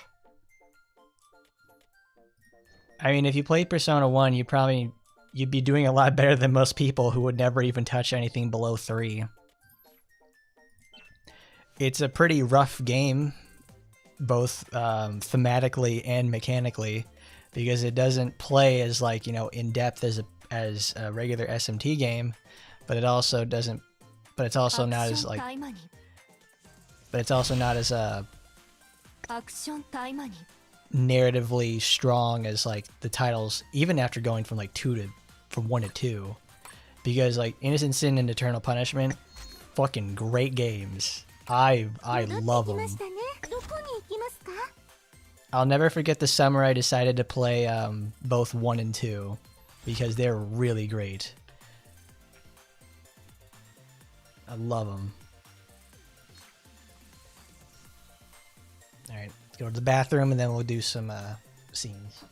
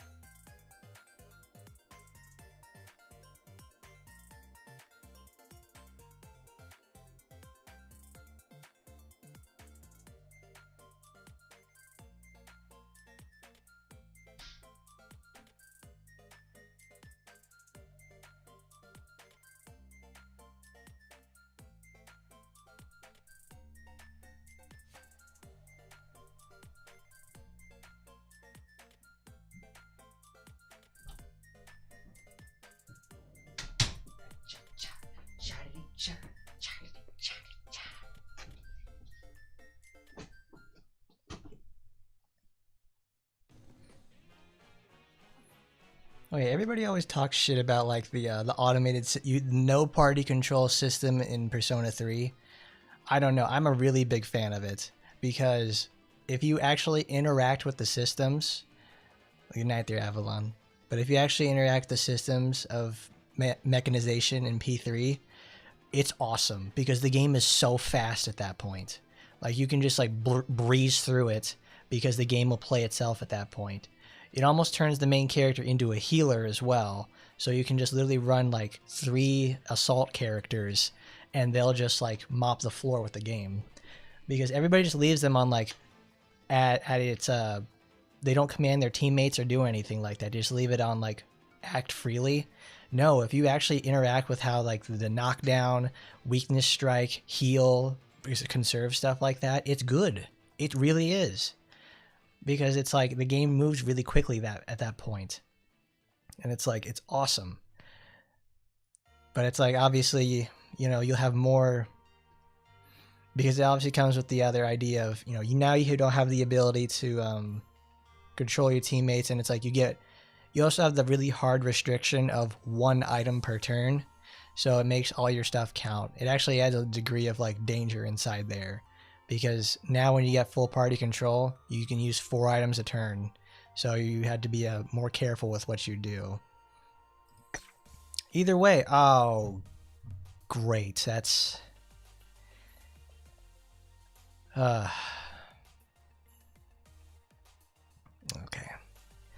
But no, with Persona 3, with the command system, is like it didn't feel like you were just like, here's 4 individual people, here's 4 individual characters that you know the stats of, and you can just make them to go do stuff. You have various people and their types of fighting and what their capabilities and what they're going to do. They feel like you're fighting with people, not with characters. All right. Well, let's we'll fix this up.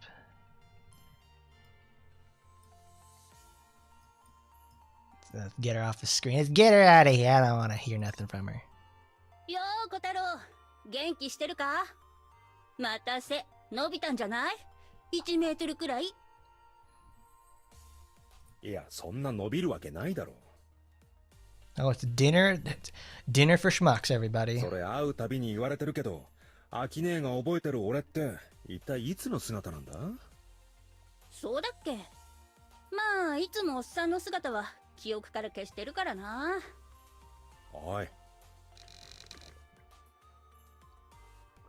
One Sunday evening at Fuma Mansion in Gosha.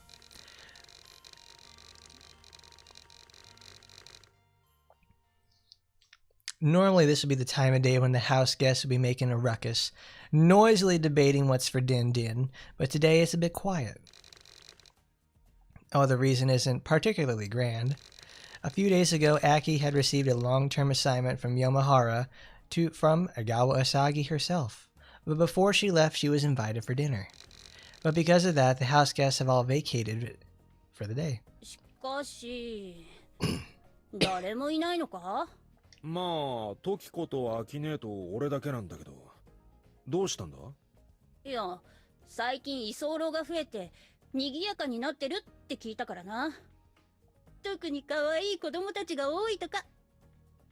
秋が来るから、サイカに頼んでみんなで外食に行かせました。Tokiko, who had been cooking, shows up. どうしてあんな残酷なことを平然とやってのけるの？はは、そりゃまあ、アキネだから。Aki mentioned hearing a rumor that the mansion was housing some cute kids connected to the task force's recent work. Well, they certainly are cute looking, to say the least. 問題児だらけなんだよな。They were the notorious chaotic duo, and the Oni twins, who were usually quiet but tended to be at the center of any major incident. But he sighed as he recalled the daily antics of these guests. トキコも小太郎も昔の可愛さはさっぱりなくなっちまったな。Is she like an adult or something? Aki feigns a tragic sob, pretending to cry. ほら、いつまでも変なこと言ってないで。はいはい、わかったよ。長期任務だとしばらく会えなくなりそうでしたので、少し腕によりをかけてみました。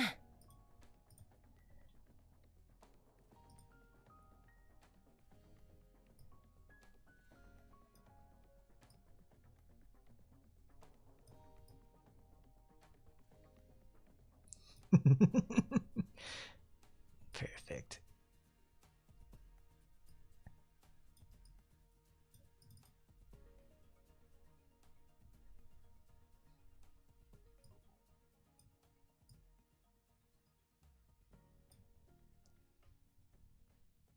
There we go. Alright, that's better. どうぞ召し上がってください。すき焼きか。いいね。うまい。トキコ、また料理の腕が上がったんじゃない？常に練習と研究を兼ねてますからね。I may have hidden her from vision, but I still have to hear her. Aki nods understandingly, but then her expression turned incredibly forlorn. いきなりどうしたんだ、アキネ。何か苦手な食材でも入ってた？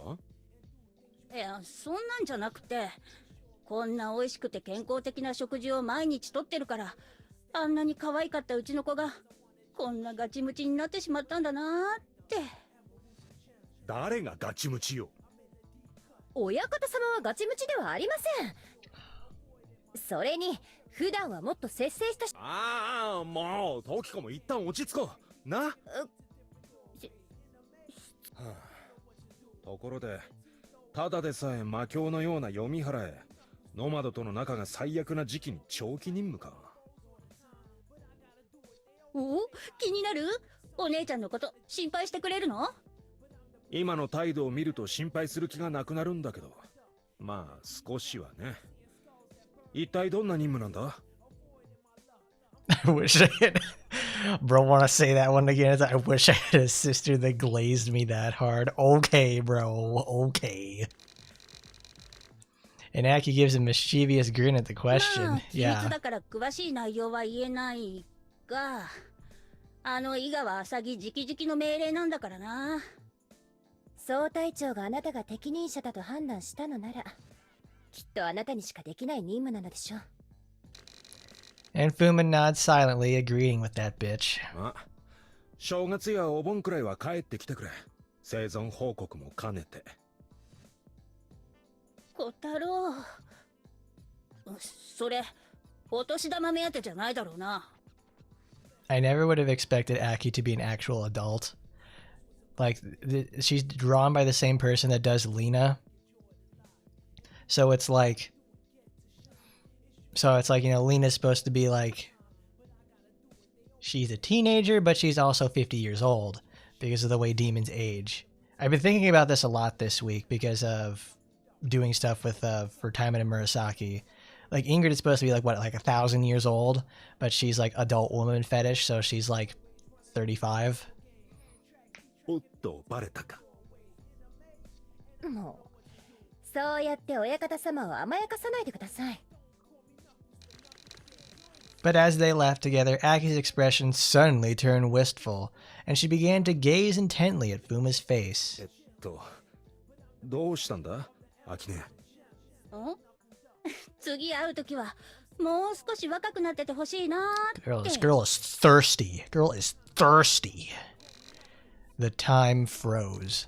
Or rather, a silence fell so heavy it felt like time itself came to a halt.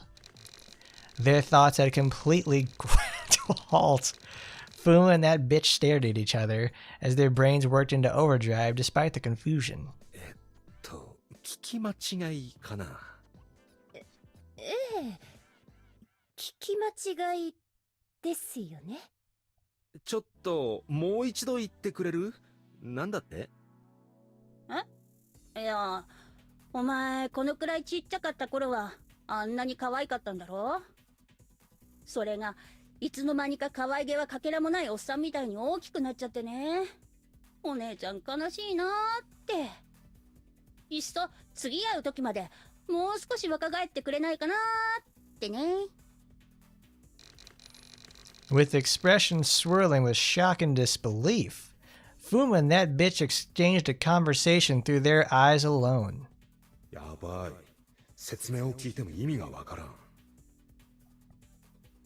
水と間違えてお酒を飲んだわけではなさそうですね。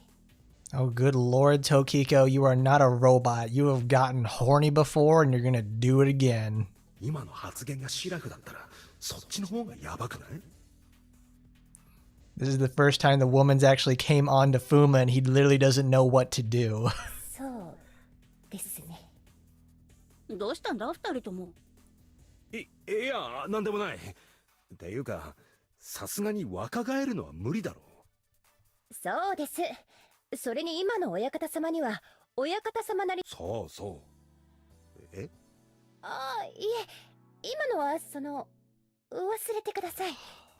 Stop talking.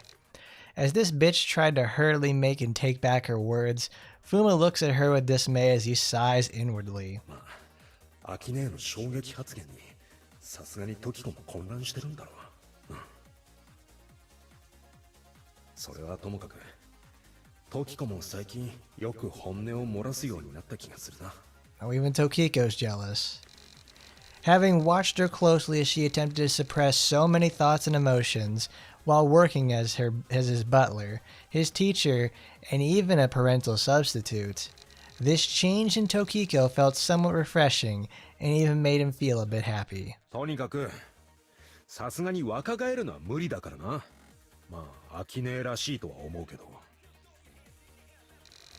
Aki had always been obese with cute children for a long time. Seeing that some things never change after all these years, he lets out a slight smile. それじゃあ私はそろそろ帰るわ。そっか。もう少しいてもいいんだけど。そうしたい気持ちは山々だけど、荷物とかまとめなきゃいけないからな。ああ、明日からだからな。Yeah, you start tomorrow, Aki. You start tomorrow in my arena team to get me to 6 stars. あ、そうそう。大事なことを忘れるところだったな。大事なこと？ As Aki was getting ready to leave after finishing up, Fuma spoke up as if he had suddenly remembered something. アキネ。おう。読原で変な事件を起こさない自信はある？ We'll put it back.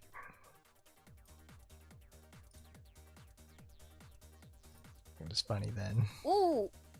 おう。買い物するとき、相場より安すぎるものには気をつけるんですよ。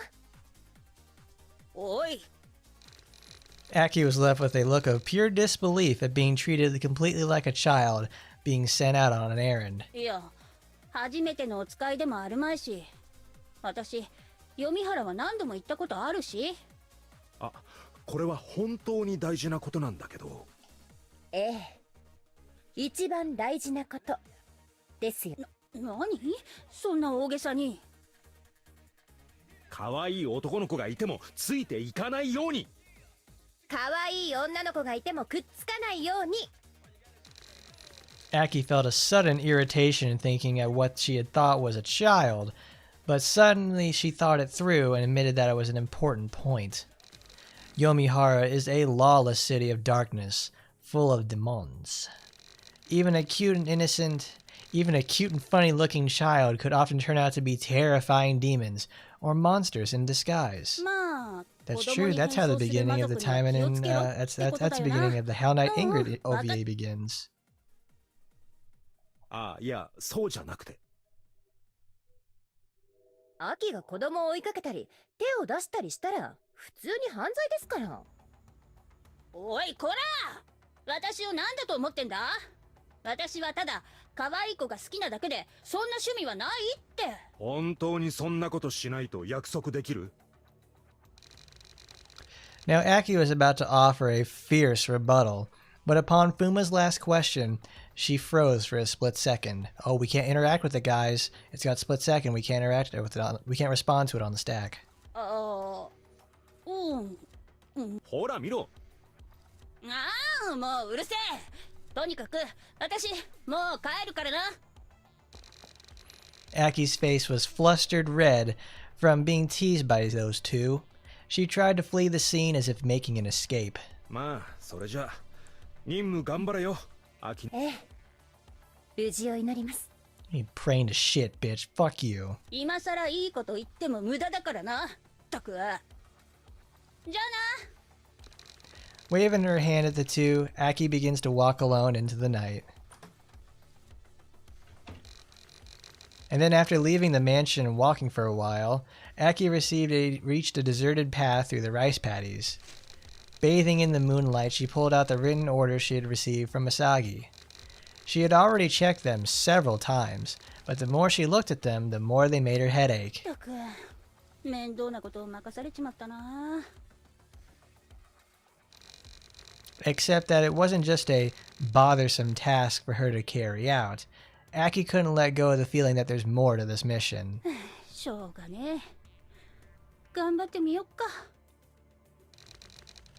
The contents of the orders illuminated by the moonlight were a surveillance order on Clone Asagi, one of the clone Taimanins whose existence had been confirmed in Yomahara.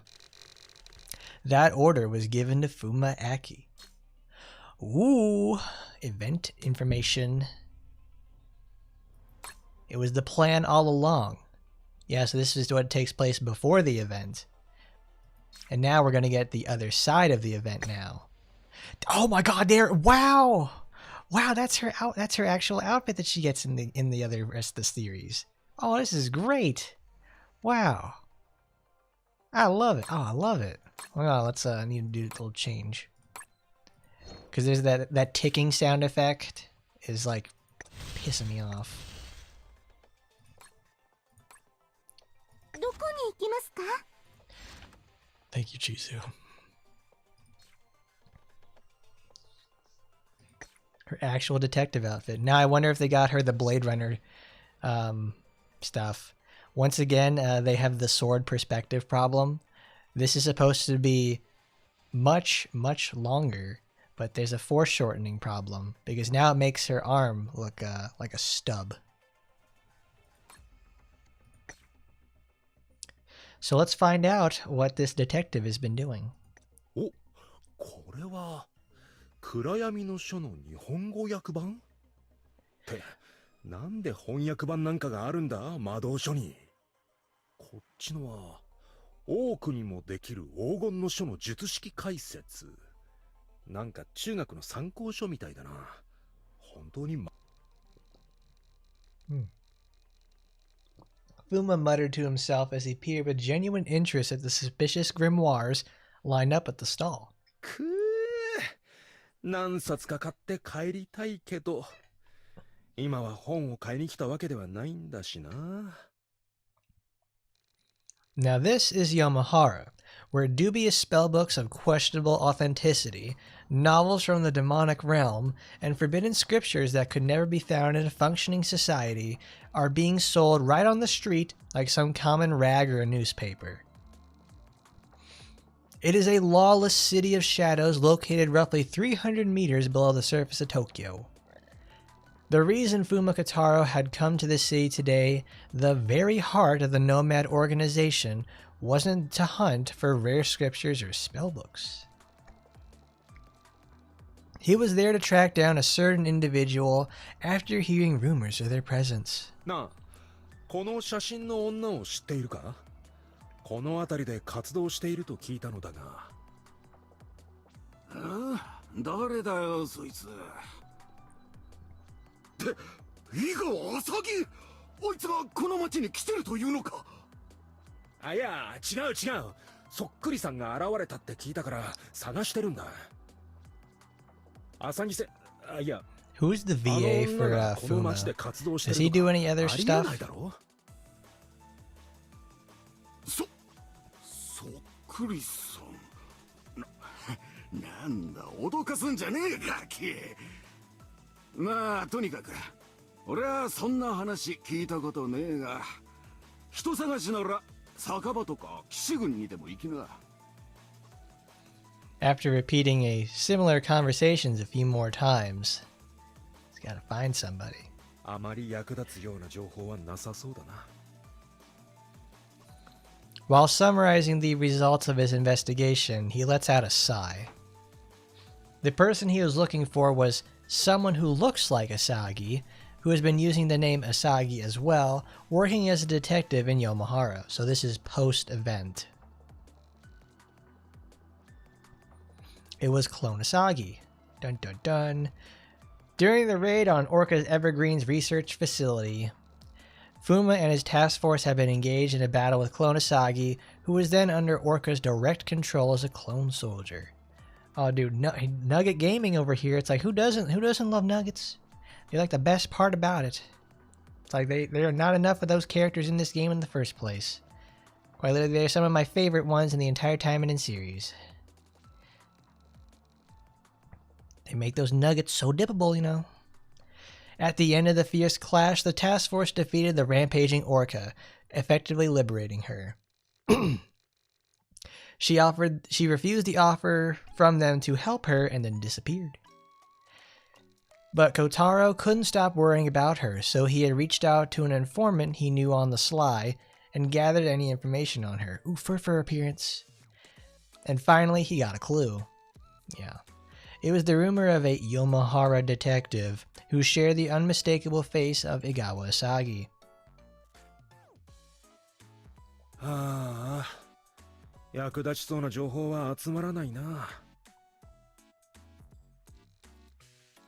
Fuma continued his search, referencing the photo provided by the informant, but the results were underwhelming.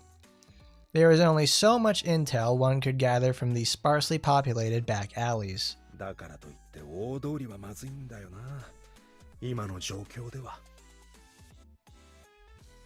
Yomihara is a territory ruled by a nomad, functioning as the organization's beating heart. Most of the streets are managed by Nomad's army of knights, and if he were to run into them, it would be an extremely troublesome situation for a Taimanin like Fuma himself. He was forced to avoid main streets and stick to the crowded marketplaces where he could bend in, or in secluded alleyways with few eyes that watch. Consequently, the information he could gather was strictly limited. If he happens to run into Rina, oh come on now, someone who could at the very least be considered a friend, she might turn a blind eye when it comes to searching for somebody, or even maybe offer to help. That's purely a personal relationship. Considering the relationship with Nomad, it wouldn't be wise to rely on Rina for both their sakes. It's Lena, dude. I understand it's like on the eastern side, when they do the translation for it, it's when they have the labeling stuff, it's Rina, but it's Lena. That's literally how it was in the damn event. That's how it is on our character. Come on, man.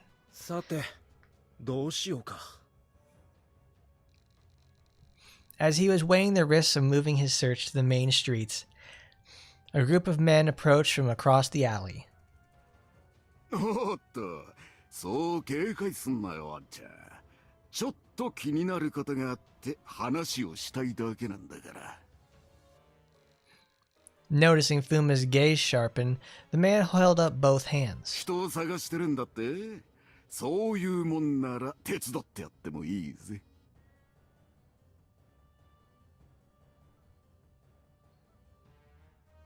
I always when they use the Lena translation, the Leena, every time I read that, I always think of like Turunga Leela from Futurama, because they spell Leela in there Leela, so it's like the phonetic pronunciation but spelled out.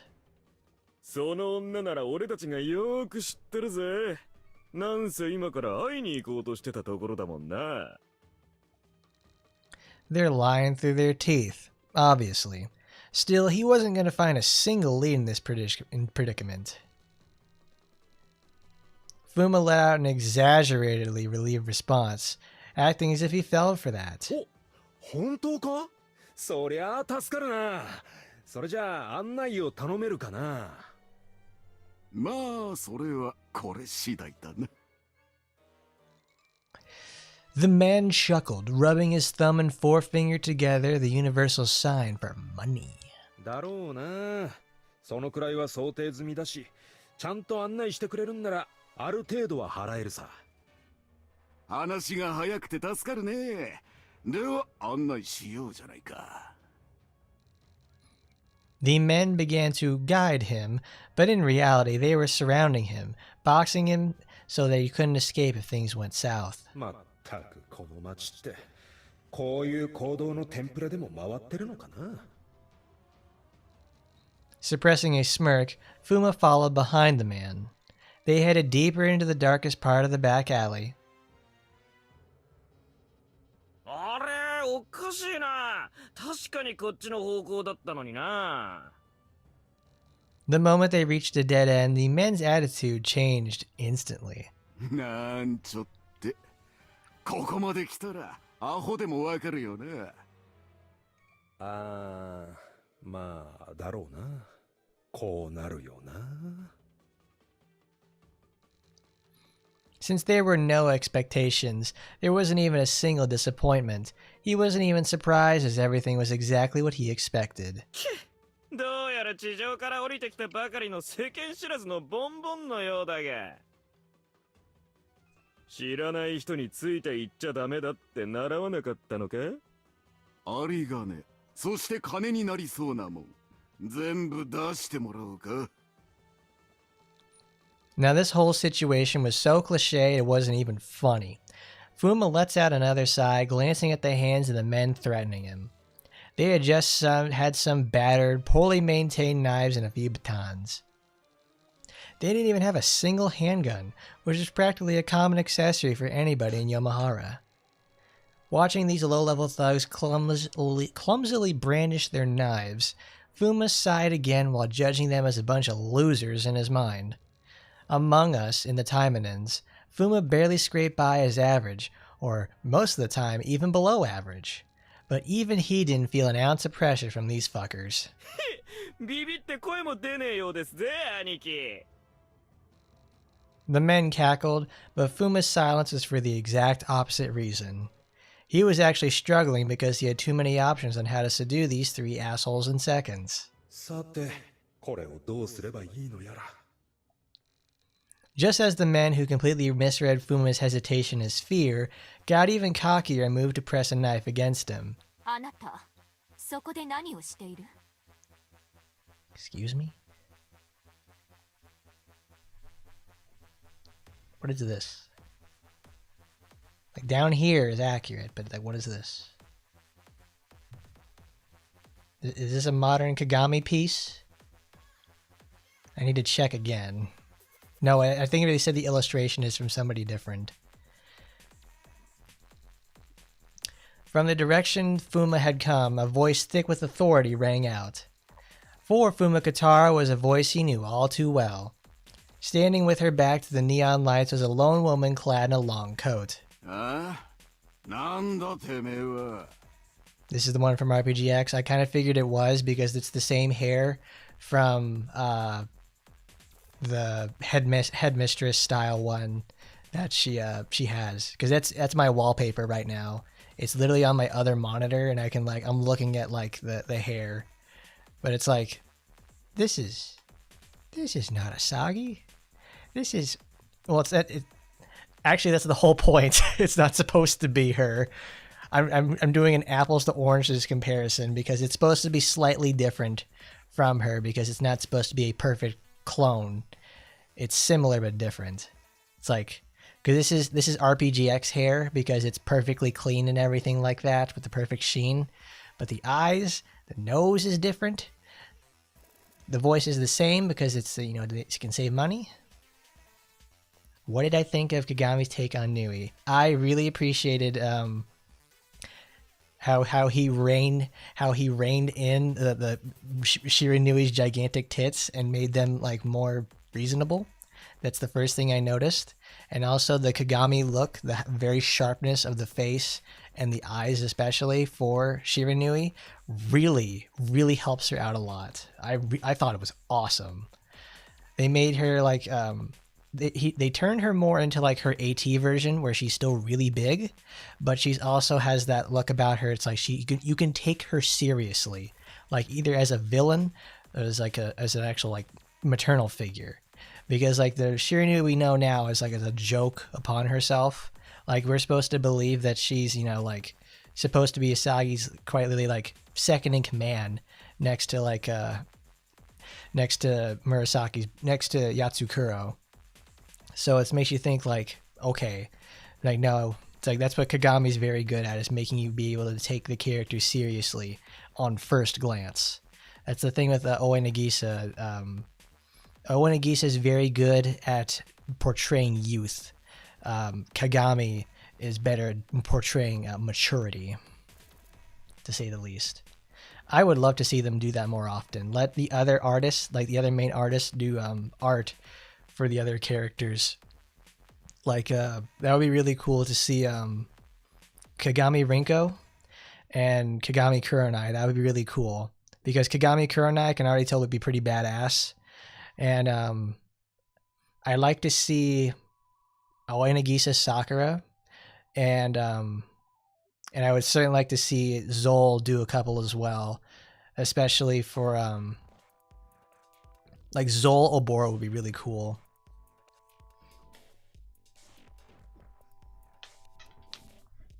I hope they do that more often. That's a really cool thing. Like they should do that more often. Because it's certainly received well. I really, really like it. Because it also keeps things fresh. It gives new takes on the characters. But let's keep moving. We can talk about that more later. あの人は他人の営業に首突っ込んでないでさっさと失せ As he barked and turned his knife towards her, the woman's silhouette came into full view.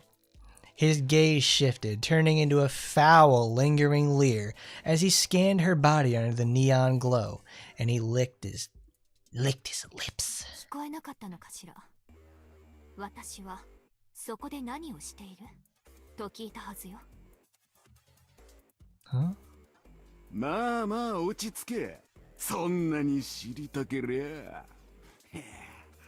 おしそうそう、どっかのホテルでじっくりと。One of the men reached out, aiming to grab her shoulder, and in that moment... 何しやがるてめえ But before the man could even process what happened, he was face down in the dirt. Only then did the remaining two finally get what had just happened. They had abandoned Fuma and tried to make a lunge, to say the least, at this woman. But a couple of street-level thugs that even Fuma could handle, taking her on was impossible. What is that thing? It's like the little street thugs that it's that I forget whatever. For a split second, there was a blur. Then the men were flying through the air and being slammed against the pavement. 兄貴、ここは一旦引きましょうよ。このアマ覚えておけよ Realizing that they were no match for her, the thugs grabbed their defeated goons and bolted down the alley. And just like that, the ones left in the scene were... おかげで助かりました。助けてくださってありがとうございます。浅木さん。まだ答えを聞いてないんだけど。ここで何をしているのかしら。 Why is she so quiet? She's not in the... It's like... Did they mix her down on purpose?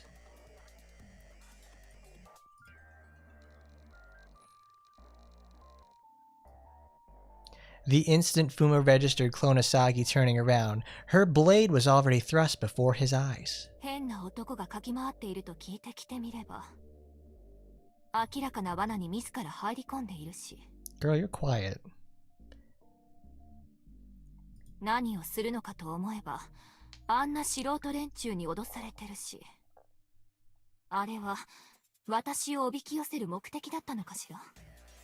あんな連中がナイフや警棒を取り出したくらいで、あなたが対処できないはずないでしょ。ええ、まあ。He was just about to take them down and squeeze them out for info, but she must have been tailing him for a while. 私が誰かを助けたとしたら、それはあなたではなく、タイマニンをカツアゲしようとした怖いもの知らずのガキどもの方よ。あなたの顔、覚えている。井川浅木としてではなく、私自身の記憶として、ね。あのクローン開発施設で交戦してた。確か、特務中隊の。The memory is still vivid. This is the man who had offered to help the moment she was liberated from Orca's brainwashing. Deep down, she feels a flicker of something, perhaps a faint trace of nostalgia, but her guard remains as ironclad as ever. 覚えていてくれたんですね。それで、今度は私を捕らえに来たのかしら。それにしては戦力が足りないように見えるけど。 Faced with the razor-sharp, murderous intent radiating from Clonosagi, Fuma endured the sensation of being pierced to the bone, desperately maintaining his facade of calm. He immediately raised both hands as a gesture of surrender. いや、違うんだ。そういうことじゃなくて、Well, it's not nostalgia from another world. It's literally like she remembers him from the liberation of the facility. Like, she was the one who escaped and, they met her and did battle against her. Because Fuma began to explain the reason why he came down there. He told her that the data recovered from the research facility revealed that the clones produced on the premises required regular checkups and adjustments for maintenance. And even a special unit like herself was no exception to that rule. アサギさんにもそういう手助けが必要なんじゃないかと思いまして。あの時言った言葉は、あの施設の被害者、クローンたちを助けたいという気持ちは、今も一緒なんです。強制とか脅迫とかではなく、あくまでもアサギさん本人がそれを望むのであればの話ですが。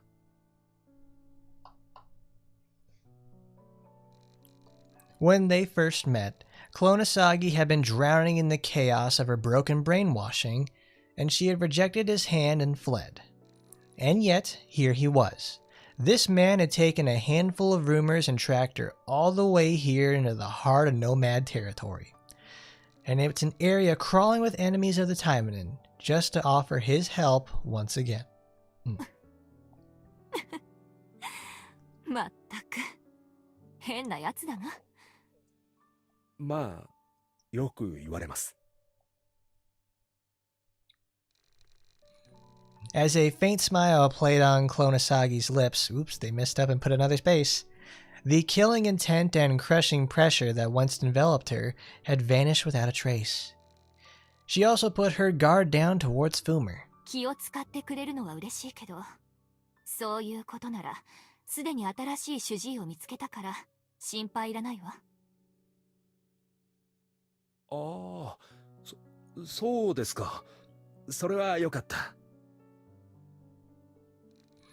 Fuma gives a sheepish grin, feeling like he'd overstepped for nothing.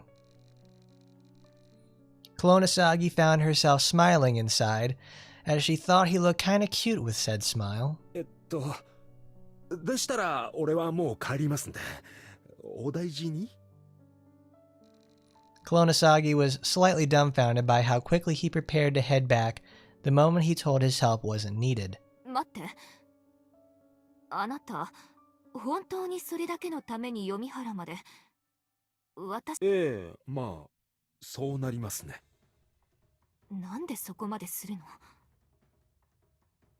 の？いや、なんでって言われても、ただ心配になったからではダメですか？ You came all this way. It's like, oh, so happy. It's like, what is it? It's like the Notebook or something. If he had never known she existed, he might have never cared at all. Just like all the other clones that are already on the market and being used as tools. But in that facility, Fuma had fought her, looked her in the eye, and even shared a conversation. It might have been perceived as a trivial encounter for others, but to him, those moments were enough to forge a connection between them two as human beings. では、失礼しました。俺はこの辺で。待って。せっかくここまで来たんでしょ？近くに事務所があるの。少し寄っていかない？ I do think it's neat that the clone even takes this the very specific detail that when Asagi wears her headmistress outfit, she also wears her jacket on her shoulders and everything like that. It's a bit shorter one, but she still does it regardless. It's like they really are clones of each other, down to the mannerisms and everything, but they're just slightly different. いえ、さすがにそれは。お茶でも飲んでいきなさい。事情も聞かずに刃を向けたことの謝罪も兼ねて。いや、まあそれは気にしなくてもいいと思いますが。では、そうしましょうか。Since his next plan was just to double back to that bookstore anyways, he didn't really have a reason to say no. And besides, Fuma figured that knowing the exact location of her office would be helpful just in case. So he accepted Clonosagi's offer. By the way, そういえばまだ名前を聞いてなかったわね。あれ、言ってませんでしたっけ？ she asked as if it only had just occurred to her. Now that he thought about it, she was right. From the moment they spoke at the facility to this very second, Fuma realized he hadn't introduced himself once. あなたは私がアサギだって知ってるのに、私だけあなたの名前を知らないのって不公平でしょ。ええ、まあ。では、改めまして。Oh, they managed, they put the internal thought text for the regular text. Oops. タイマニン特務中隊隊長、風魔小太郎です。今後お見知りおきを。で、いいでしょうか。そんなにかしこまれなくても。風魔。She tilts her head slightly, letting the name Fuma linger on her tongue. Something about it is nagging at her. どうかしましたか？思い出せないなら、それほど大事なことではないってことでしょうね。Since she couldn't recall anything, she decided to let it go for now. いいえ、なんでもないわ。風魔小太郎。ね。わかった。覚えておくわ。With a small smile, Clonosagi led her new guest towards the detective agency where her partner was waiting. A while later, back at the agency, Fuma came face to face with Asagi's partner, Fuma Aki, who had been slacking off as usual. The instant they locked eyes, they simultaneously barked at each other. "What the hell are you doing here?" But that's a story for another time. Nice job, Asiago. What are you doing here? Alright. That's fun. That's the one thing I do like about having the supporters for like both sides of the event. The gacha and the other part. Because we have the beginning or the beginning and the end of it. It rounds out the whole event. Because if you don't have them, it's just like the event itself could be something stupid. But if you do have them, it actually rounds it out and makes it more enjoyable. Like with the with Ragnarok, when she was introduced, she has like a bunch of stuff with interacting with supporters and all that other stuff with Kiara. So it's no surprise there that it's pretty great. But now we've got one more time. Today's thumbnail sponsored by Starbucks. Because we've got to talk ourselves about some serious milkitude. So let's find out more to end our night with Miss Chizu. まさか事前購入の申し込みに当選できるなんて、やっぱり日頃の行いがいいんだろうな。Why would Clonosagi remember the Fuma name? Because probably Aki said it to him or something. Fuma muttered under his breath and kept walking. His steps were light. He's light in the loafers, to say the least, because he lifted the bag to gauge the weight of his haul, a wild grin breaking across his face. It was evening in the Misaki City shopping district. He'd come all the way to Misaki after school just for this, to pick up the new game he was lucky to score a pre-order slot for. People like Sue would wonder if it was worth really going out of his way just for a game. 仕事は仕事、趣味は趣味だ。こういうメリハリが大事なんだよ、スー。Riding the high of his win, he clapped back at the imaginary Sue in his head and quickened his pace, practically floating towards the house. As a Taimanin, Fuma is busy. He's so busy that you could add very before busy. Okay. Even so, it's only natural to make times for the games he loves, and he planned to play all night long. 世界中でこれを今日からプレイできるのは、 たった100人だけなんだよな。よく当選できたな、俺。 The sheer scale of his good fortune was enough to give him chills. Yet it was a small price to pay for the excitement of what lay ahead. それに、このゲームを買うための資金も。Fuma is a student. Although he leads a unit called the Taimanin Task Force, he's a student first and foremost. Naturally, that fucking bitch manages most of his income. If she or Sue, the second in command, ever caught him saving his allowance for games, they just tell him to hit the books or get back to training since he's still lagging behind the others. 実際言うだろう。 They probably would say that. He could certainly picture the scene, but at this moment right now, Fuma was the man who scored the latest game. In his eyes, that made him a champion. 俺だって新作ゲームを発売日に徹夜してプレイしたいのに。 It was a perfectly normal sentiment for a boy of his age in the prime of his life, and yet that fact remained that Fuma Kotaro is still a Taimanin. A life where he has to prioritize training over playing, or else you just die. But in that doesn't change the fact that he just still wants to have some fun. He's grateful for the family and friends who worry about him, but that's that.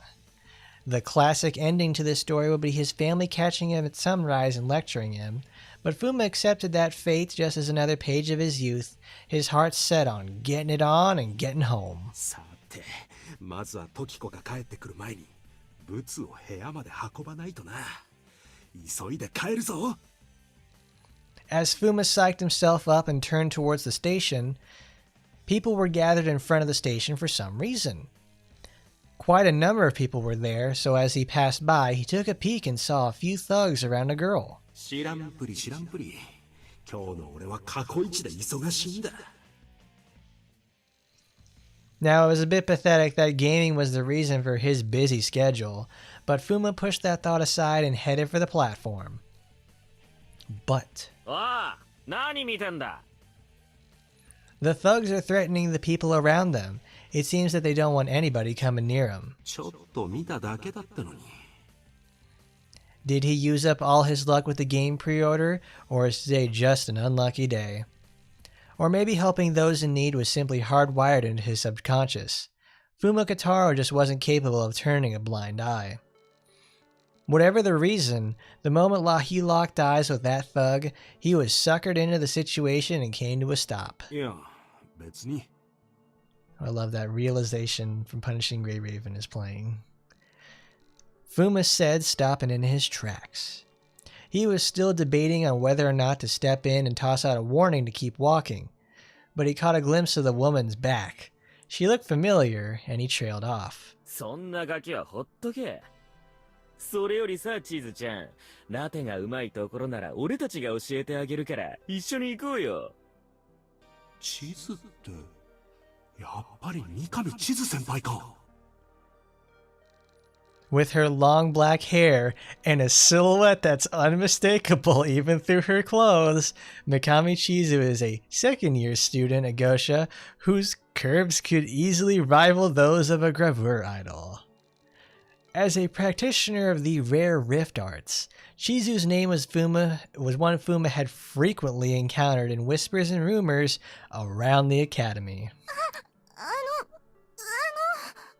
先輩ならあの程度の連中、簡単に倒せるだろうに。 I'm sure she could probably handle them no problem at all, Fuma. She could probably flatten them right then and there, but she just doesn't want to. Mikami Chizu is Fuma's senior, and naturally she's a Taimanin like him. Those who fight against demons. Ninjas living in the modern era training for that very purpose. Given who she was, there was no way she'd be outmatched, no matter how intimidating the thugs looked. Rather, she could literally take them down with a single finger, and that's very true actually, because the way the rift art works is like, it's like Rinko's where she can like fold space and just bring shit in for whatever she imagines. She just now can just open up wormholes and turn them into just like spaghettify them. She's very strong. But that's just not who Mikami Chizu is. So she's the case of like a character who they give her a really badass ability, something like almost a villain would have, but she's too nice or too dumb or something that she just doesn't use it. I forget who's like it's like Okayasu from JoJo's Bizarre Adventure, where his thing, where it's like his stand's ability to delete anything that like it hits and create like a rift and like make it seal back together. She like Okayasu doesn't use it because he's just like quite literally not smart enough to figure out how to be a villain with it. Yeah, Chizu's ability is just like wormholes. She can summon them and do all kinds of shit with that sort of stuff. It's pretty crazy. That's how she's able to summon entire like temples and stuff during her ult, and then like the space-time little god thing that she does to slap the hand. It's that's her power. That's why she's like the lock and key sort of thing about it. We'll read about the under description. A refined lady of impeccable conduct, she is too kind-hearted to ever engage in something as crude as a fight. And if she did that, she'd certainly stand out. タイマニンとしては日常生活で目立つってのも良くないししょうがない。先輩、こんなところにいたんですか。探しましたよ。Spouting such a cliché line, Fuma approached Chizu and the thugs. 俺の連れなんですけど、何か用ですか？なんだ、一人じゃなかったのかよ。あれ、やけにあっさりと引き下がったな。He thought for sure it would turn into a fight, but those thugs just clicked their tongues and left. もしかしたら向こうも揉め事は起こしたくなかったのかな。As he sighs in disbelief, someone suddenly tugged at his sleeve. 助けていただきありがとうございます。いえいえ、困っている人は見過ごせない性格なだけですので。Oh, Fuma, you are so full of shit. You were ready to walk past her if you didn't actually know her. Had Sue or Yukikaze been there to hear, they wouldn't even had recognized even his voice. But in this moment, Fuma was untouchable. He was the man of the hour. Say what you will, but in his hand is a game so rare that only 100 people Earth can claim to own it. その風磨くんですよね。あれ、どうして俺の名前を？有名ですから。風磨小太郎くんは。そうなのか？そんなことはないと思いますけど、先輩に名前を覚えてもらえていると嬉しいです。私の名前を知っていてくださりありがとう。 The two exchanged names and for some reason greeted each other on the spot. It was just that Chizu's polite behavior rubbed up on Fuma for once. では、これで。Eager to get home as soon as possible, Fuma tried to make his escape but got caught on the sleeve again. ここで出会ったのも何かのご縁ということで付き合っなんですと？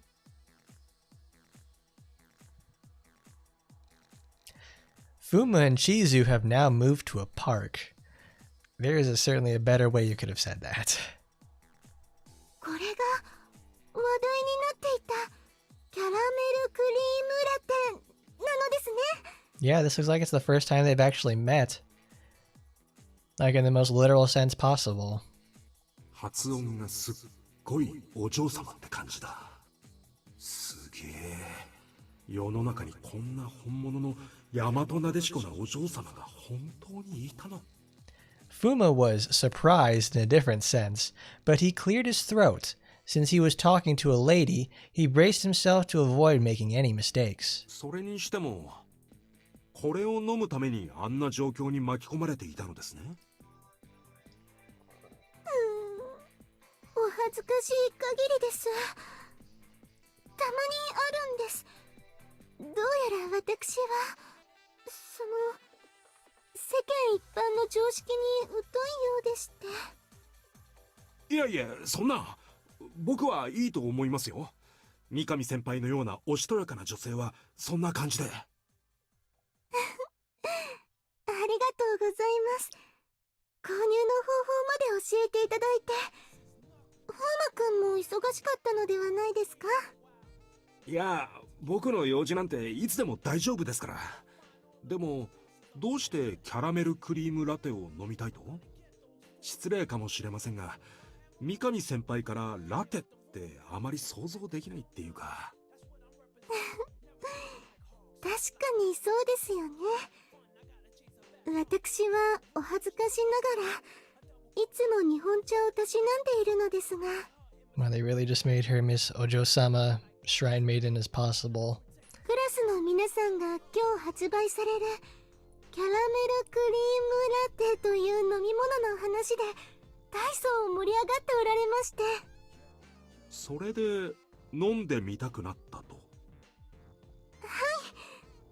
ちょうど今日は前崎市の方に用事もありましたので。ただお恥ずかしい話ですが、どこで購入するのか、実物がどういうものなのかもわからず。その時ちょうど通りかかったあの方たちが手にしていたのが。キャラメルクリームラテだった？そう話しておられたので、購入方法とお店への行き方を尋ねたのです。 Okay. I'm gonna look up something.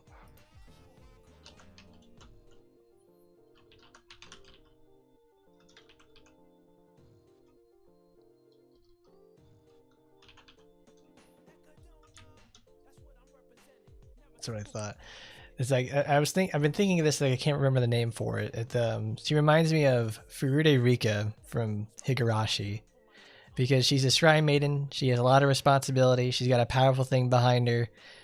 They almost effectively dressed. They're almost dressed the same actually, and they've got a lot of problems.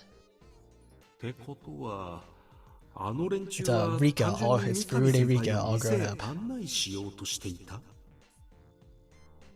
いや、周りを威嚇してたし、やっぱりナンパだな、あれは。He felt a bit guilty. He felt a bit guilty for a moment, but he decided to and concluded that he must have been hitting on her and decided to forget about it. 風磨くんのおかげで助かりました。私から話しかけていって申し訳ないのですが。 Yes, exactly. Furude Rika from Higurashi. The small little girl born in like 1974 is now is all grown up to say the least. いえいえ、そんな、俺、 Time travel really does certainly 僕は大したこ enhance と some はしてい things. ませんよ。私が先輩だからとかしこまった話し方はしなくて大丈夫ですよ。私はスノー風磨くんとお話しできる方が嬉しいな。 Hearing that, Fuma's heart skipped a beat for a moment, but ただの社交辞令だからね、俺。Fuma, while getting nervous over a trivial conversation, takes a deep breath. そんなに楽しみにしていたのなら、どうぞお先に飲んでみてください。それではいただきます。 Now Chizu gives a gentle smile and puts the straw to her lips. Perhaps because she's a lady, every single one of her gestures looks so refined, and even the simple act of drinking through a straw felt as beautiful and elegant as a painting. She literally has a beanbag to attach to her body. And me too. I like when Rika does that. She goes from, she's talking to the adults. She's like, Nipa. And it's like, Shinji, we've got to save her from the Child Protective Services, her abusive uncle. You've got to believe. Hanyu, we need a miracle. See you later, Zeev. Have a good one. Unconsciously, Fuma became completely captivated by her profile. Truly, it was worth coming all this way to drink it. Yeah, watching her drink, to say the least, is Ui Mama. Chizu said that, taking her lips off the straw, and smiling broadly. Just from that, Fuma felt his heart somehow at ease. 美味しそうに飲みますね。はしたなかったでしょうか。まさか、飲み物を美味しそうに飲むっていうのは、作ってくれた人への最大限の感謝とか、そんなものだと。そうですよね。もどうぞ。とても美味しいですよ。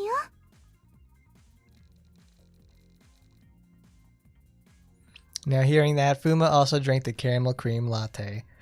Caramel cream? Oh man, she makes chocolate milk. うまい。ですよね。こんなに美味しいものなら、確かにここまで来て飲む価値がありますね。Now, saying that, Chizu drank that latte again and again. She looks just so happy enjoying her drink that it makes everyone watching it feel happy too. 先輩って本当にキャラメルが好きなんですね。 What did he mean by this? そんなことは。 What did she mean by this? As she blushed and denied it, Fuma tilts his head. ここまで導いてくれた風磨くんに嘘をつくのは失礼ですよね。そんな重い話？ He thought he was just making small talk, but Chizu straightened out her posture and looked straight into his eyes. Caught off guard, Fuma also had to straighten up as well. 実は Posture よ check, く勘違 everybody. いされるのですが、私はおまんじゅうやお茶よりも甘いお菓子や飲み物の方が好きなのです。でしょうね。 Now, however, he also roughly knew the reason why Chizu cares about that. Because of her refined and well-bred appearance. People automatically assume she has a preference for things like Japanese sweets. この話をすると、 Japanese. なんだか周りから期待外れだと思われてしまいそうで。すみません。俺もそう勘違いしてま She's した。 got that, I guess she has that aura about her. What do they call that? Being unapproachable? お気になさらないでください。それよりも、風磨くんが本当の私に気づいてくれたのが嬉しいです。またそんな言い方をする。 At Chizu's expression, as if only Fuma had noticed something special, he was caught off guard and his heart skipped a beat once again. 風磨くんは特務中隊のお使いですか？放課後に前崎市まで出てきたということは。え？いや、その。 He couldn't bring himself to say that he just came by to get a game and trailed off. いえ、わかっています。私より年下なのに、中隊の隊長を任され、多くの成果を出してきたという話。私よりしっかりしていて、勤勉で、隊長の重圧にも押しつぶされない精神力。お話でしか聞いていませんでしたが、実際に会って、ああ、なるほど。こういう人だからこそ、多くの人が慕うのだ、と理解できました。あれだけたくさんの人が私を囲んでいたのに、声をかけてくれたのは、風磨くんだけでしたから。あれ？なんか三上先輩の中の俺ってかなり美化されて Oh, るぞ。 the Fuma glazing is at it again. Jesus. It feels great to have an attractive woman think so highly of him, but the truth is, he really was just out to have some fun. Also, the task force accomplishments didn't belong to Fuma alone. It was mostly his colleagues, acting as his pillars of support, doing all the work possible. いや、実は俺ってそんなにすごくなくてですね。 Fuma decided to come clean about the situation, the fact that he had only been there to buy a game. 先輩を助けに入ったのはただそれを見過ごせなかっただけなんです。困っている人を見過ごしてしまったら、タイマニンとして以前に人として間違ってしまうような気がして。そうだったのですか。早とちりしてしまってごめんなさい。When he denied the idealized Fuma Kataro, Chizu smiled as if she were actually amused. あれ？今日のお出かけの理由はどうであれ、困っている人を助ける。その行動に理由がない風磨くんはやっぱり素敵だと思います。そうですか？俺って仲間に助けてもらえないと何もできないって感じですけど。そう自覚しているのに私を助けてくれたじゃないですか。そういうの素敵だと思います。 She reminds me of Asuka from Senran Kagura. 三上先輩の笑顔が眩しすぎる。 She's just so nice to me. No one's ever been this nice before.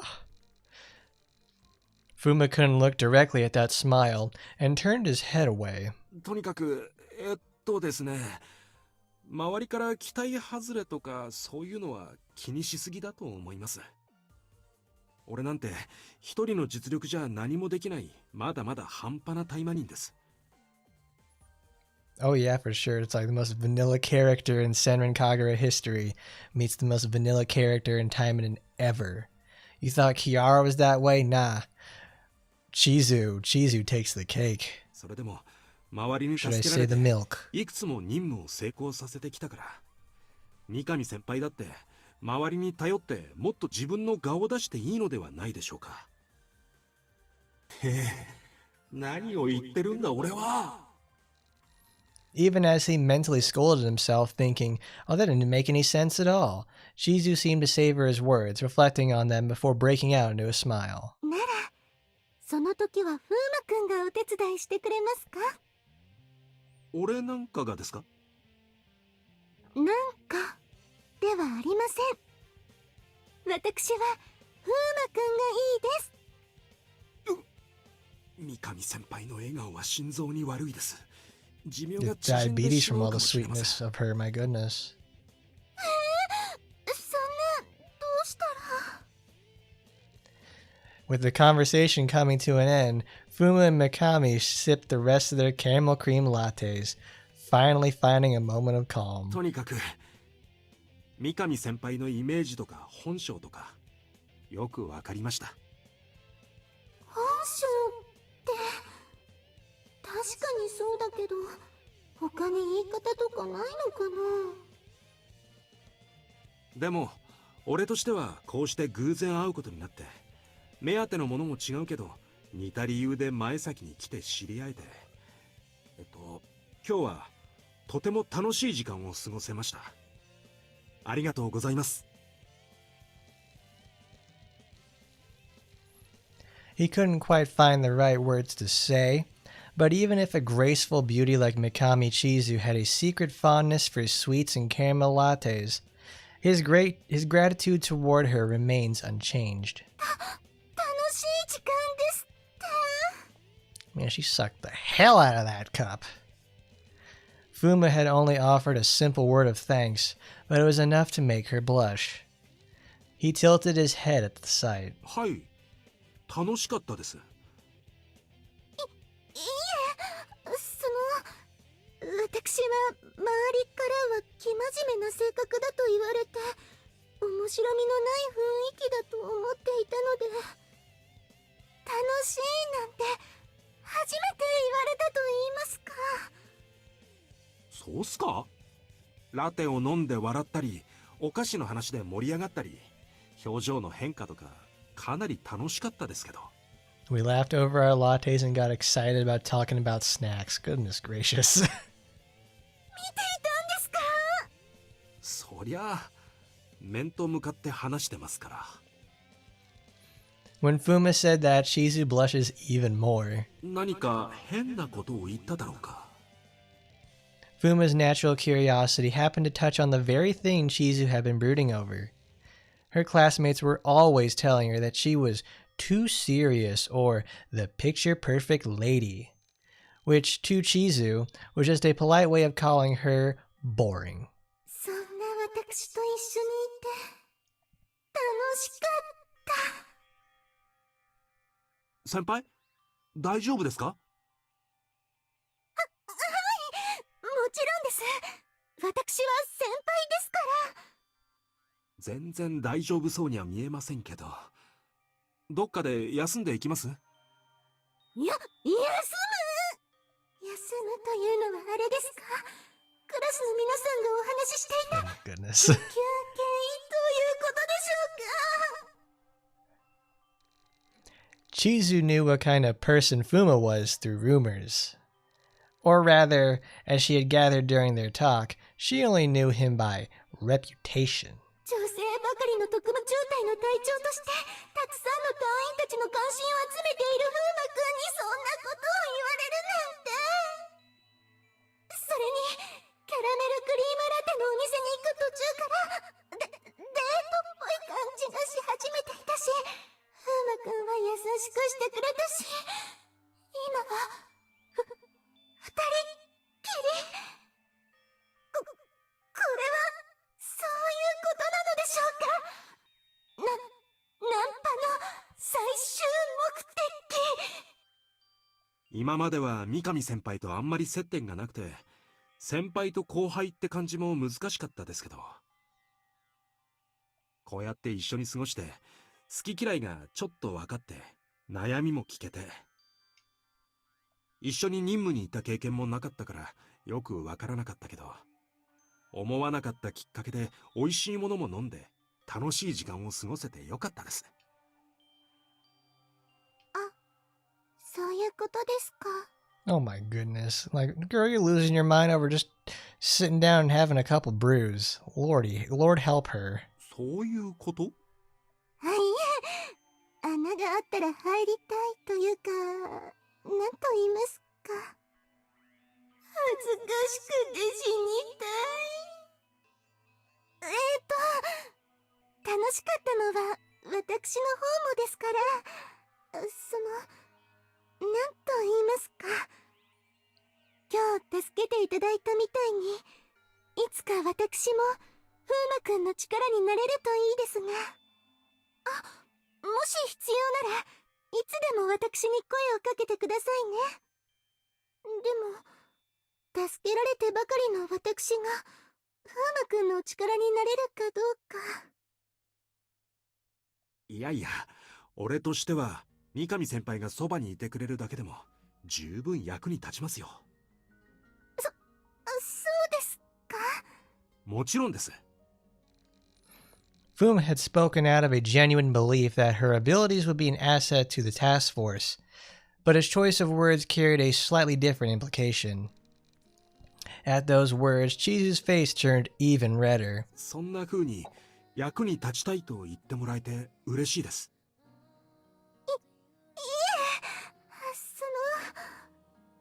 つつかうものではありますが、よろしくお願いいたします。そんなに難しく考えなくていいと思いますけど。Now saying that, Fuma extends his right hand. It's a handshake. こっちこそよろしくお願いします、三上先輩。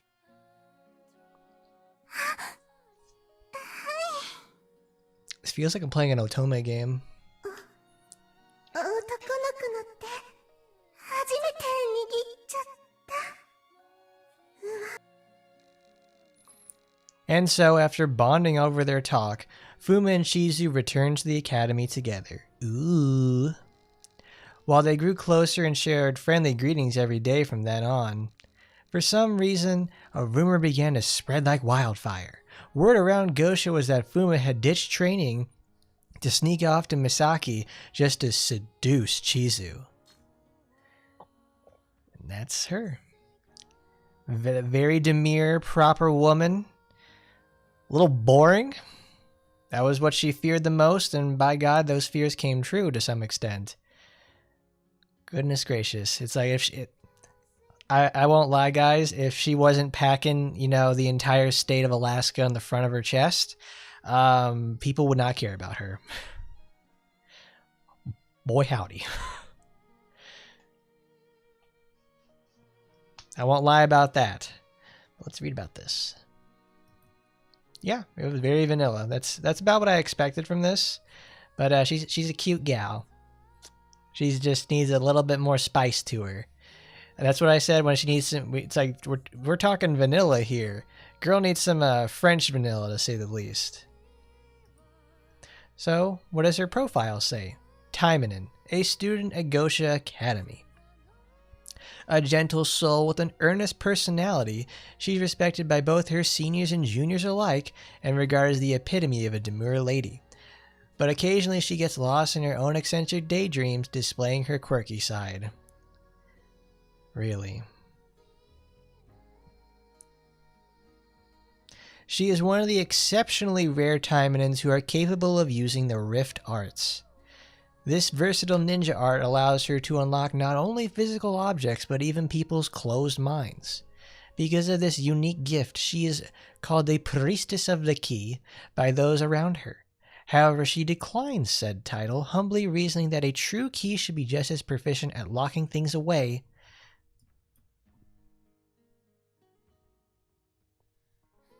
That it? What? It feels like they're like missing like 2 sentences. Should be as proficient at locking things. She politely declines the title, humbly reasoning that a true key should be just as proficient at locking things away. Oh, I was wondering, like, because there's no period there. Because I was thinking, like, there's, like, another line or something like that. It just stops. Okay.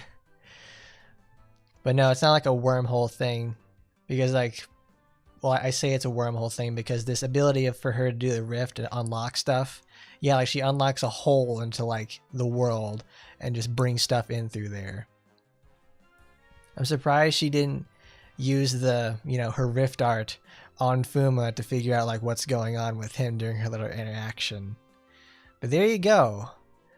This is our vanilla queen, to say the least. We used her all the time today because you can quite literally use her for anything.